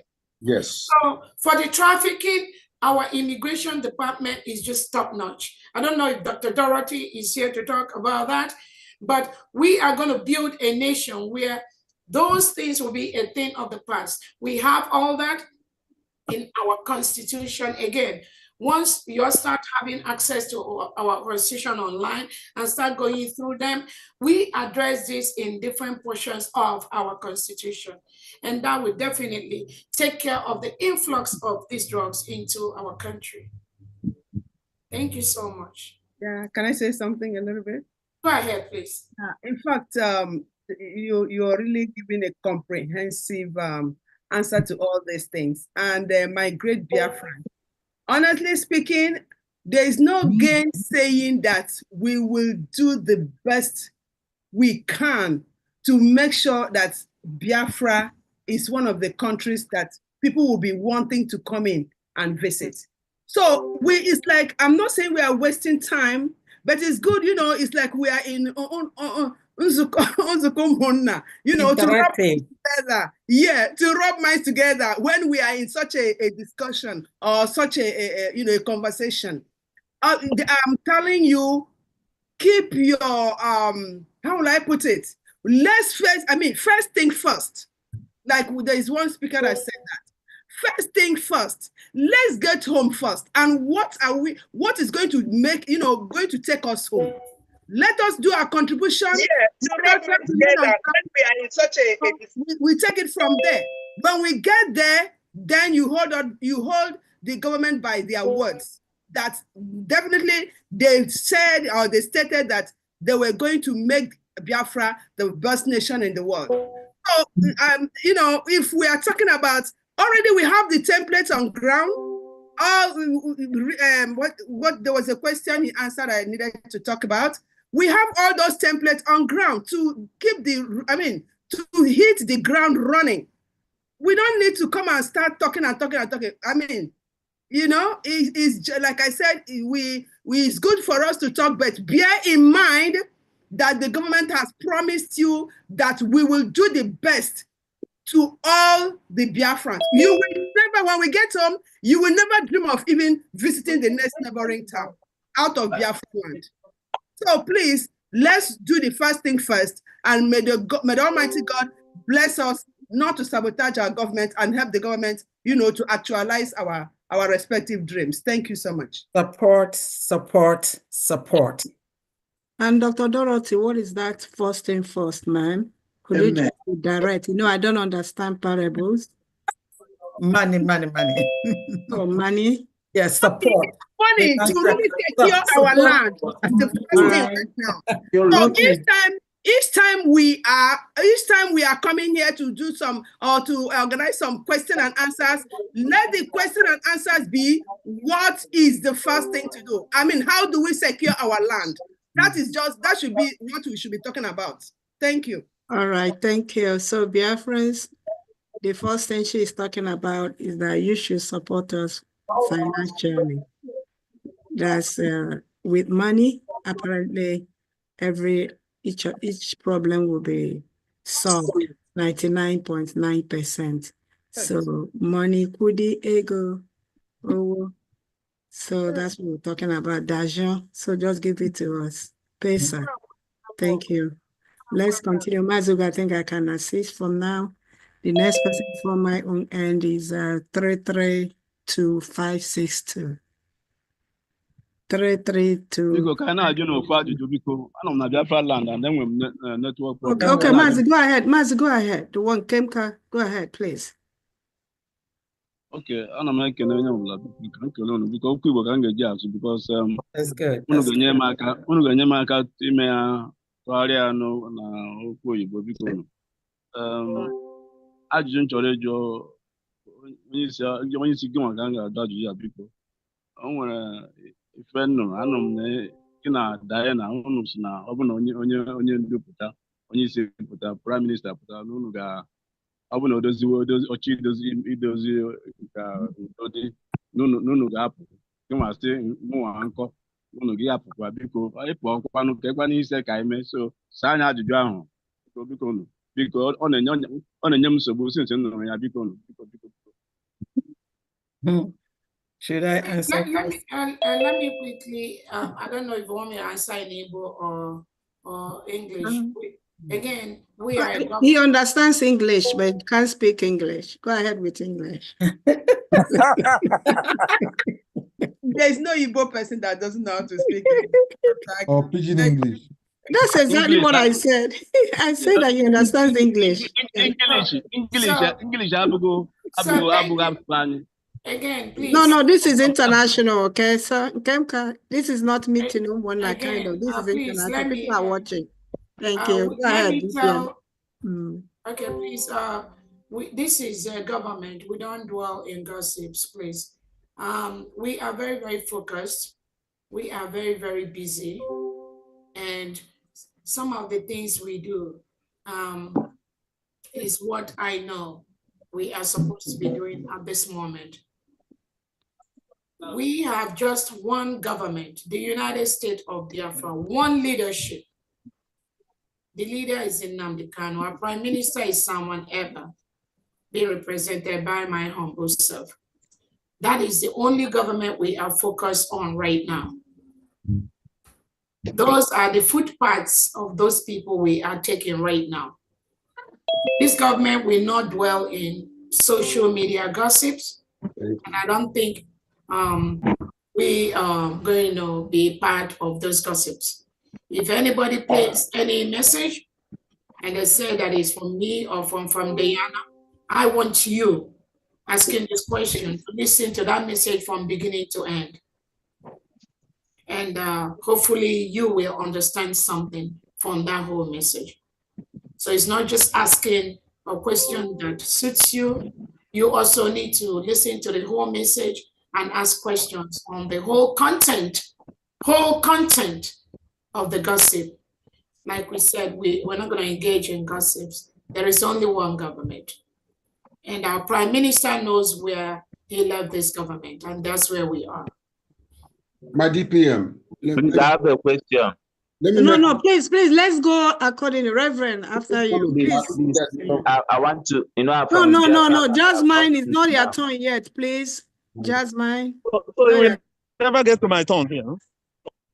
Please, let me call. The next person is 332562. And those from Homeland, we can also give them a preference because they have internet problems. Biko.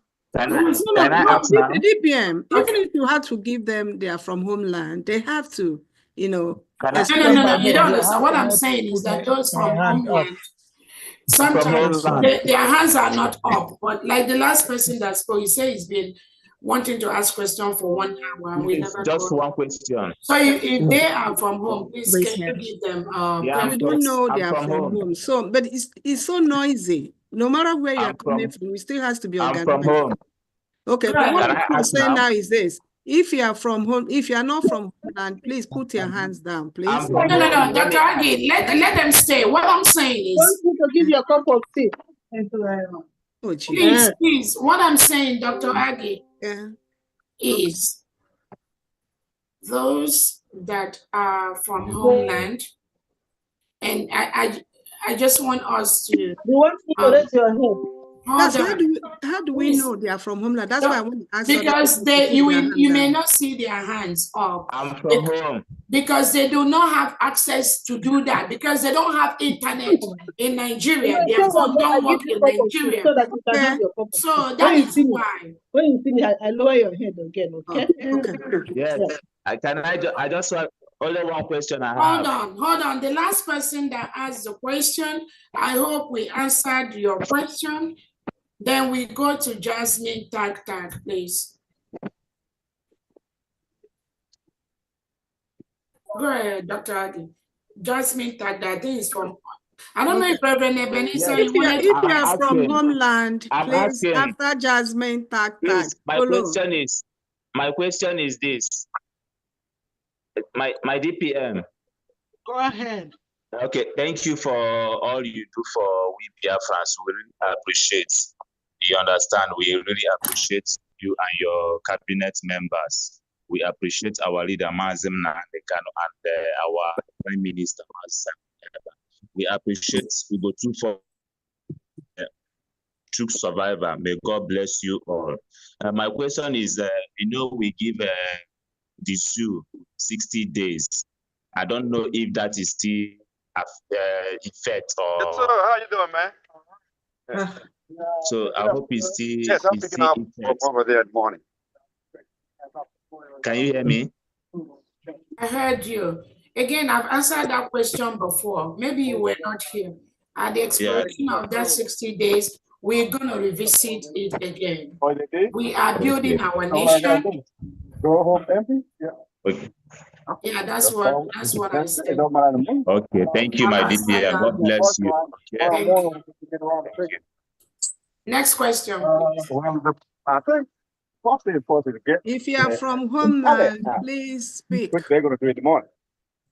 Otherwise, I'm going to When call. I tell my dispatcher or whatever, they tell me what I'm going to do. DPM, please, can you mute Mazi?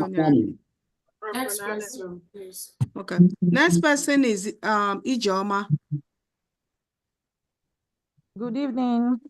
All protocols observed. Thank you so much for letting me speak and giving me the microphone. DPM, more grace you're able. I have two questions, just two questions. One on power and the other one on infrastructure. My question on power is, knowing the country we are talking about, where we are blessed with a lot of water, sun, wind, just name it, that we can use to generate power. What is the plan of our government towards that power? Because whenever I hear the power secretary, energy secretary speaks, it's like we know we are going to have investors. Is the investors going to be foreign investors, or is this going to be built by Biafrans indigenously when the time comes? Yeah, which energy secretary did you say you hear him talk? I don't know their names, I'm sorry. Okay, he spoke now. I just want to clarify because our Honorable Ebenezer is he just chips in for the energy secretary. The energy secretary is actually not here. Yeah. So all right. But again, he's not here to take the question on energy.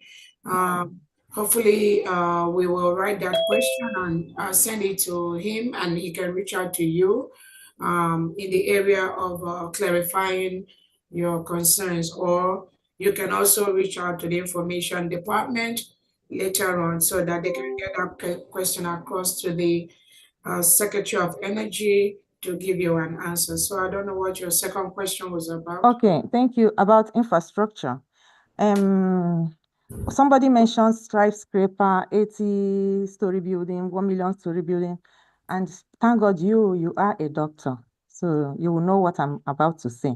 Knowing that after third level, that oxygen level is not the same. And from fourth, fifth, it's disappearing, especially for children. So if you watch in Europe, that's why they don't have these skyscrapers and all this. Considering our own country, our weather, what is the infrastructure department thinking about this? Our Onyendu may say it, but the reality on ground is the health of the people, how the people will enjoy it, the longevity of it before the beauty. Thank you. So in conclusion, is about those asking for security. Your security is in your hands. It's unfortunately that the people that will bring out these security questions are people living in the West. I ask, what is our people doing in the West? Are we not learning? There is no country that is doing magic with their security. Security is in your hand. We are building a new nation. Bring your money. That is the first security you give yourself. Tell yourself the truth. If you can give 1 million naira or dollar, ajema or or whatever money you can give, bring it. Don't have the capacity of 1 million and you are bringing 200. You are lying to yourself. Then if you have a capacity of 200, bring that 200 and God will bless you. That is where it starts. Security is money. And the first thing we have to do in all this, like our ministers has always said, it look like it's fun. And some people will say DPM like money. Who doesn't like money? Who? What are we here doing? Are we not looking for money? So bring the money, let the security be there. You see what happened when Mazi Simon Ekpa was there. We see the improvement. You see the way our people went on holiday. Who didn't want that? So let us do our own part and let the government do their own part. Thank you so much, my government. You people are really doing a wonderful job. And we should remember, nobody is paying anybody. Every time our DPM comes here, he keep calling on us. If you know what you have to do, come and do it. Yet some people will be on social media talking trash. She's doing this. You have put it, everything is open. Come and do the one you can do for your own nation. Stop talking nonsense. Thank you so much. Thank you so much. We'll allow Honorable Anene to address the area of the infrastructure. The security, like you said, security is in your hand. It's unfortunate that the country where we exist, where we interacted with before, Nigeria, does not know what security means. Nothing. There's no security of lives and property. Children are in primary schools and they are kidnapped, hundreds of them taken away into the bush. Undergraduates that are in hostels are attacked, all of them, many of them kidnapped into the bush. And we never see some of them. Some of them are kidnapped and they don't come out till years after. Some of them, even as young kids, they grow up into teenagers, they grow up having children, becoming pregnant in the terrorist den. There is no country anymore. Nigeria is a failed state. Anybody that thinks there's anything left, that person is just dreaming. There's nothing left. That is why the United States of Biafra is a nation today. The security we did not enjoy when we were in Nigeria, those security we are going to enjoy it in Biafra land. We're already putting the structures in place. All the security apparatus that are going to help our people to enjoy the things they enjoy in the countries where they live abroad. All of them, we are going to have them in Biafra land. We have a very secure, top-notch data system whereby if you commit a crime, even if it's in Aba State, and you run to Zamfara State, it will only take the United States of Biafra intelligence less than 48 hours. We are going to track you. We have the trainings abroad where we live, and we are going to apply the same system abroad, in our land in Biafra. Unlike in Nigeria State, where young children are kidnapped from school, 100 days, 3 months, nobody. They are still telling the Nigerian state, come and bring bag of rice, come and bring palm wine, and we will release some of them. And what does the Nigerian state do? Christopher Musa, that is boasting that Simon Ekpa, our prime minister, this same Christopher Musa colludes with the terrorists in Nigeria. Children are kidnapped from schools. Christopher Musa does not talk about it. What he is interested is occupation of Biafra land, where the mineral resources are, where they mine it and send it to countries abroad and they pay them. That is all, but not anymore. Not anymore. There is no state left. So the security we never enjoyed, where you have people, Christians, sleeping in southern Kaduna, in Zamfara, in Borno, communities are chased away by these reintegrated terrorists of the Nigerian government. They are chased away. Many IDP camps. These are where indigenous Nigerians, women, children, that's where they are. No school. Some of the schools in northern part of Nigeria have been shut down for over 8 months. Children don't go to school. And some of you will be talking about the voluntary Monday sit at home in Biafra land, because we do not want to be like these nations, these countries in Nigeria where the states, they don't go to school. Their children don't go to school because of the terrorists that are brought in by the Nigerian government. There is nothing left. That is why our security is going to be the best. We are going to build it. And then on the question that the last speaker was talking about.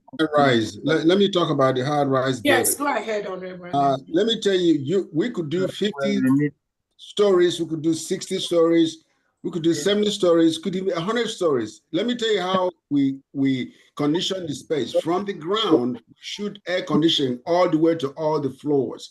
There's no such thing as losing oxygen, because oxygen comes from the ground up all the way to the top. So that's not an issue. And also we have the land that has the plants, trees that generate a lot of oxygen. Any green tree generates oxygen, and we will avoid people cutting trees down all the time. So we need to work with these things and make sure that everybody understands that you could be in the amount of oxygen you have on the 20th floor or 30th floor is the same thing as you have on the first floor. So understand that it will not matter. Now, if you come outside the building on the patio or porch, then it might be light oxygen, but it really doesn't matter. The oxygen inside the rooms are the same all over, from first floor to the 20th or 40th floor. So that's one thing. Before I let y'all go, I want you guys to donate. Keep records of all your donations. As the Prime Minister have spoken to me about this, when you donate and we have record of it, we can help you. If you have parents back home, we can help support them in building houses or engaging them in apartment complexes. They pay less or no money for those units. So donate so we could be able to know as to you what you have done. When you do support Biafra to come, then we will be able to support you when you begin to come into our nation and build or buy land. We'll be able to support you right off the top. But those that have not donated, they will not get a dime. Thank you. Again, we encourage our Biafrans to invest in the final restoration and protection of our land, so we can all go home and build our nation with the best technocrats we have. We need money. So those of you that do not want to donate publicly, you can also inbox me privately. We take money in different formats. And I promise you that money is going towards the building of our nation and the protection of our land and self-defense. Next person, please. Thank you. Hello, where? Hello, can you unmute yourself, please?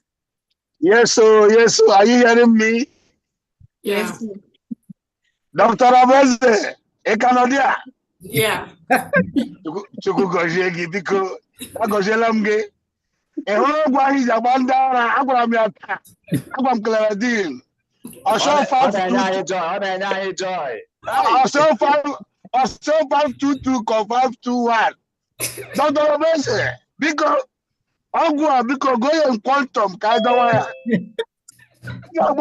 Oge nkere, a ga-agba ya ọgwụ ndị ara.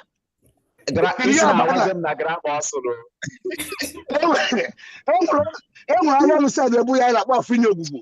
Hello, where you are no question and answer. I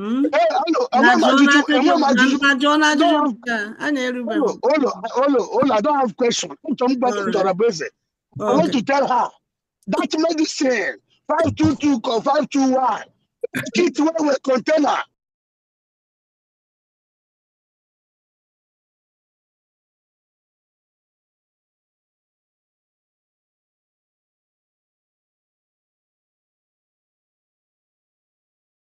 This meeting is being recorded.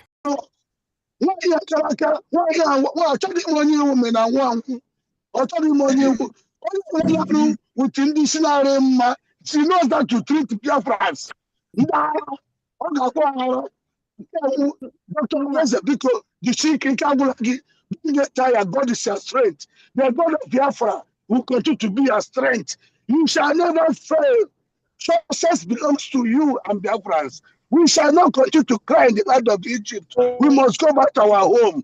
God bless you. Bless your cabinet. Bless us that are supporting the agitation. God bless you. Thank you so much. Good night. Thank you. Mazugo. Mazugo, you're back. You can go ahead. This one is too much. Mazugo, are you there? Yeah. Okay. All right. You can continue then.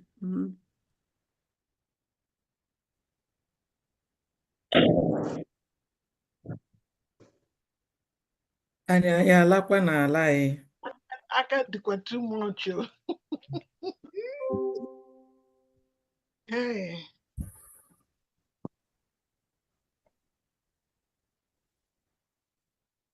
Okay.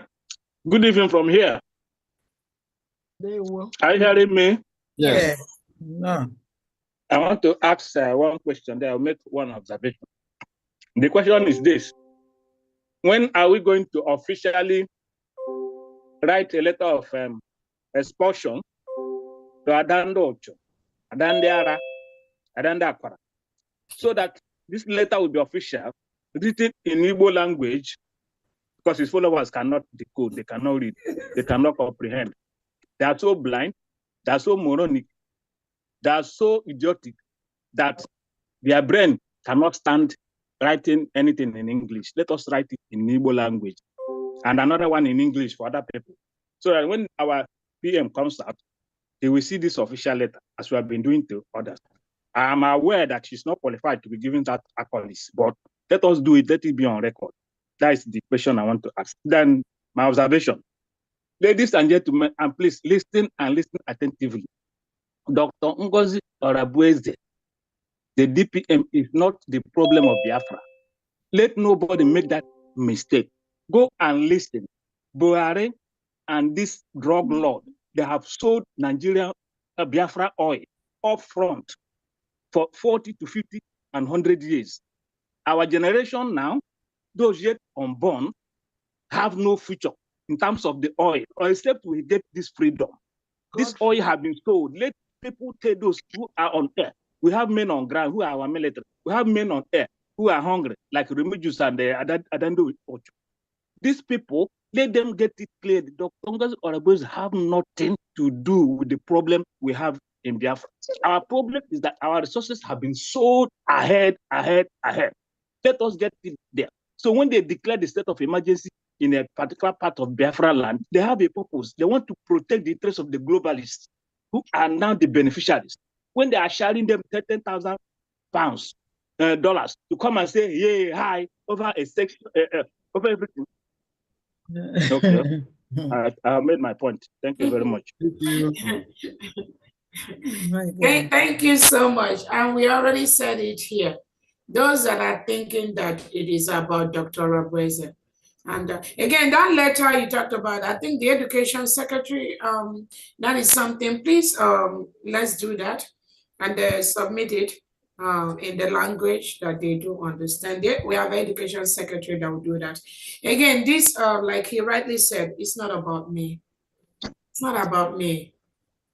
It is about the terrorist state of Nigeria, milking our natural resources and trying to stop the final protection of the United States of Biafra. But they failed woefully. They failed woefully. And when they know, like the Prime Minister used to say, when the Nigerian state knows that they cannot send their army in uniform to kill us, they send the mercenaries, the Fulani terrorists that are not wearing Nigerian uniform, Nigerian military uniform, but they supply them with the AK-47 they need to kill us. So that's what they do. That is why only the Biafra Defense Forces, the Biafra Liberation Army, the Navy and the Air Force are the only group allowed as security in our Biafra nation. He is absolutely correct. It's not about me. So those of you that are online, and Dr. Orabueze is the restoration and the struggle that our leader Nnamdi Kanu told you to do, and our Prime Minister Simon Ekpa told you to do. When you leave those major things, fighting the terrorists that are coming to kill us, and you make Dr. Orabueze your topic of the day, it is very unfortunate. It's very unfortunate. Yeah. But what I'm telling you, Biafrans, genuine Biafrans, when you see those individuals that leave the struggle, the restoration that our Prime Minister have prepared for since almost 2 years, for us to get these documents we have now to go to court with the Nigerian state, when you see those deviating from this one government, just know that there are those paid by the Nigerian state to disrupt what we are doing. And we are not going to allow saboteurs in our land. That is not going to happen. It is left for we Biafrans to discover them once they rear their ugly head and ensure that we defend our land. We defend our people from these individuals paid by the Nigerian state, the Southeast governors and South-South governors, to disrupt and distract what we are doing. Unfortunately, they are failing by the minute. Thank you so much.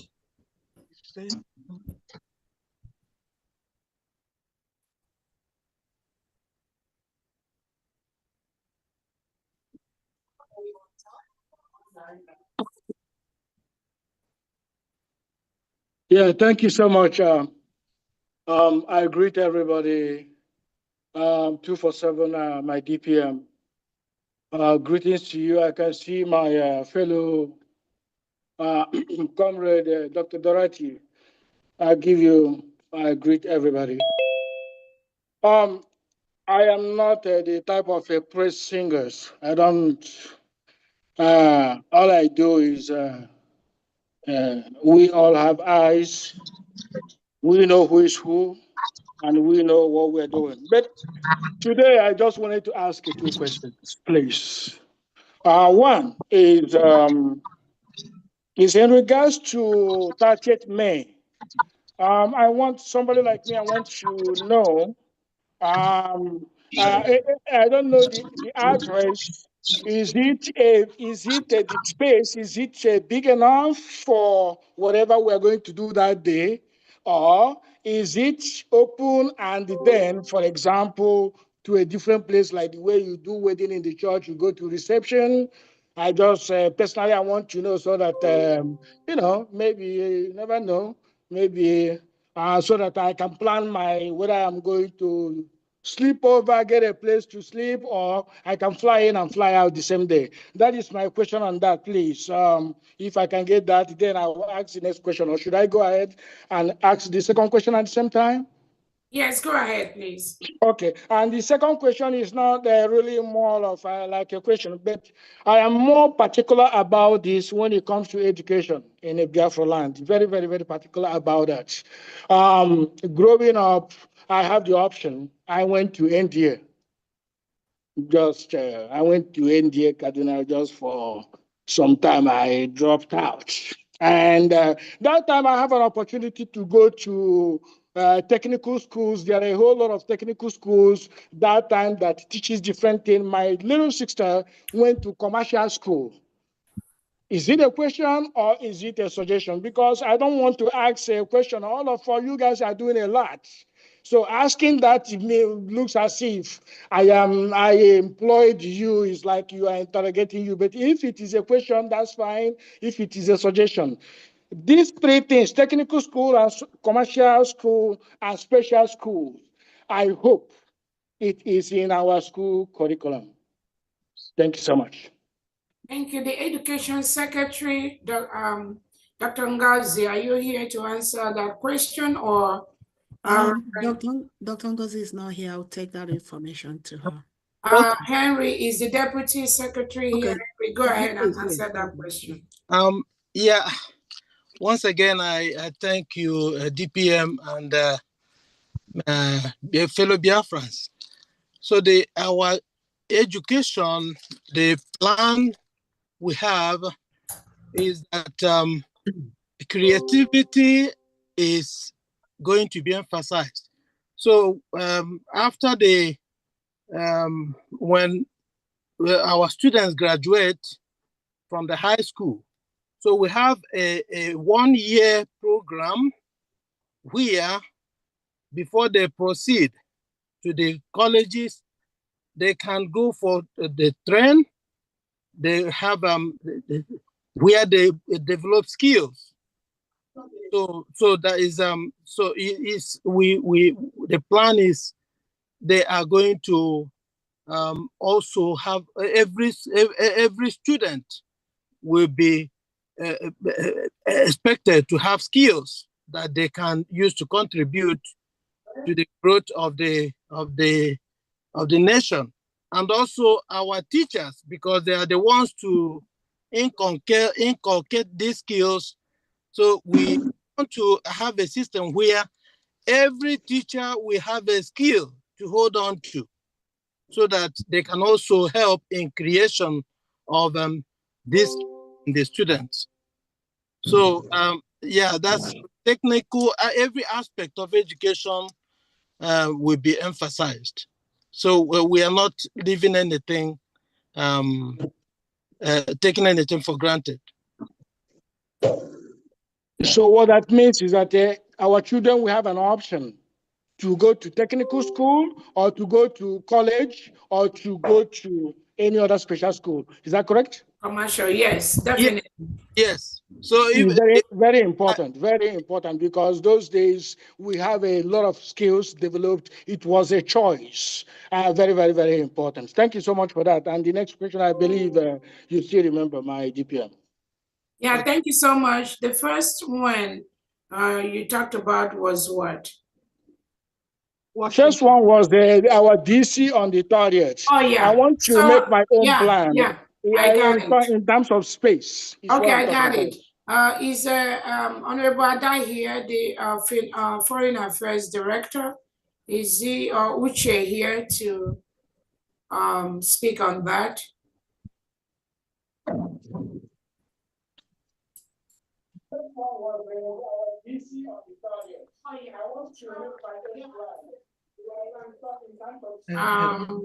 Okay, so I think I have the answer to that question. The Washington, D.C. event for the United States of Biafra is going to be a one-day event on May 30th, 2025. It's going to be 3 events in one.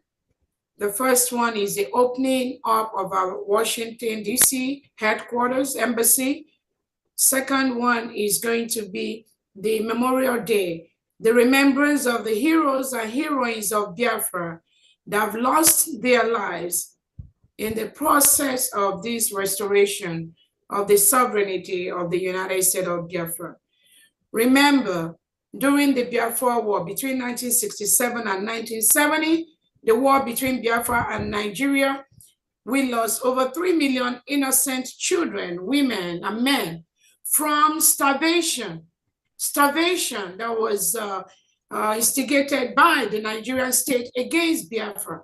And at the end of that war in 1970, all the Biafran citizens scattered all over Nigeria were given only 20 pounds, equivalent of $20, regardless of how many thousands of dollars, how many thousands of pounds you have in your account.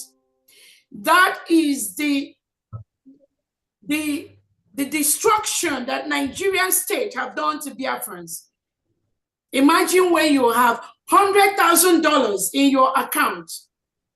When the war ended in 1970, Nigerian state gave all Biafrans only 20 pounds, let me say $20, regardless of how much you have in your account.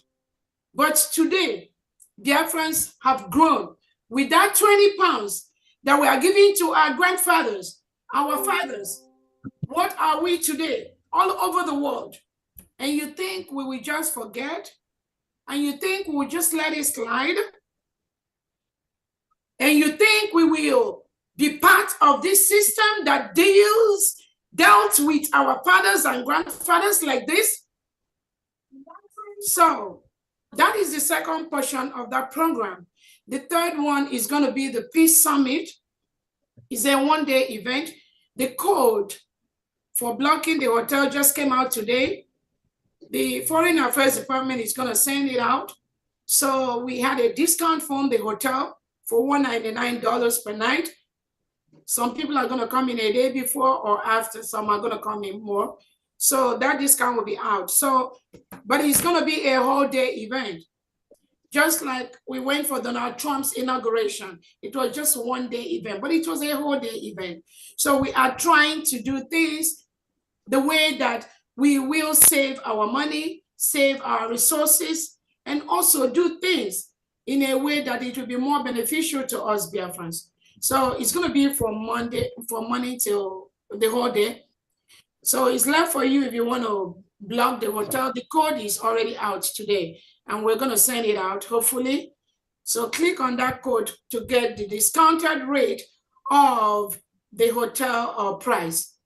And that hotel is almost opposite our embassy, our headquarters office in Washington, D.C. So we just do the opening ceremony, and then we move to, there is another space provided by the hotel, fully secured, where the Peace Summit and the memorial event will happen. So yeah, that is the program for the day. Does that answer your question, Agadaman? Yes, please. Yes, please. That All right, that helps a lot, for me to plan. That's okay. Thank you so much. I appreciate it. Thank you so much. Next. Something to that question. Can I add something to that question? Go ahead, please. Yeah. Honorable DPM, just an addendum. For those who may not want to stay in the hotel that was already booked, I mean, as you said, I'm a member of the planning committee, and we also suggested for those who want, I mean, national chain hotels that are a little bit further away that you could take Uber is a lot, a lot cheaper. So you could stay in those hotels, take Uber, and just drive to the ceremonial spot. And so that will, because for an all day, if you fly from DC, I mean, from where you are on that same day, you might miss the earlier part of the ceremony because I think it starts at 9.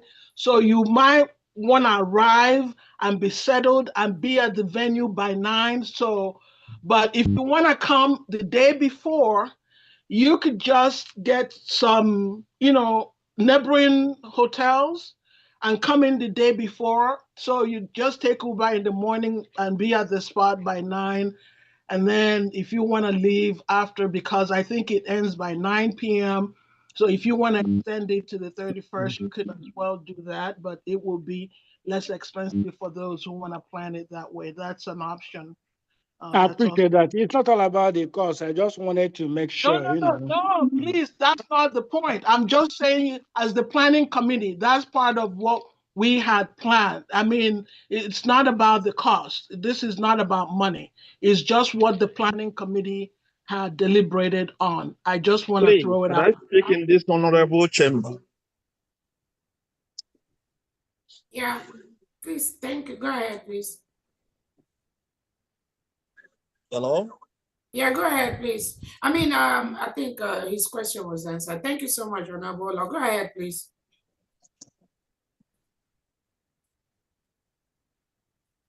Honorable, go ahead. You mean?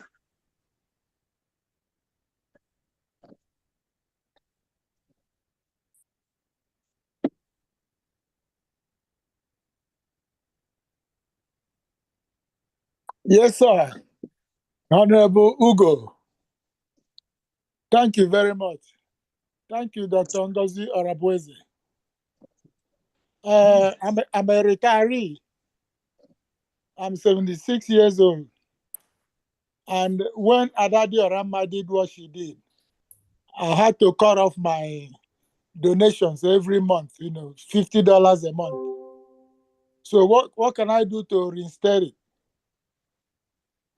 And secondly, my second question is, I applied for my ID card.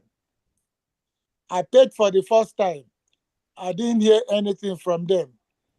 So Adadi Orama asked me to go back and revisit my do it again. So I did it again, and they keep telling me my case is pending on my ID. So I don't know what to do. Finance and Can I? immigration. Yeah. Can I speak to him? Yeah. Okay. Yes, ma'am. Yeah. What site were you making your payment? When he came out, the first time he came out new, that was around September last year. It's in my email address, So I didn't hear anything from them. What site? Yeah. Yes, what site? So if it was September last year, okay, let's leave that. Now, is your money still being deducted? Yeah, my money, no. Okay, my money, I had to cut it off when Adadi Orama did what she did. Good. So you cut it off. Yes. So now, can I give you my phone number so that I can send you? I have a template that I've posted on all the platforms. It's just very, very easy. You follow it. Okay, sure, that would be great. Okay, my number is +1 347 347 369 9305. 9305. Yes. Okay. Chat me, and then I'm going to forward you the information you need. Your name, please. Oh, I'm the finance secretary. Oh, finance. Okay. Yes. Pharmacist Diana. Okay, thank you. Thank you. You're welcome. And thank you for coming back. Yeah. What about the ID question? Okay, Dr. Dorothy. Dr. Dorothy, can you answer him? Dr. Dorothy still here?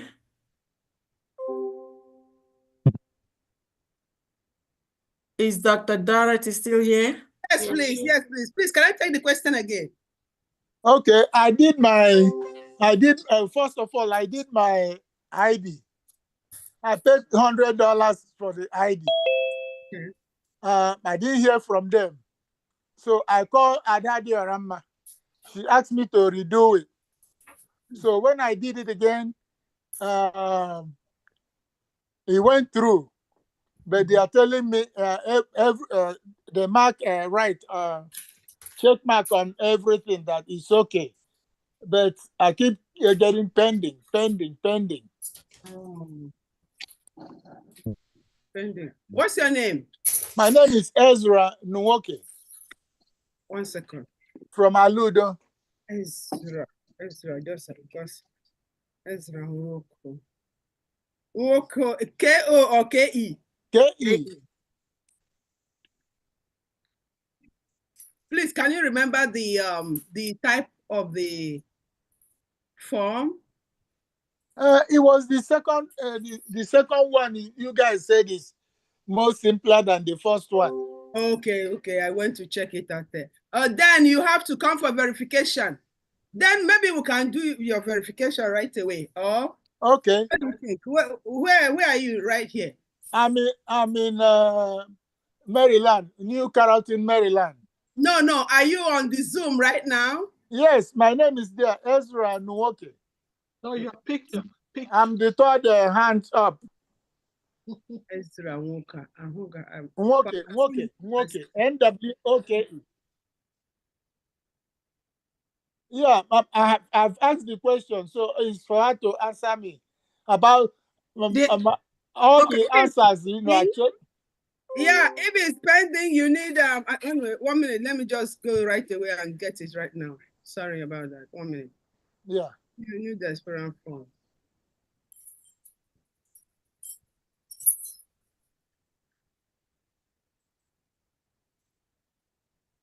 DPM, do we need a cap? Like right now, we have 4 hands. Yeah, after just after the 4 hands. Okay, after the 4 hands, we can. Okay, Ezra Uduma Unwoke. Yes, ma'am. Okay. 1 second, let me check.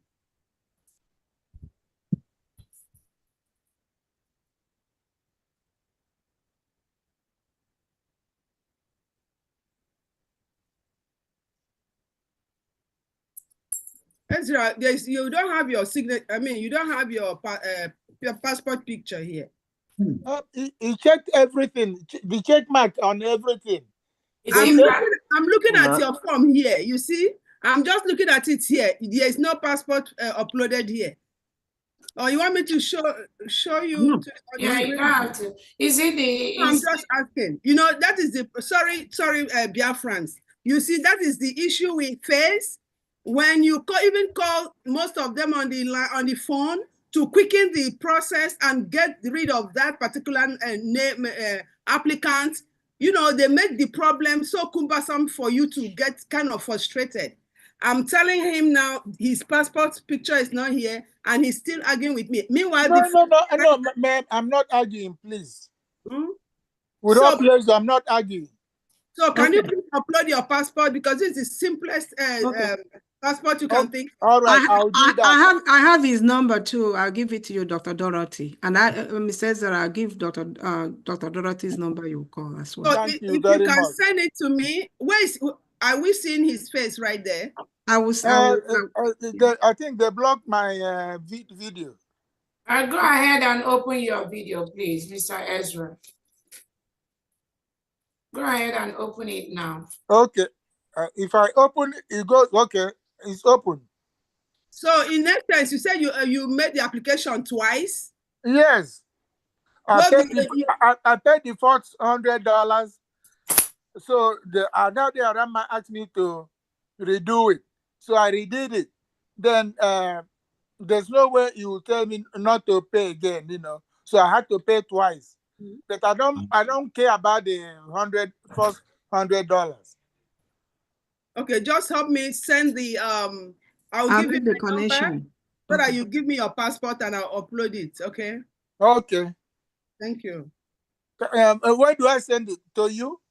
Send it to Mr. Ezra, I'll give your number to Dr. Dorothy, and I'll give you the number too to reach Dr. Dorothy. Thank you very much. Thank you.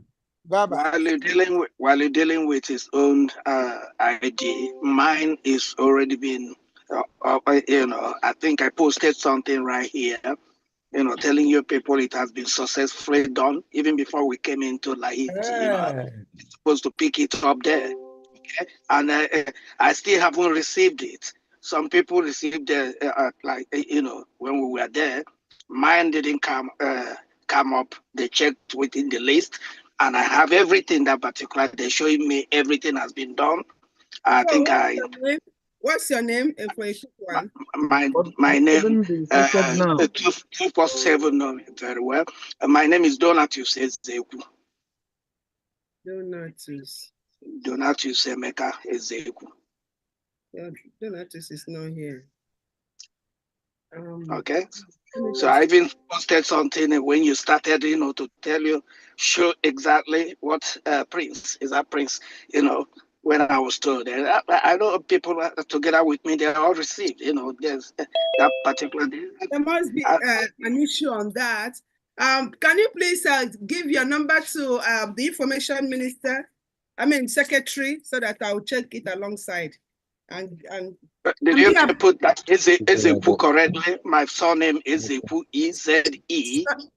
Hey guys, why don't you treat these things and, you know, sort it out later? I will do whatever I came to Laiti, and I thought I could pick it up because 2 months even before I was among the first people in everything, 1,000 men, I think everything. I just canceled the 1,000 men last week. So Okay.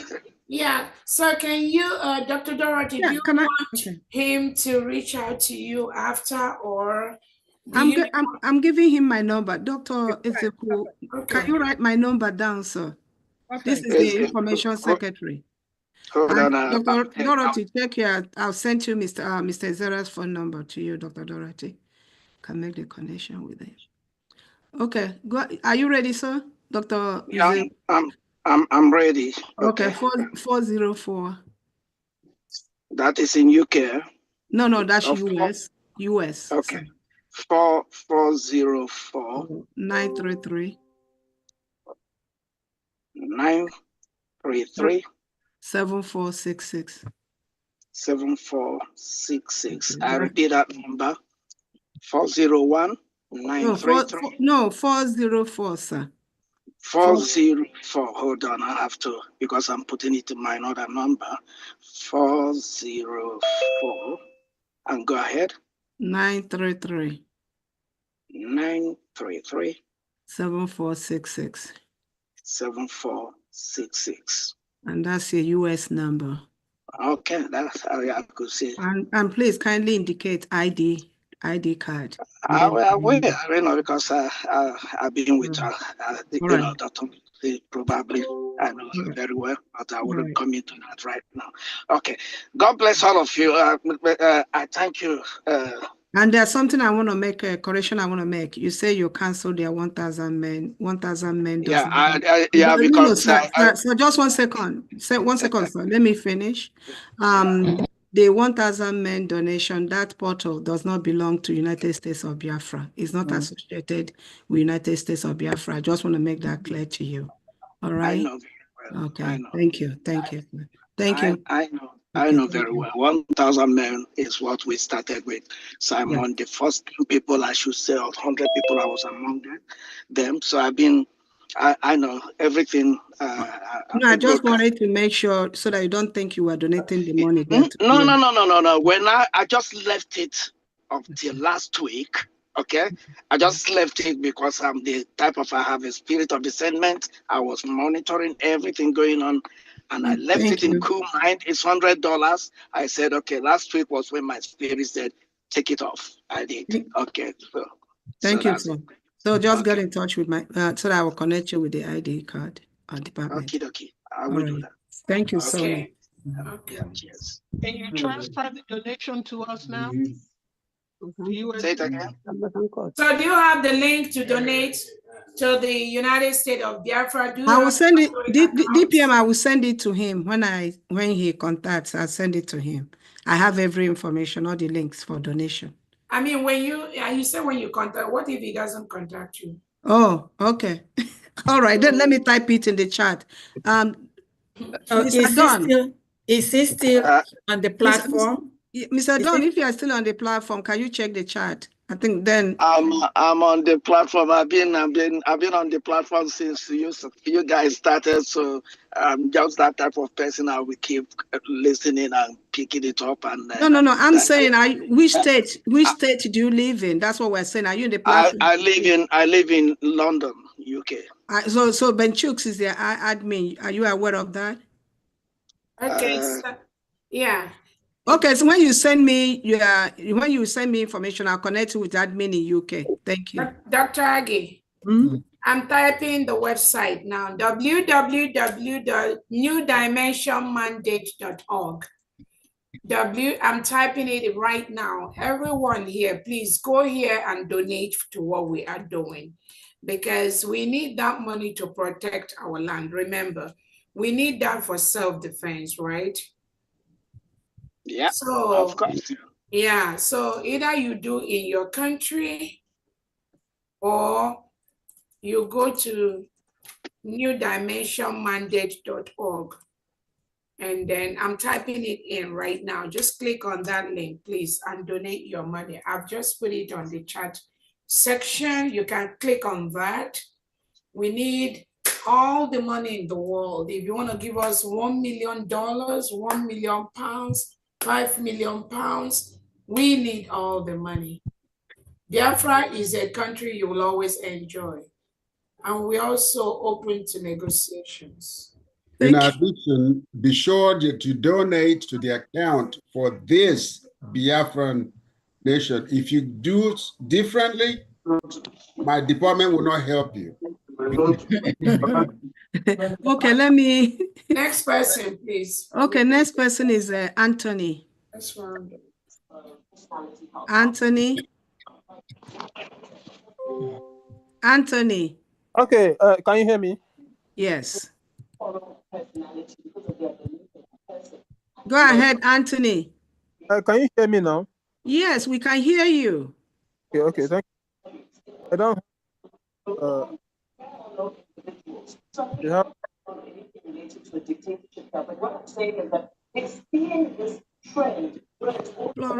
Florence says, Zim, please mute yourself. Because of the freedom and the selflessness and commitment she has for people, she bring herself to serve his people and to bring the freedom of the people. We thank you very much and everything you do for us. We appreciate, we thank you, everything. So thank you very much. We love you. Thank you. Thank you. Okay. Next person is Georgie. Georgie. Yeah, good afternoon. Good DPM, afternoon. I greet you. I just have something that, that have been kind of bothering me, which I know that some other Biafrans are always also concerned. It's just a question, but I want to give you a little background why it is something that is very, very important. First of all, I want to say that I believe in USB 1000%, and I'm solidly behind you. But this particular question is specifically to you because you are the closest person to our PM. I wanted to reserve it until the PM comes out, but I felt that there's a need for me to ask this question today because of the events of a few weeks. When we look at the history of where we are coming from, the region called Biafra today, there was a time a group of individuals, when the British came, some British merchants gave some of them Scotch whiskey, which, we call ogogoro. Some, they gave them some little chicken money. And that is how the Biafra land was sold to the British merchant called Royal Niger Company. So after that, eventually we found ourselves where we are today because of the greed of few individuals. I was in Finland and the ceremony, everything, the declaration was spectacular. You did, extraordinarily fantastic as far as my own assessment is concerned. Now, when we came back, a lot of things started unfolding. I am not a member of the media team, but on the sideline, we are fighting the war. Because it is part of what I observed that this war, apart from the physical aspect of what is going on in Biafra land, the major fight is the media war because of the insider people who have been part of this particular movement, turning against the movement and churning out propaganda to deceive a lot of Biafrans. So we keep, witnessing what is going on. Please, I want you to have a little patience with me. I know that we are. Just ask the question. Please go straight to the question because we got to go. Last week, sometimes feel, last week or last 2 weeks, because I live in California, and I have been part of the California group that is shared by, I don't know who was, is somebody that I respected and many people respect too. But I felt so disappointed when I saw her on social media with all the round things that she was making. Now, one of the things that she said that I picked, apart from everything that doesn't really make any meaning to me, was that Isaiah Ogenkere, so to say, was lent some money to Biafrans, and that he was requesting or demanding that his money be given back to him, but you say no. From my own, if I'm correct, I may be corrected. Our Prime Minister, when he was asking Biafrans for IOU to support the struggle, he said when Biafra is fully restored, anybody who gave money to Biafrans will be refunded. But when I don't know who made that statement, I was wondering, why now? So my question is, was Biafra as a nation given to Ogenkere as a collateral? Because I'm wondering why he had to hijack the treasury of Biafra. So that, because it's very, very important. By the time we go back, a lot of us wouldn't want to go and start fighting the same battle we are fighting today against Nigeria, because some group of individuals sold our land to the British merchants. So as far as you know, because I know that you are the closest person to Prime Minister Simon Ekpa, from what you know, the extent you know, please, it is very important you clear this air when Simon comes out and begins to address us. Possibly, if there are some things he knows that you don't know, we may also ask him the same question. He will need to clarify to Biafrans. So my question is, was Biafra used as a collateral to get money from Ogenkere that made him to hijack the treasury of Biafra? Because at the end of the day, when we go back fully to Biafra and his money is not paid to him, is he going to come after the Central Bank of Biafra so that we'll start all over again fighting for another set of freedom? Please, it is very important to clear this air. Thank you, thank you so very much, and I appreciate the way you're concerned. And even though I didn't want to address this, because I keep saying that we are building a nation, and it is okay for sometimes for people, disgruntled elements to castigate in whatever form. Let me first start by saying there is no time that I, Dr. Orabueze, says or stopped the payment of any money to anybody in the United States of Biafra. This individual you called that loan money to Biafra, we are not owing anybody anything, United States of Biafra. We are not owing any individual. So that information from that individual is not true, it's not accurate. The IOU, there was a condition for the IOU, and many sincere Biafrans have contributed towards the IOU. And the condition is once we protect our land, those IOU will be given back. That is the condition. Let me just tell Biafrans, when the information from the lady you talked about is not true. We are not owing anybody anything as far as the United States of Biafra government is concerned.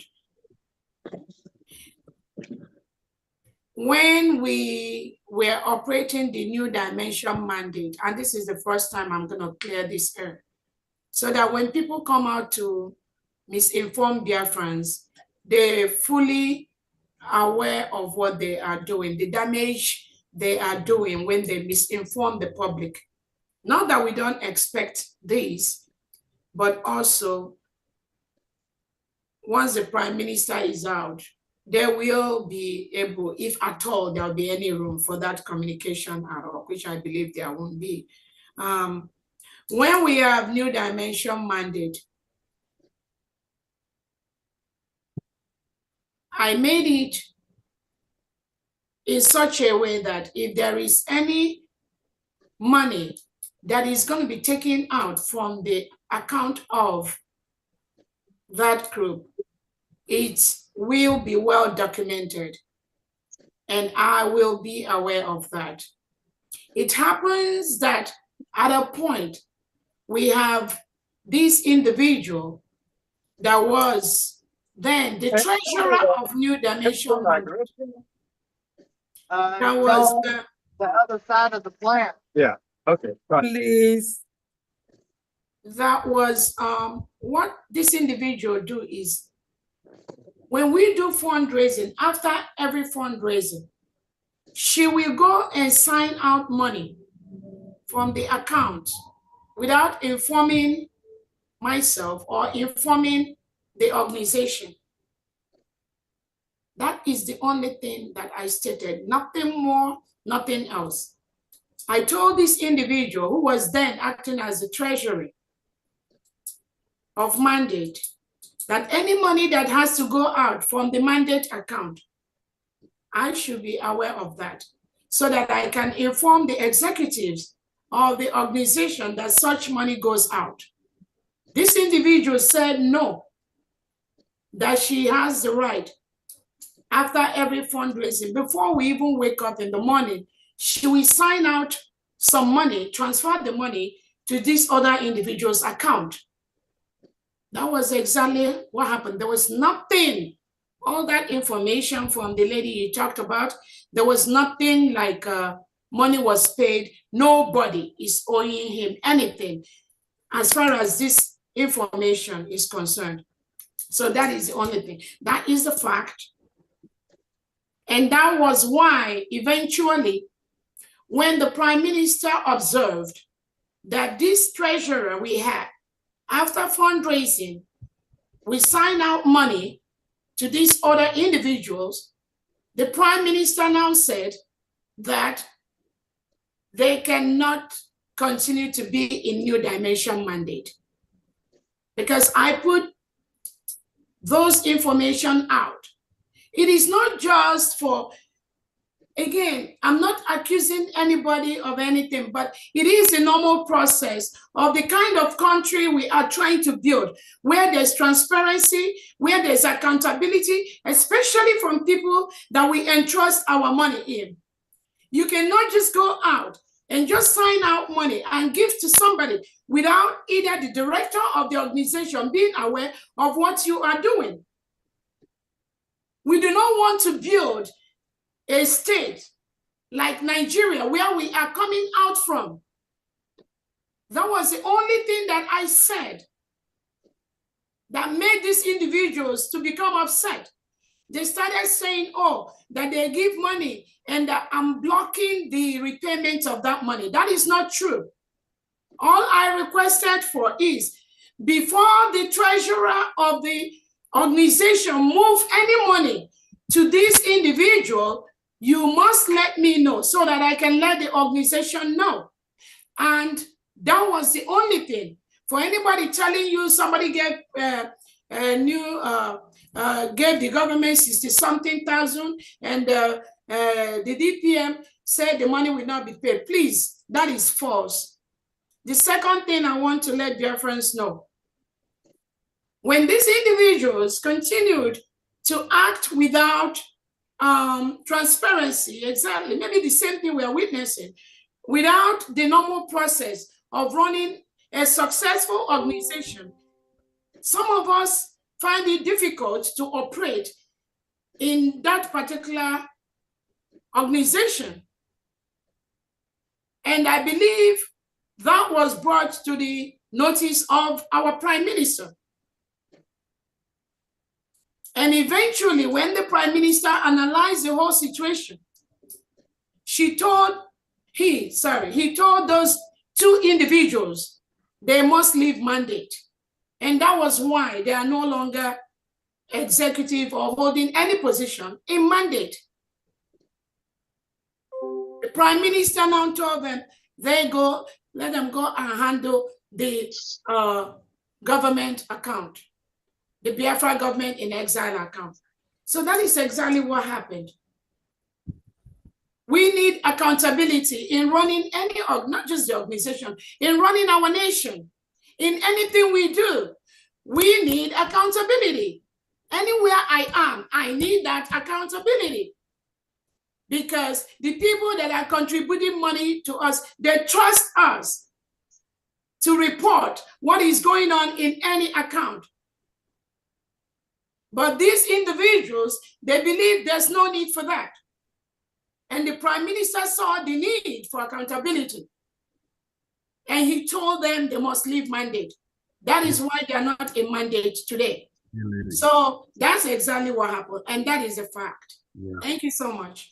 That's exactly. Thank you, DPM. I'm so proud of you for addressing this.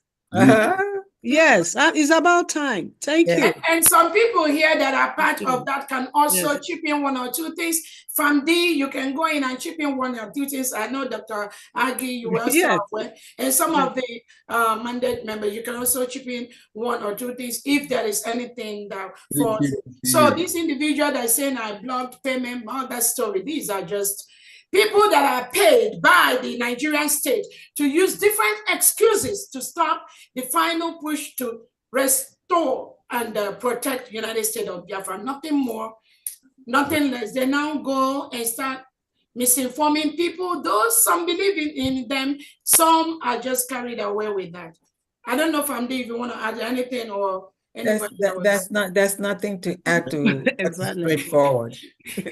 Exactly, this is exactly what it is. But I'm just happy you dealt with it today, you know. Yeah. Thank you so please, much. Honorable. And on the area of collateral, please, there is nobody that has United States of Biafra as a collateral or anything. Nobody. Please, the only reason you see them doing this thing they're doing is because the Prime Minister is not around. If you all watch the video where this same crop of individuals, when the Prime Minister told them, if not where we are, many of them would have been suspended during that meeting. I will encourage all of you to go watch that video again. So, there is only one government. I don't even recognize if there's any other thing existing out there, whatever, regardless of whatever they claim. So nobody use this government as a collateral for anything. What we are using to build our nation, to defend ourselves, is the little fundraisings we get every weekend to help us build our homeland. They do the little ones to raise money, to self-defend themselves from the terrorists that are sent into Biafra land by the Nigerian state. Thank you so much. Thank you for the clarification. Ugo, please, if it's possible, this particular session of this program, cut the clip and put it on social media so that Biafrans will know exactly what transpired. Thank you very much. I appreciate it. You're welcome. Thank you. Next person is Mazi Charles. Charles. Yeah. Good evening, everybody. Good evening. Hello, can you hear me? We can hear you. Oh, good. No. Thank you for the opportunity. Who has asked? Thank you for the opportunity to speak to Biafrans. I'm very happy with what has been going on. As a matter of fact, I just want to ask some few questions that is bothering on me as a matter of fact. And those questions are, what happened to the referendum that, we only heard about the referendum once. That was during the declaration of Biafra. What happened to it? Was it ratified as a document that, has empowered the entire process of this Biafran redeclaration? If it has been ratified, I think Biafran should be, meant to know. Another issue is that I'm very happy. I had someone, saying first things first. It is interesting to know that it is first things first. And there is a mandate to statehood. And in this mandate, we have priorities. I want to know what is the priority of this government in this mandate of Biafran redeclaration. Yeah, thank you so much. Again, two questions. If you have been following the Prime Minister closely, he told all of us the essence of the declaration of the sovereign state of Biafra is to develop the documents we need to protect our nation. That is exactly what has happened. We were in Finland, we declared our independence. Over 1,500 Biafrans traveled all over the world. We declared, we conducted our referendum both online and in person. Why? When Prime Minister was around, every one of us heard him say, based on the data that was coming in, over 50 million Biafrans voted to exit Nigeria. That's all we need. That information was presented when we were in Finland. The whole Biafrans saw the data. And those data are for the legal proceedings or any country that needed it. As we develop our liaisons with our allies, those documents are there for them to see how we voted, how Biafrans have conducted the self-referendum. That is what those documents was. It was ratified by Biafrans. Our Prime Minister actually was the one that told us that based on the information he collected and based on the information from the 40 states of Biafra and from those that voted online, the department that conducted that, we had about 50 million Biafrans that voted for our self-referendum. It has been confirmed by organizations like the OEA, ORB. I don't know if you have read that report. And then the Organization of Emerging States of Africa, they have these documents. So I don't understand whatever ratification again you need. What we needed this document is for the final push that we are doing right now, which is letting the world know Biafra has been declared, presenting these reports, presenting our declaration, presenting our constitution to bodies like the DOJ and all that, which they already have about our new nation, Biafra. That has been done. The second question you asked has to do with, what was the second question? You asked about the... Was it ratified? I've answered that. I think he asked a second one. Yes. Okay. He was talking about first thing first. Oh, first things first. That's donation. We need the money.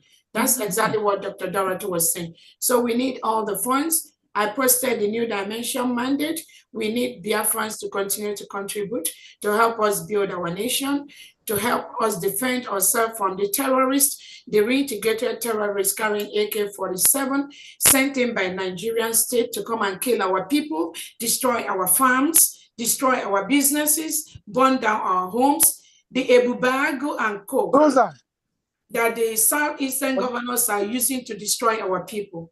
So first things first is money, but we are also using that money to do what we need to do. So we are not static. A lot of things are going on round the clock in the United States of Biafra. And I will encourage you to join your own state and ask your state governor what he is doing, what they are doing, what the executives are doing, what the commissioners are doing. So everything is running concurrently. Thank you so much. The next person. Okay, next person is this one that has three. Some people are raising up their hands. No, that's okay. No. Fanti, trust me, I know where I start. It's not gonna be like that. 332562 has not said anything. I've called that individual several times. I think I'm gonna take him out. 332562. Okay, next person, Engineer Ezra. Okay, you have spoken earlier. I'm gonna go ahead. Yeah, Dr. Agi, hold on, please. Okay, somebody dropped on the platform. Ugo Okoro, you said that you talked about an Igbo brother who is somebody who is a retired Canadian. Please let the person contact you, or you can send me a message later so that they can coordinate with the defense. Thank you so much. Go ahead, Dr. Agi. Okay. 332, go ahead, please. Okay. Good morning from here, because we're almost some minutes after 1 in the midnight. So from Germany here. Yes, my greetings to our DPM and all the cabinets. My question is concerning the same, I call her a 70-years-old woman, a 70-years-old woman liar. So I want to know if this very woman was present on the day that CRC was dissolved, and if the woman, this 70-years-old woman, was present, and either she voted yes or no. And that's number one. Number two is, what did our DPM understand on this woman calling her to do something very illegal, to go and sneak something, information from our PM, from the wherever he might be, in order to justify herself to get information from our PM. And from that, this thing this woman is doing, and trying to say that our DPM is not is a kind of protecting the Muslims. She's not fighting the Muslims. So, and with this information that come from the Twitter you posted last time on last week. So, what do you gather from this woman trying to push you to do something criminal, so that they will see information they will send to wherever they want to send? So these are my questions. Which of the Twitter posts? The one that they said they were trying to get something they will send to FBI against yeah. So okay, so the CRC, thank you so much. Again, yes. The CRC, the Conflict Resolution Committee, was a committee that operated when we have Biafra Republic government in exile. It was set up to resolve conflicts, like if members have conflict, to send to them. Just reduce or trim the volume, please. Reduce the volume. Then the Conflict Resolution Committee, like I said, their task is to resolve conflicts among members or among cabinet members that have a problem. When our PM was invited for questioning, just within 2 days of that, this conflict resolution committee went and drafted a letter seeking for somebody to replace our prime minister. They called it something pro term or something like that. They now colluded, where, you know, when PM keeps saying, these people, you all are cabals, and they keep denying. I don't know what cabal means. I don't know, I don't have cabal. But that's exactly what has been going on. So they went and then met among themselves. And again, when you watch the incidences, probably this may have been going on even for months. I don't know. But again, there is some facts on ground. The Conflict Resolution Committee presented this document, this letter, that they want to appoint somebody that will take over from the prime minister until the prime minister comes out. Meanwhile, the prime minister already laid the structure for this government from beginning to end. And like I keep telling Biafrans, if these individuals were not paid to do what they're doing, the PM has no need to say or appoint me as a surrogate. There's just no need for that because the structure was already there. And these individuals, they were all part of the government at that time. So when the CRC, headed by one of the individuals that is working with them now, brought the letter, they sent it out to some cabinet members. They sent it to me. And then that they want to appoint somebody. What they used to deceive some people at that time, that they want somebody who is in touch with men on ground, which is not a fact. This individual have nothing, absolutely no contact with men on ground. That's a fact. But he deceived those that he deceived into saying that he and one other individual that was suspended because of some behaviors have contact with men on ground. So when they brought the letter from the CRC that they want to appoint somebody to replace the prime minister, we converged a cabinet meeting. During the cabinet meeting, which most of the cabinet members, again, I don't just want to be producing some of these meetings for Biafrans to see, but again, some of them that comes out is based on clarification that Biafrans needed. Because if they don't have this clarification, these individuals will continue to misinform, lie to Biafrans, and they would think that they are saying the truth. When the cabinet met, the cabinet deliberated on this, the cabinet voted on this. 19 members of the cabinet members voted to dissolve the Conflict Resolution Committee, CRC, because they do not have the power to even write that letter, talk less of conducting an election. Conflict resolution was just for resolving conflict among members. 9 people voted not to dissolve the CRC based on the majority vote, of which I believe this individual that is misinforming Biafrans was part of the vote. I think she voted yes. We can go back and look at that. I think that is already made public. So that was exactly what happened. The Conflict Resolution Committee was dissolved by a well-constituted brigade cabinet executives. They have no power to elect anyone. Upon the declaration of the United States of Biafra, the Prime Minister set up a committee that will restructure brigade into United States of Biafra from day one.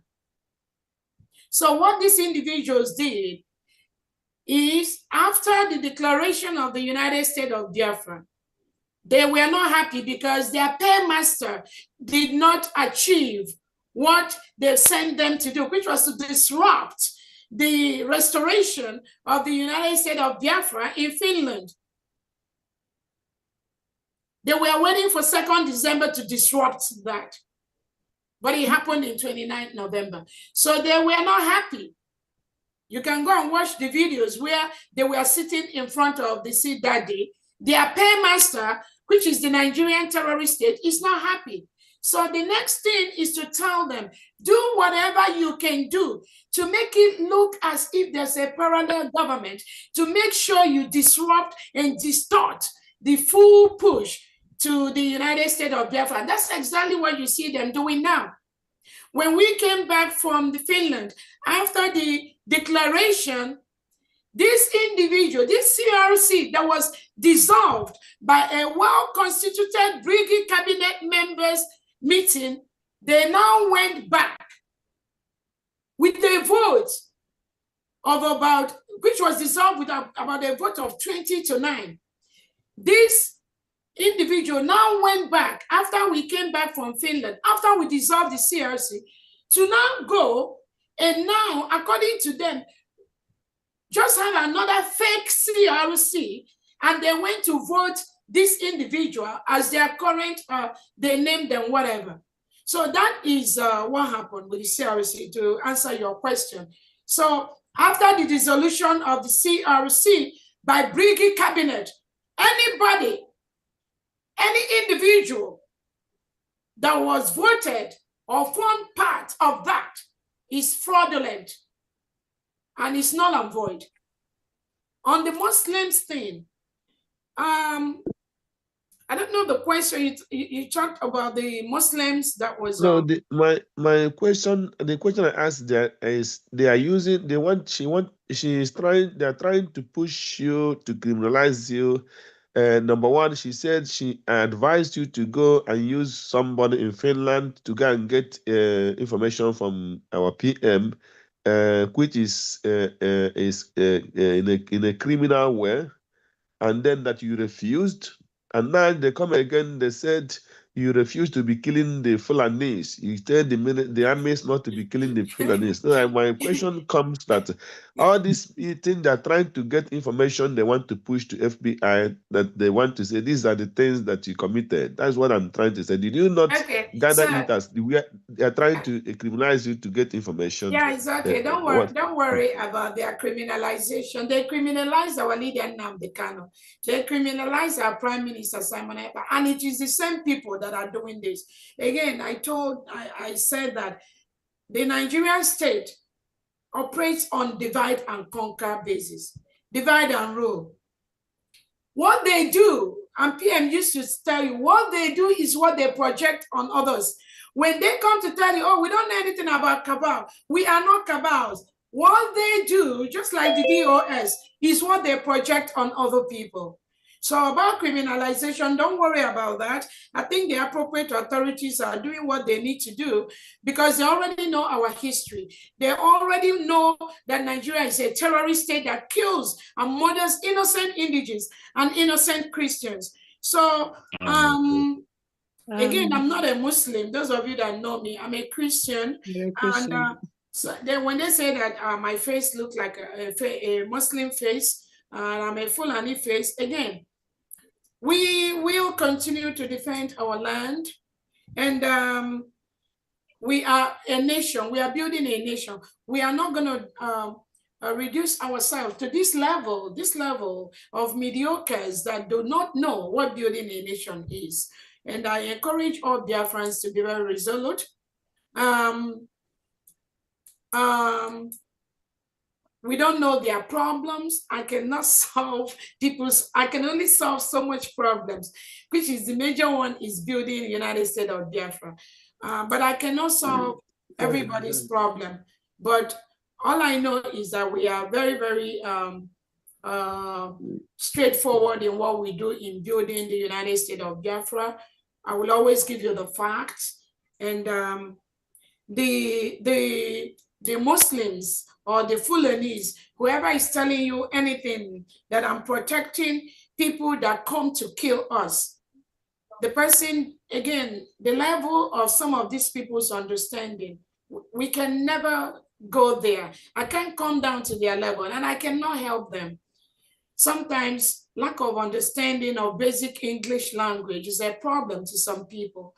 When I say that those Fulani terrorists you see in our land, even our prime minister says that some people bring them. The Nigerian state gives them the roots. The Nigerian state gives them AK-47. I mean, how many times do I have to talk?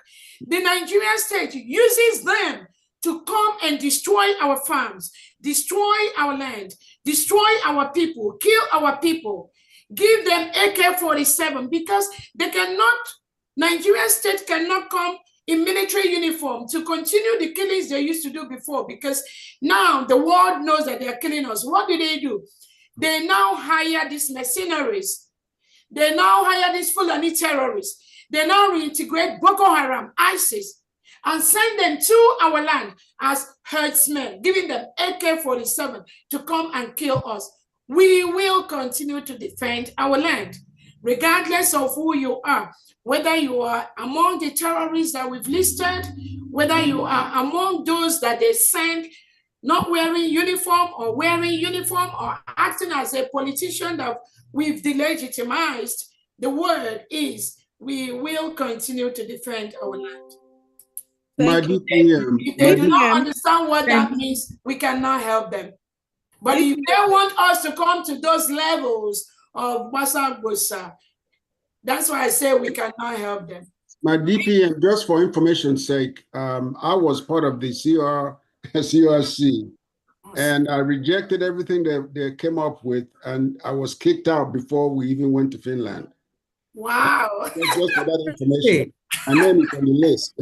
Oh my goodness. Really? Yes. You see, we have to vote people in that will take over from our prime minister. But I rejected that, and I told him, no, we just have to wait and see what happens. And, you know, that you're going to be the one, they kicked me out. Wow. This is something new. Thank you so much. Next person, we got DPM, we've come to the end of it. However, two people snuck in. So it's up to you whether you want them to speak or not. You can allow two of them. Please, after two of them, no more. Please. All right. And then I'm using this opportunity. This is Dr. Ade. For the fact that I share my number here does not give anybody the warranty to call me directly. And don't send me, I only communicate via text, WhatsApp. Yes, WhatsApp. And only WhatsApp. And please, when you want to communicate to me, don't say hi. I'm not here for hi. Just go straight to the point, how I can help you. Introduce yourself and then tell me your problem. Then I will direct you to the appropriate department. That's the essence of sharing my number, not hi. Thank you so much for your compliance. Edith, Florida admin, please, is your turn. Thank you, my DPM. Thank you, everyone. Dear friends, greetings to everyone. I just want to ask Honorable Secretary of Foreign Affairs, Honorable Dorothy. I sent a text message personally to you. I don't know if you can help me with this. That's why I gave my name. And please, for this ID card, it's been a headache for me. I don't know. I can trash whatever was old and start a new one, but I'm afraid not falling into the same trap again. Can you please let me know what is really the problem if I have to start over again? Please, who am I speaking Edith, with? this is Edith Ijoma Adigwe. Adigwe. That's Florida admin. Did you receive any email from us? No, I don't have any email from. Okay. What did it? Do you allow me? Do you want to check it now? Yeah, I'm doing it. Okay. Thank you. Did you? I mean, after the completion of your form, did you receive any email from automatic email? Yeah, I received email then that it wasn't complete. I went back again, followed it up with one course with our then ECOMA She for one time sent me text message that everything is okay. I was expecting to get my card in Finland, but it didn't happen. Ijoma, what's the last name, please? Adigwe, Adigwe.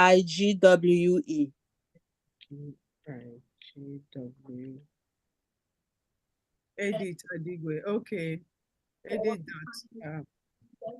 He's suspended. I mean, you 1 second. Let me check again. What is the problem?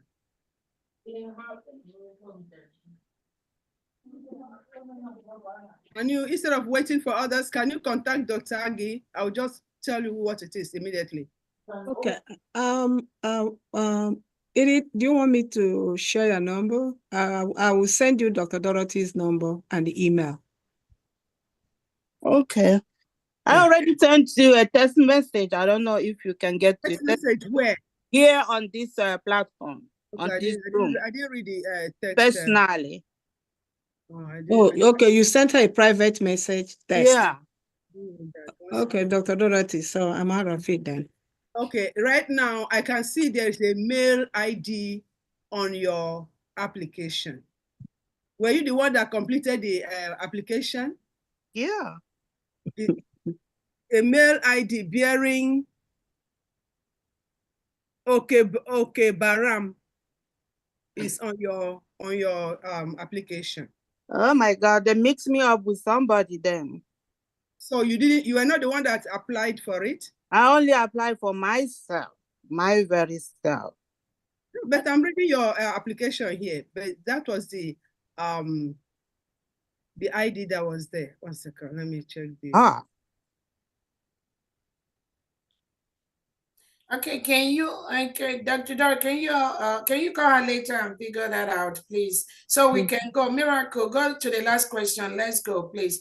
Edith, I believe, Dr. Dora, do you have our information? Yeah, okay. Okay. Can you please upload your passport, please? Just upload your passport right away because I'm sending the next batch tomorrow. Please. Okay. All right. I'll go back to him. Okay. Actually, I'm on the page now. It's asking for my enter. I was checking the status and it's saying enter the code, the phone number, something like that. Can you give me the phone number? You have to apply. You have to log in through your email. The email you used in apply. I did log in. I'm on the page now. But it's because I want to check the status of the old one, so maybe I upload into the old one, but then it's asking me for a form number. No. The old one, go to the login and not apply here. Oh, okay. Yeah, that is where I am logging. I'm not applying.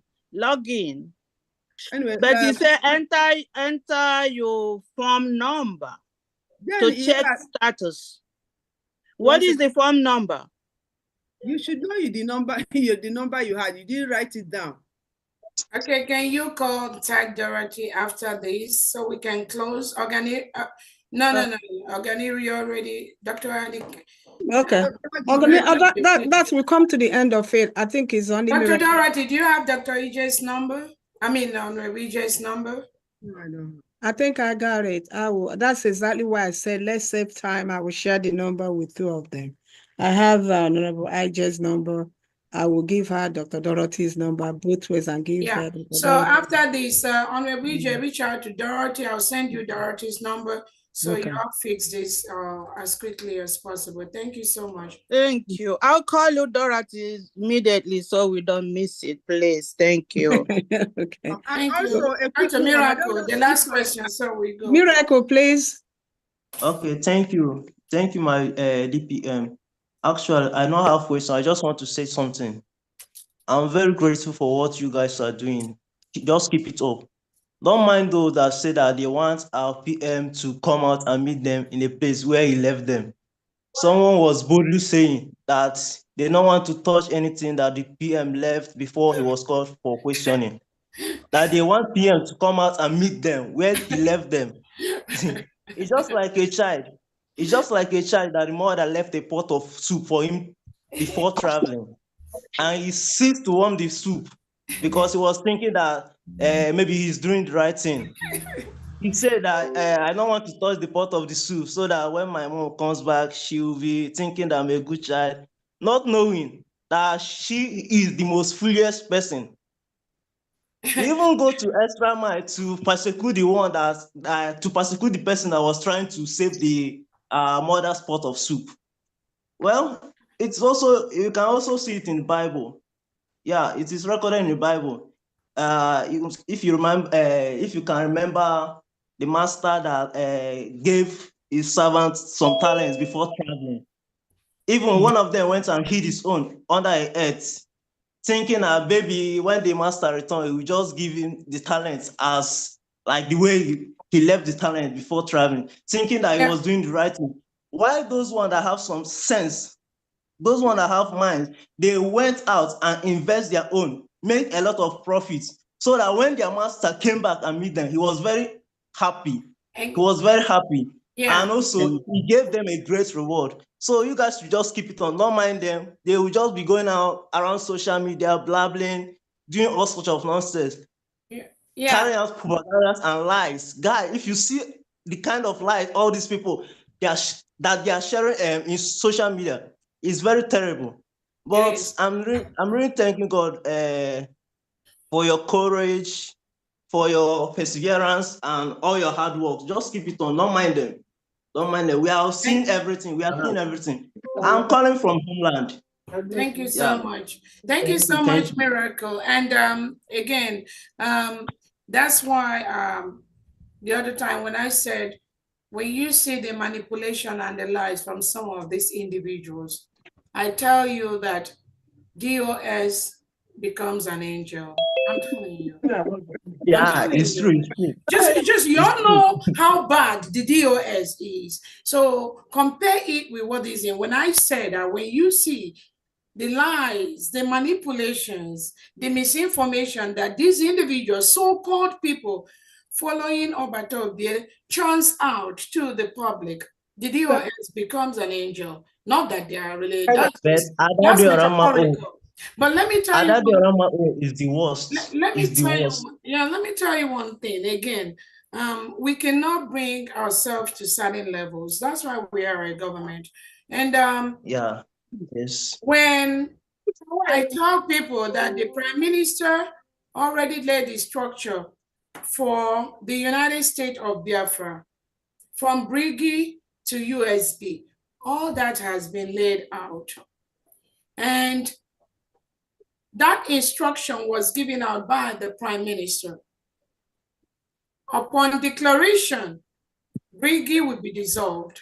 Upon declaration, the structure committee, which has worked for almost 3 months or 2 months before declaration, will take effect from day one of the declaration of the United States of Biafra.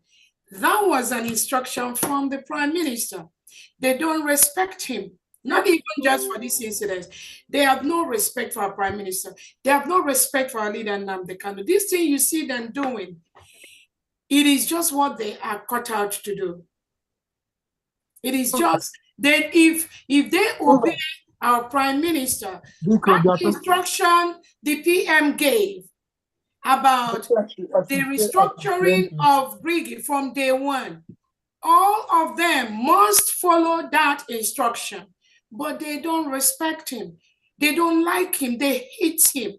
They hate him so much because most times when they come with all these their misinformation, destroying other Biafrans, they want the Prime Minister to flow with them, but he refuses to flow with them. That's why they don't like him. They don't respect him.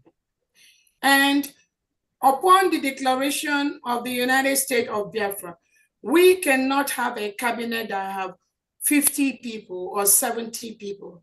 We chose the cabinet members that are the best in what they deliver to the government. And we compressed the different departments in the government, selecting those people that we believe they will deliver the best for the United States of Biafra.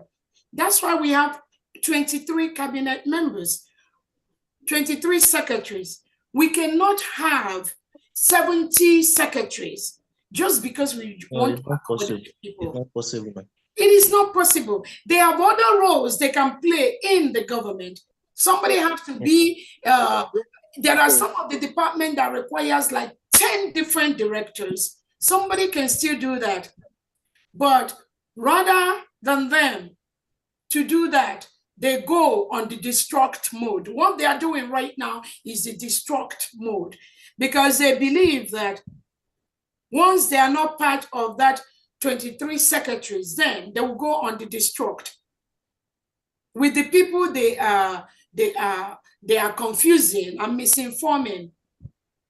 But there was room for everybody. Now we are a government. We welcome everyone.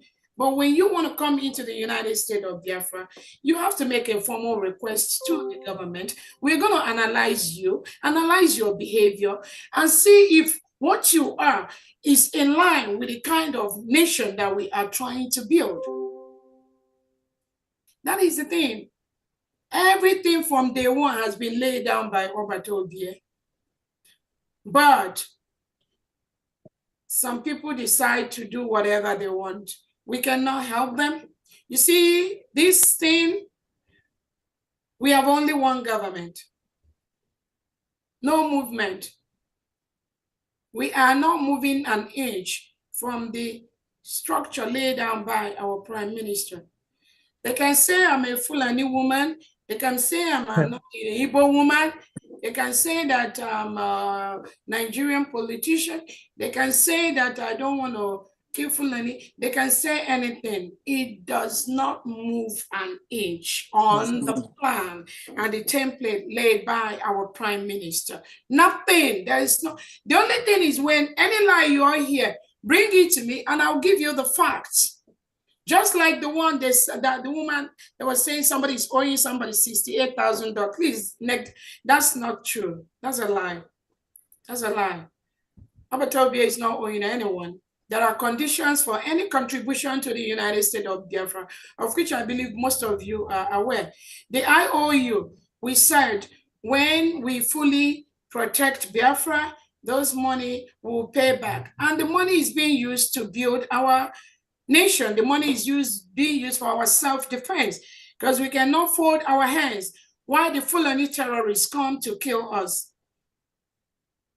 So do not pay attention to their misinformation. Again, that is the only thing they know best how to do. There's nothing they can offer except lies on the Twitter and lies on the internet. They already know all the, that's why Orabueze know from day one, there is no solid document that is for the United States of Biafra, for the declaration. You will not see any of their name there. Go and check all of them from beginning to end. From the Constitution of the United States of Biafra, none of them, you won't see their name there, because Orabueze knows that they don't qualify. Their behavior does not merit to be in a document like the Constitution of the United States of Biafra. In the declaration document, you won't see their name there. In the Biafran currency, you will see their name there. Go and ask them, where is their name in these documents, in these committees instituted by Orabueze from January 2024 to December 2024. You won't see their names there, because Orabueze knows they do not qualify for that. So all they are doing is to find mediocres like them and continue to confuse them, going on air to break egg, go do all those voodoo and stuff like that. That's not the kind of nation we want to build. No, Orabueze can never have anything to do with a nation like that. So leave those that are lying. When they are tired of talking about Dr. Orabueze, then maybe they will pick one of you and make you the next topic that they're going to be talking about. So for me, do not worry. So do you know the most? Go ahead.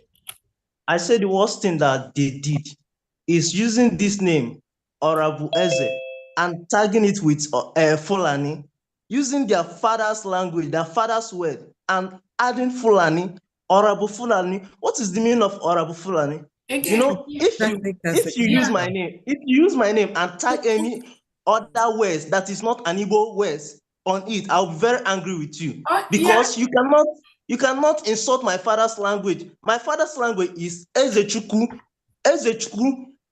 Chibuike, Again, please. Orabueze. Please, so my how dear. can you start Orabueze and you went and ask Fulani? Yeah, please, my dear. Let me just let you know that.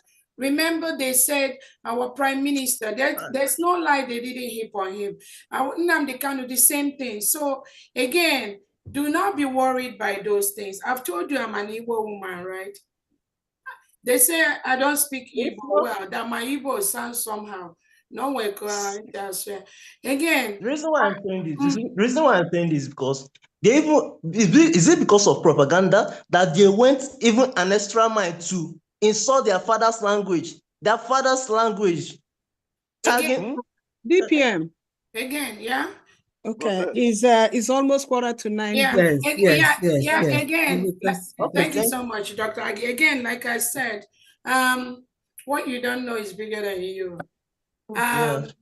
Those that think that they know Obatobie, the question you will ask them, why didn't Obatobie hand this struggle over to them when he was invited for questioning? Obatobie knows all of them one by one. I mean, he knows all of them and what they are capable. Some of them are just again, I don't just want to go to that level, but again, don't go there. Yeah. Okay, so on that note, thank you so much. I don't know who want to close. I think we've said enough for one day. This is a good session. Yeah. Thank you. Sorry, DPM, are you finalized? Okay, Dr. Dorothy, go ahead. Dr. Agi, like I was saying about the first, my great Biafrans, Umunem Jemono. If all of us can contribute 50 million or 40 million of us contribute $50. Oh my God, we are Dr. Dorothy, somebody said they say I'm a Fulani from India. Prime Minister is also from India, no news. Yeah. Anyway, Dr. Dorothy, are you done? Yeah, I hope they heard me well. My DPM, so you and PM is cousins now, because if you're from India, Fulani from India, he's from India too. Did they say PM is from India too? Oh, sure. Okay.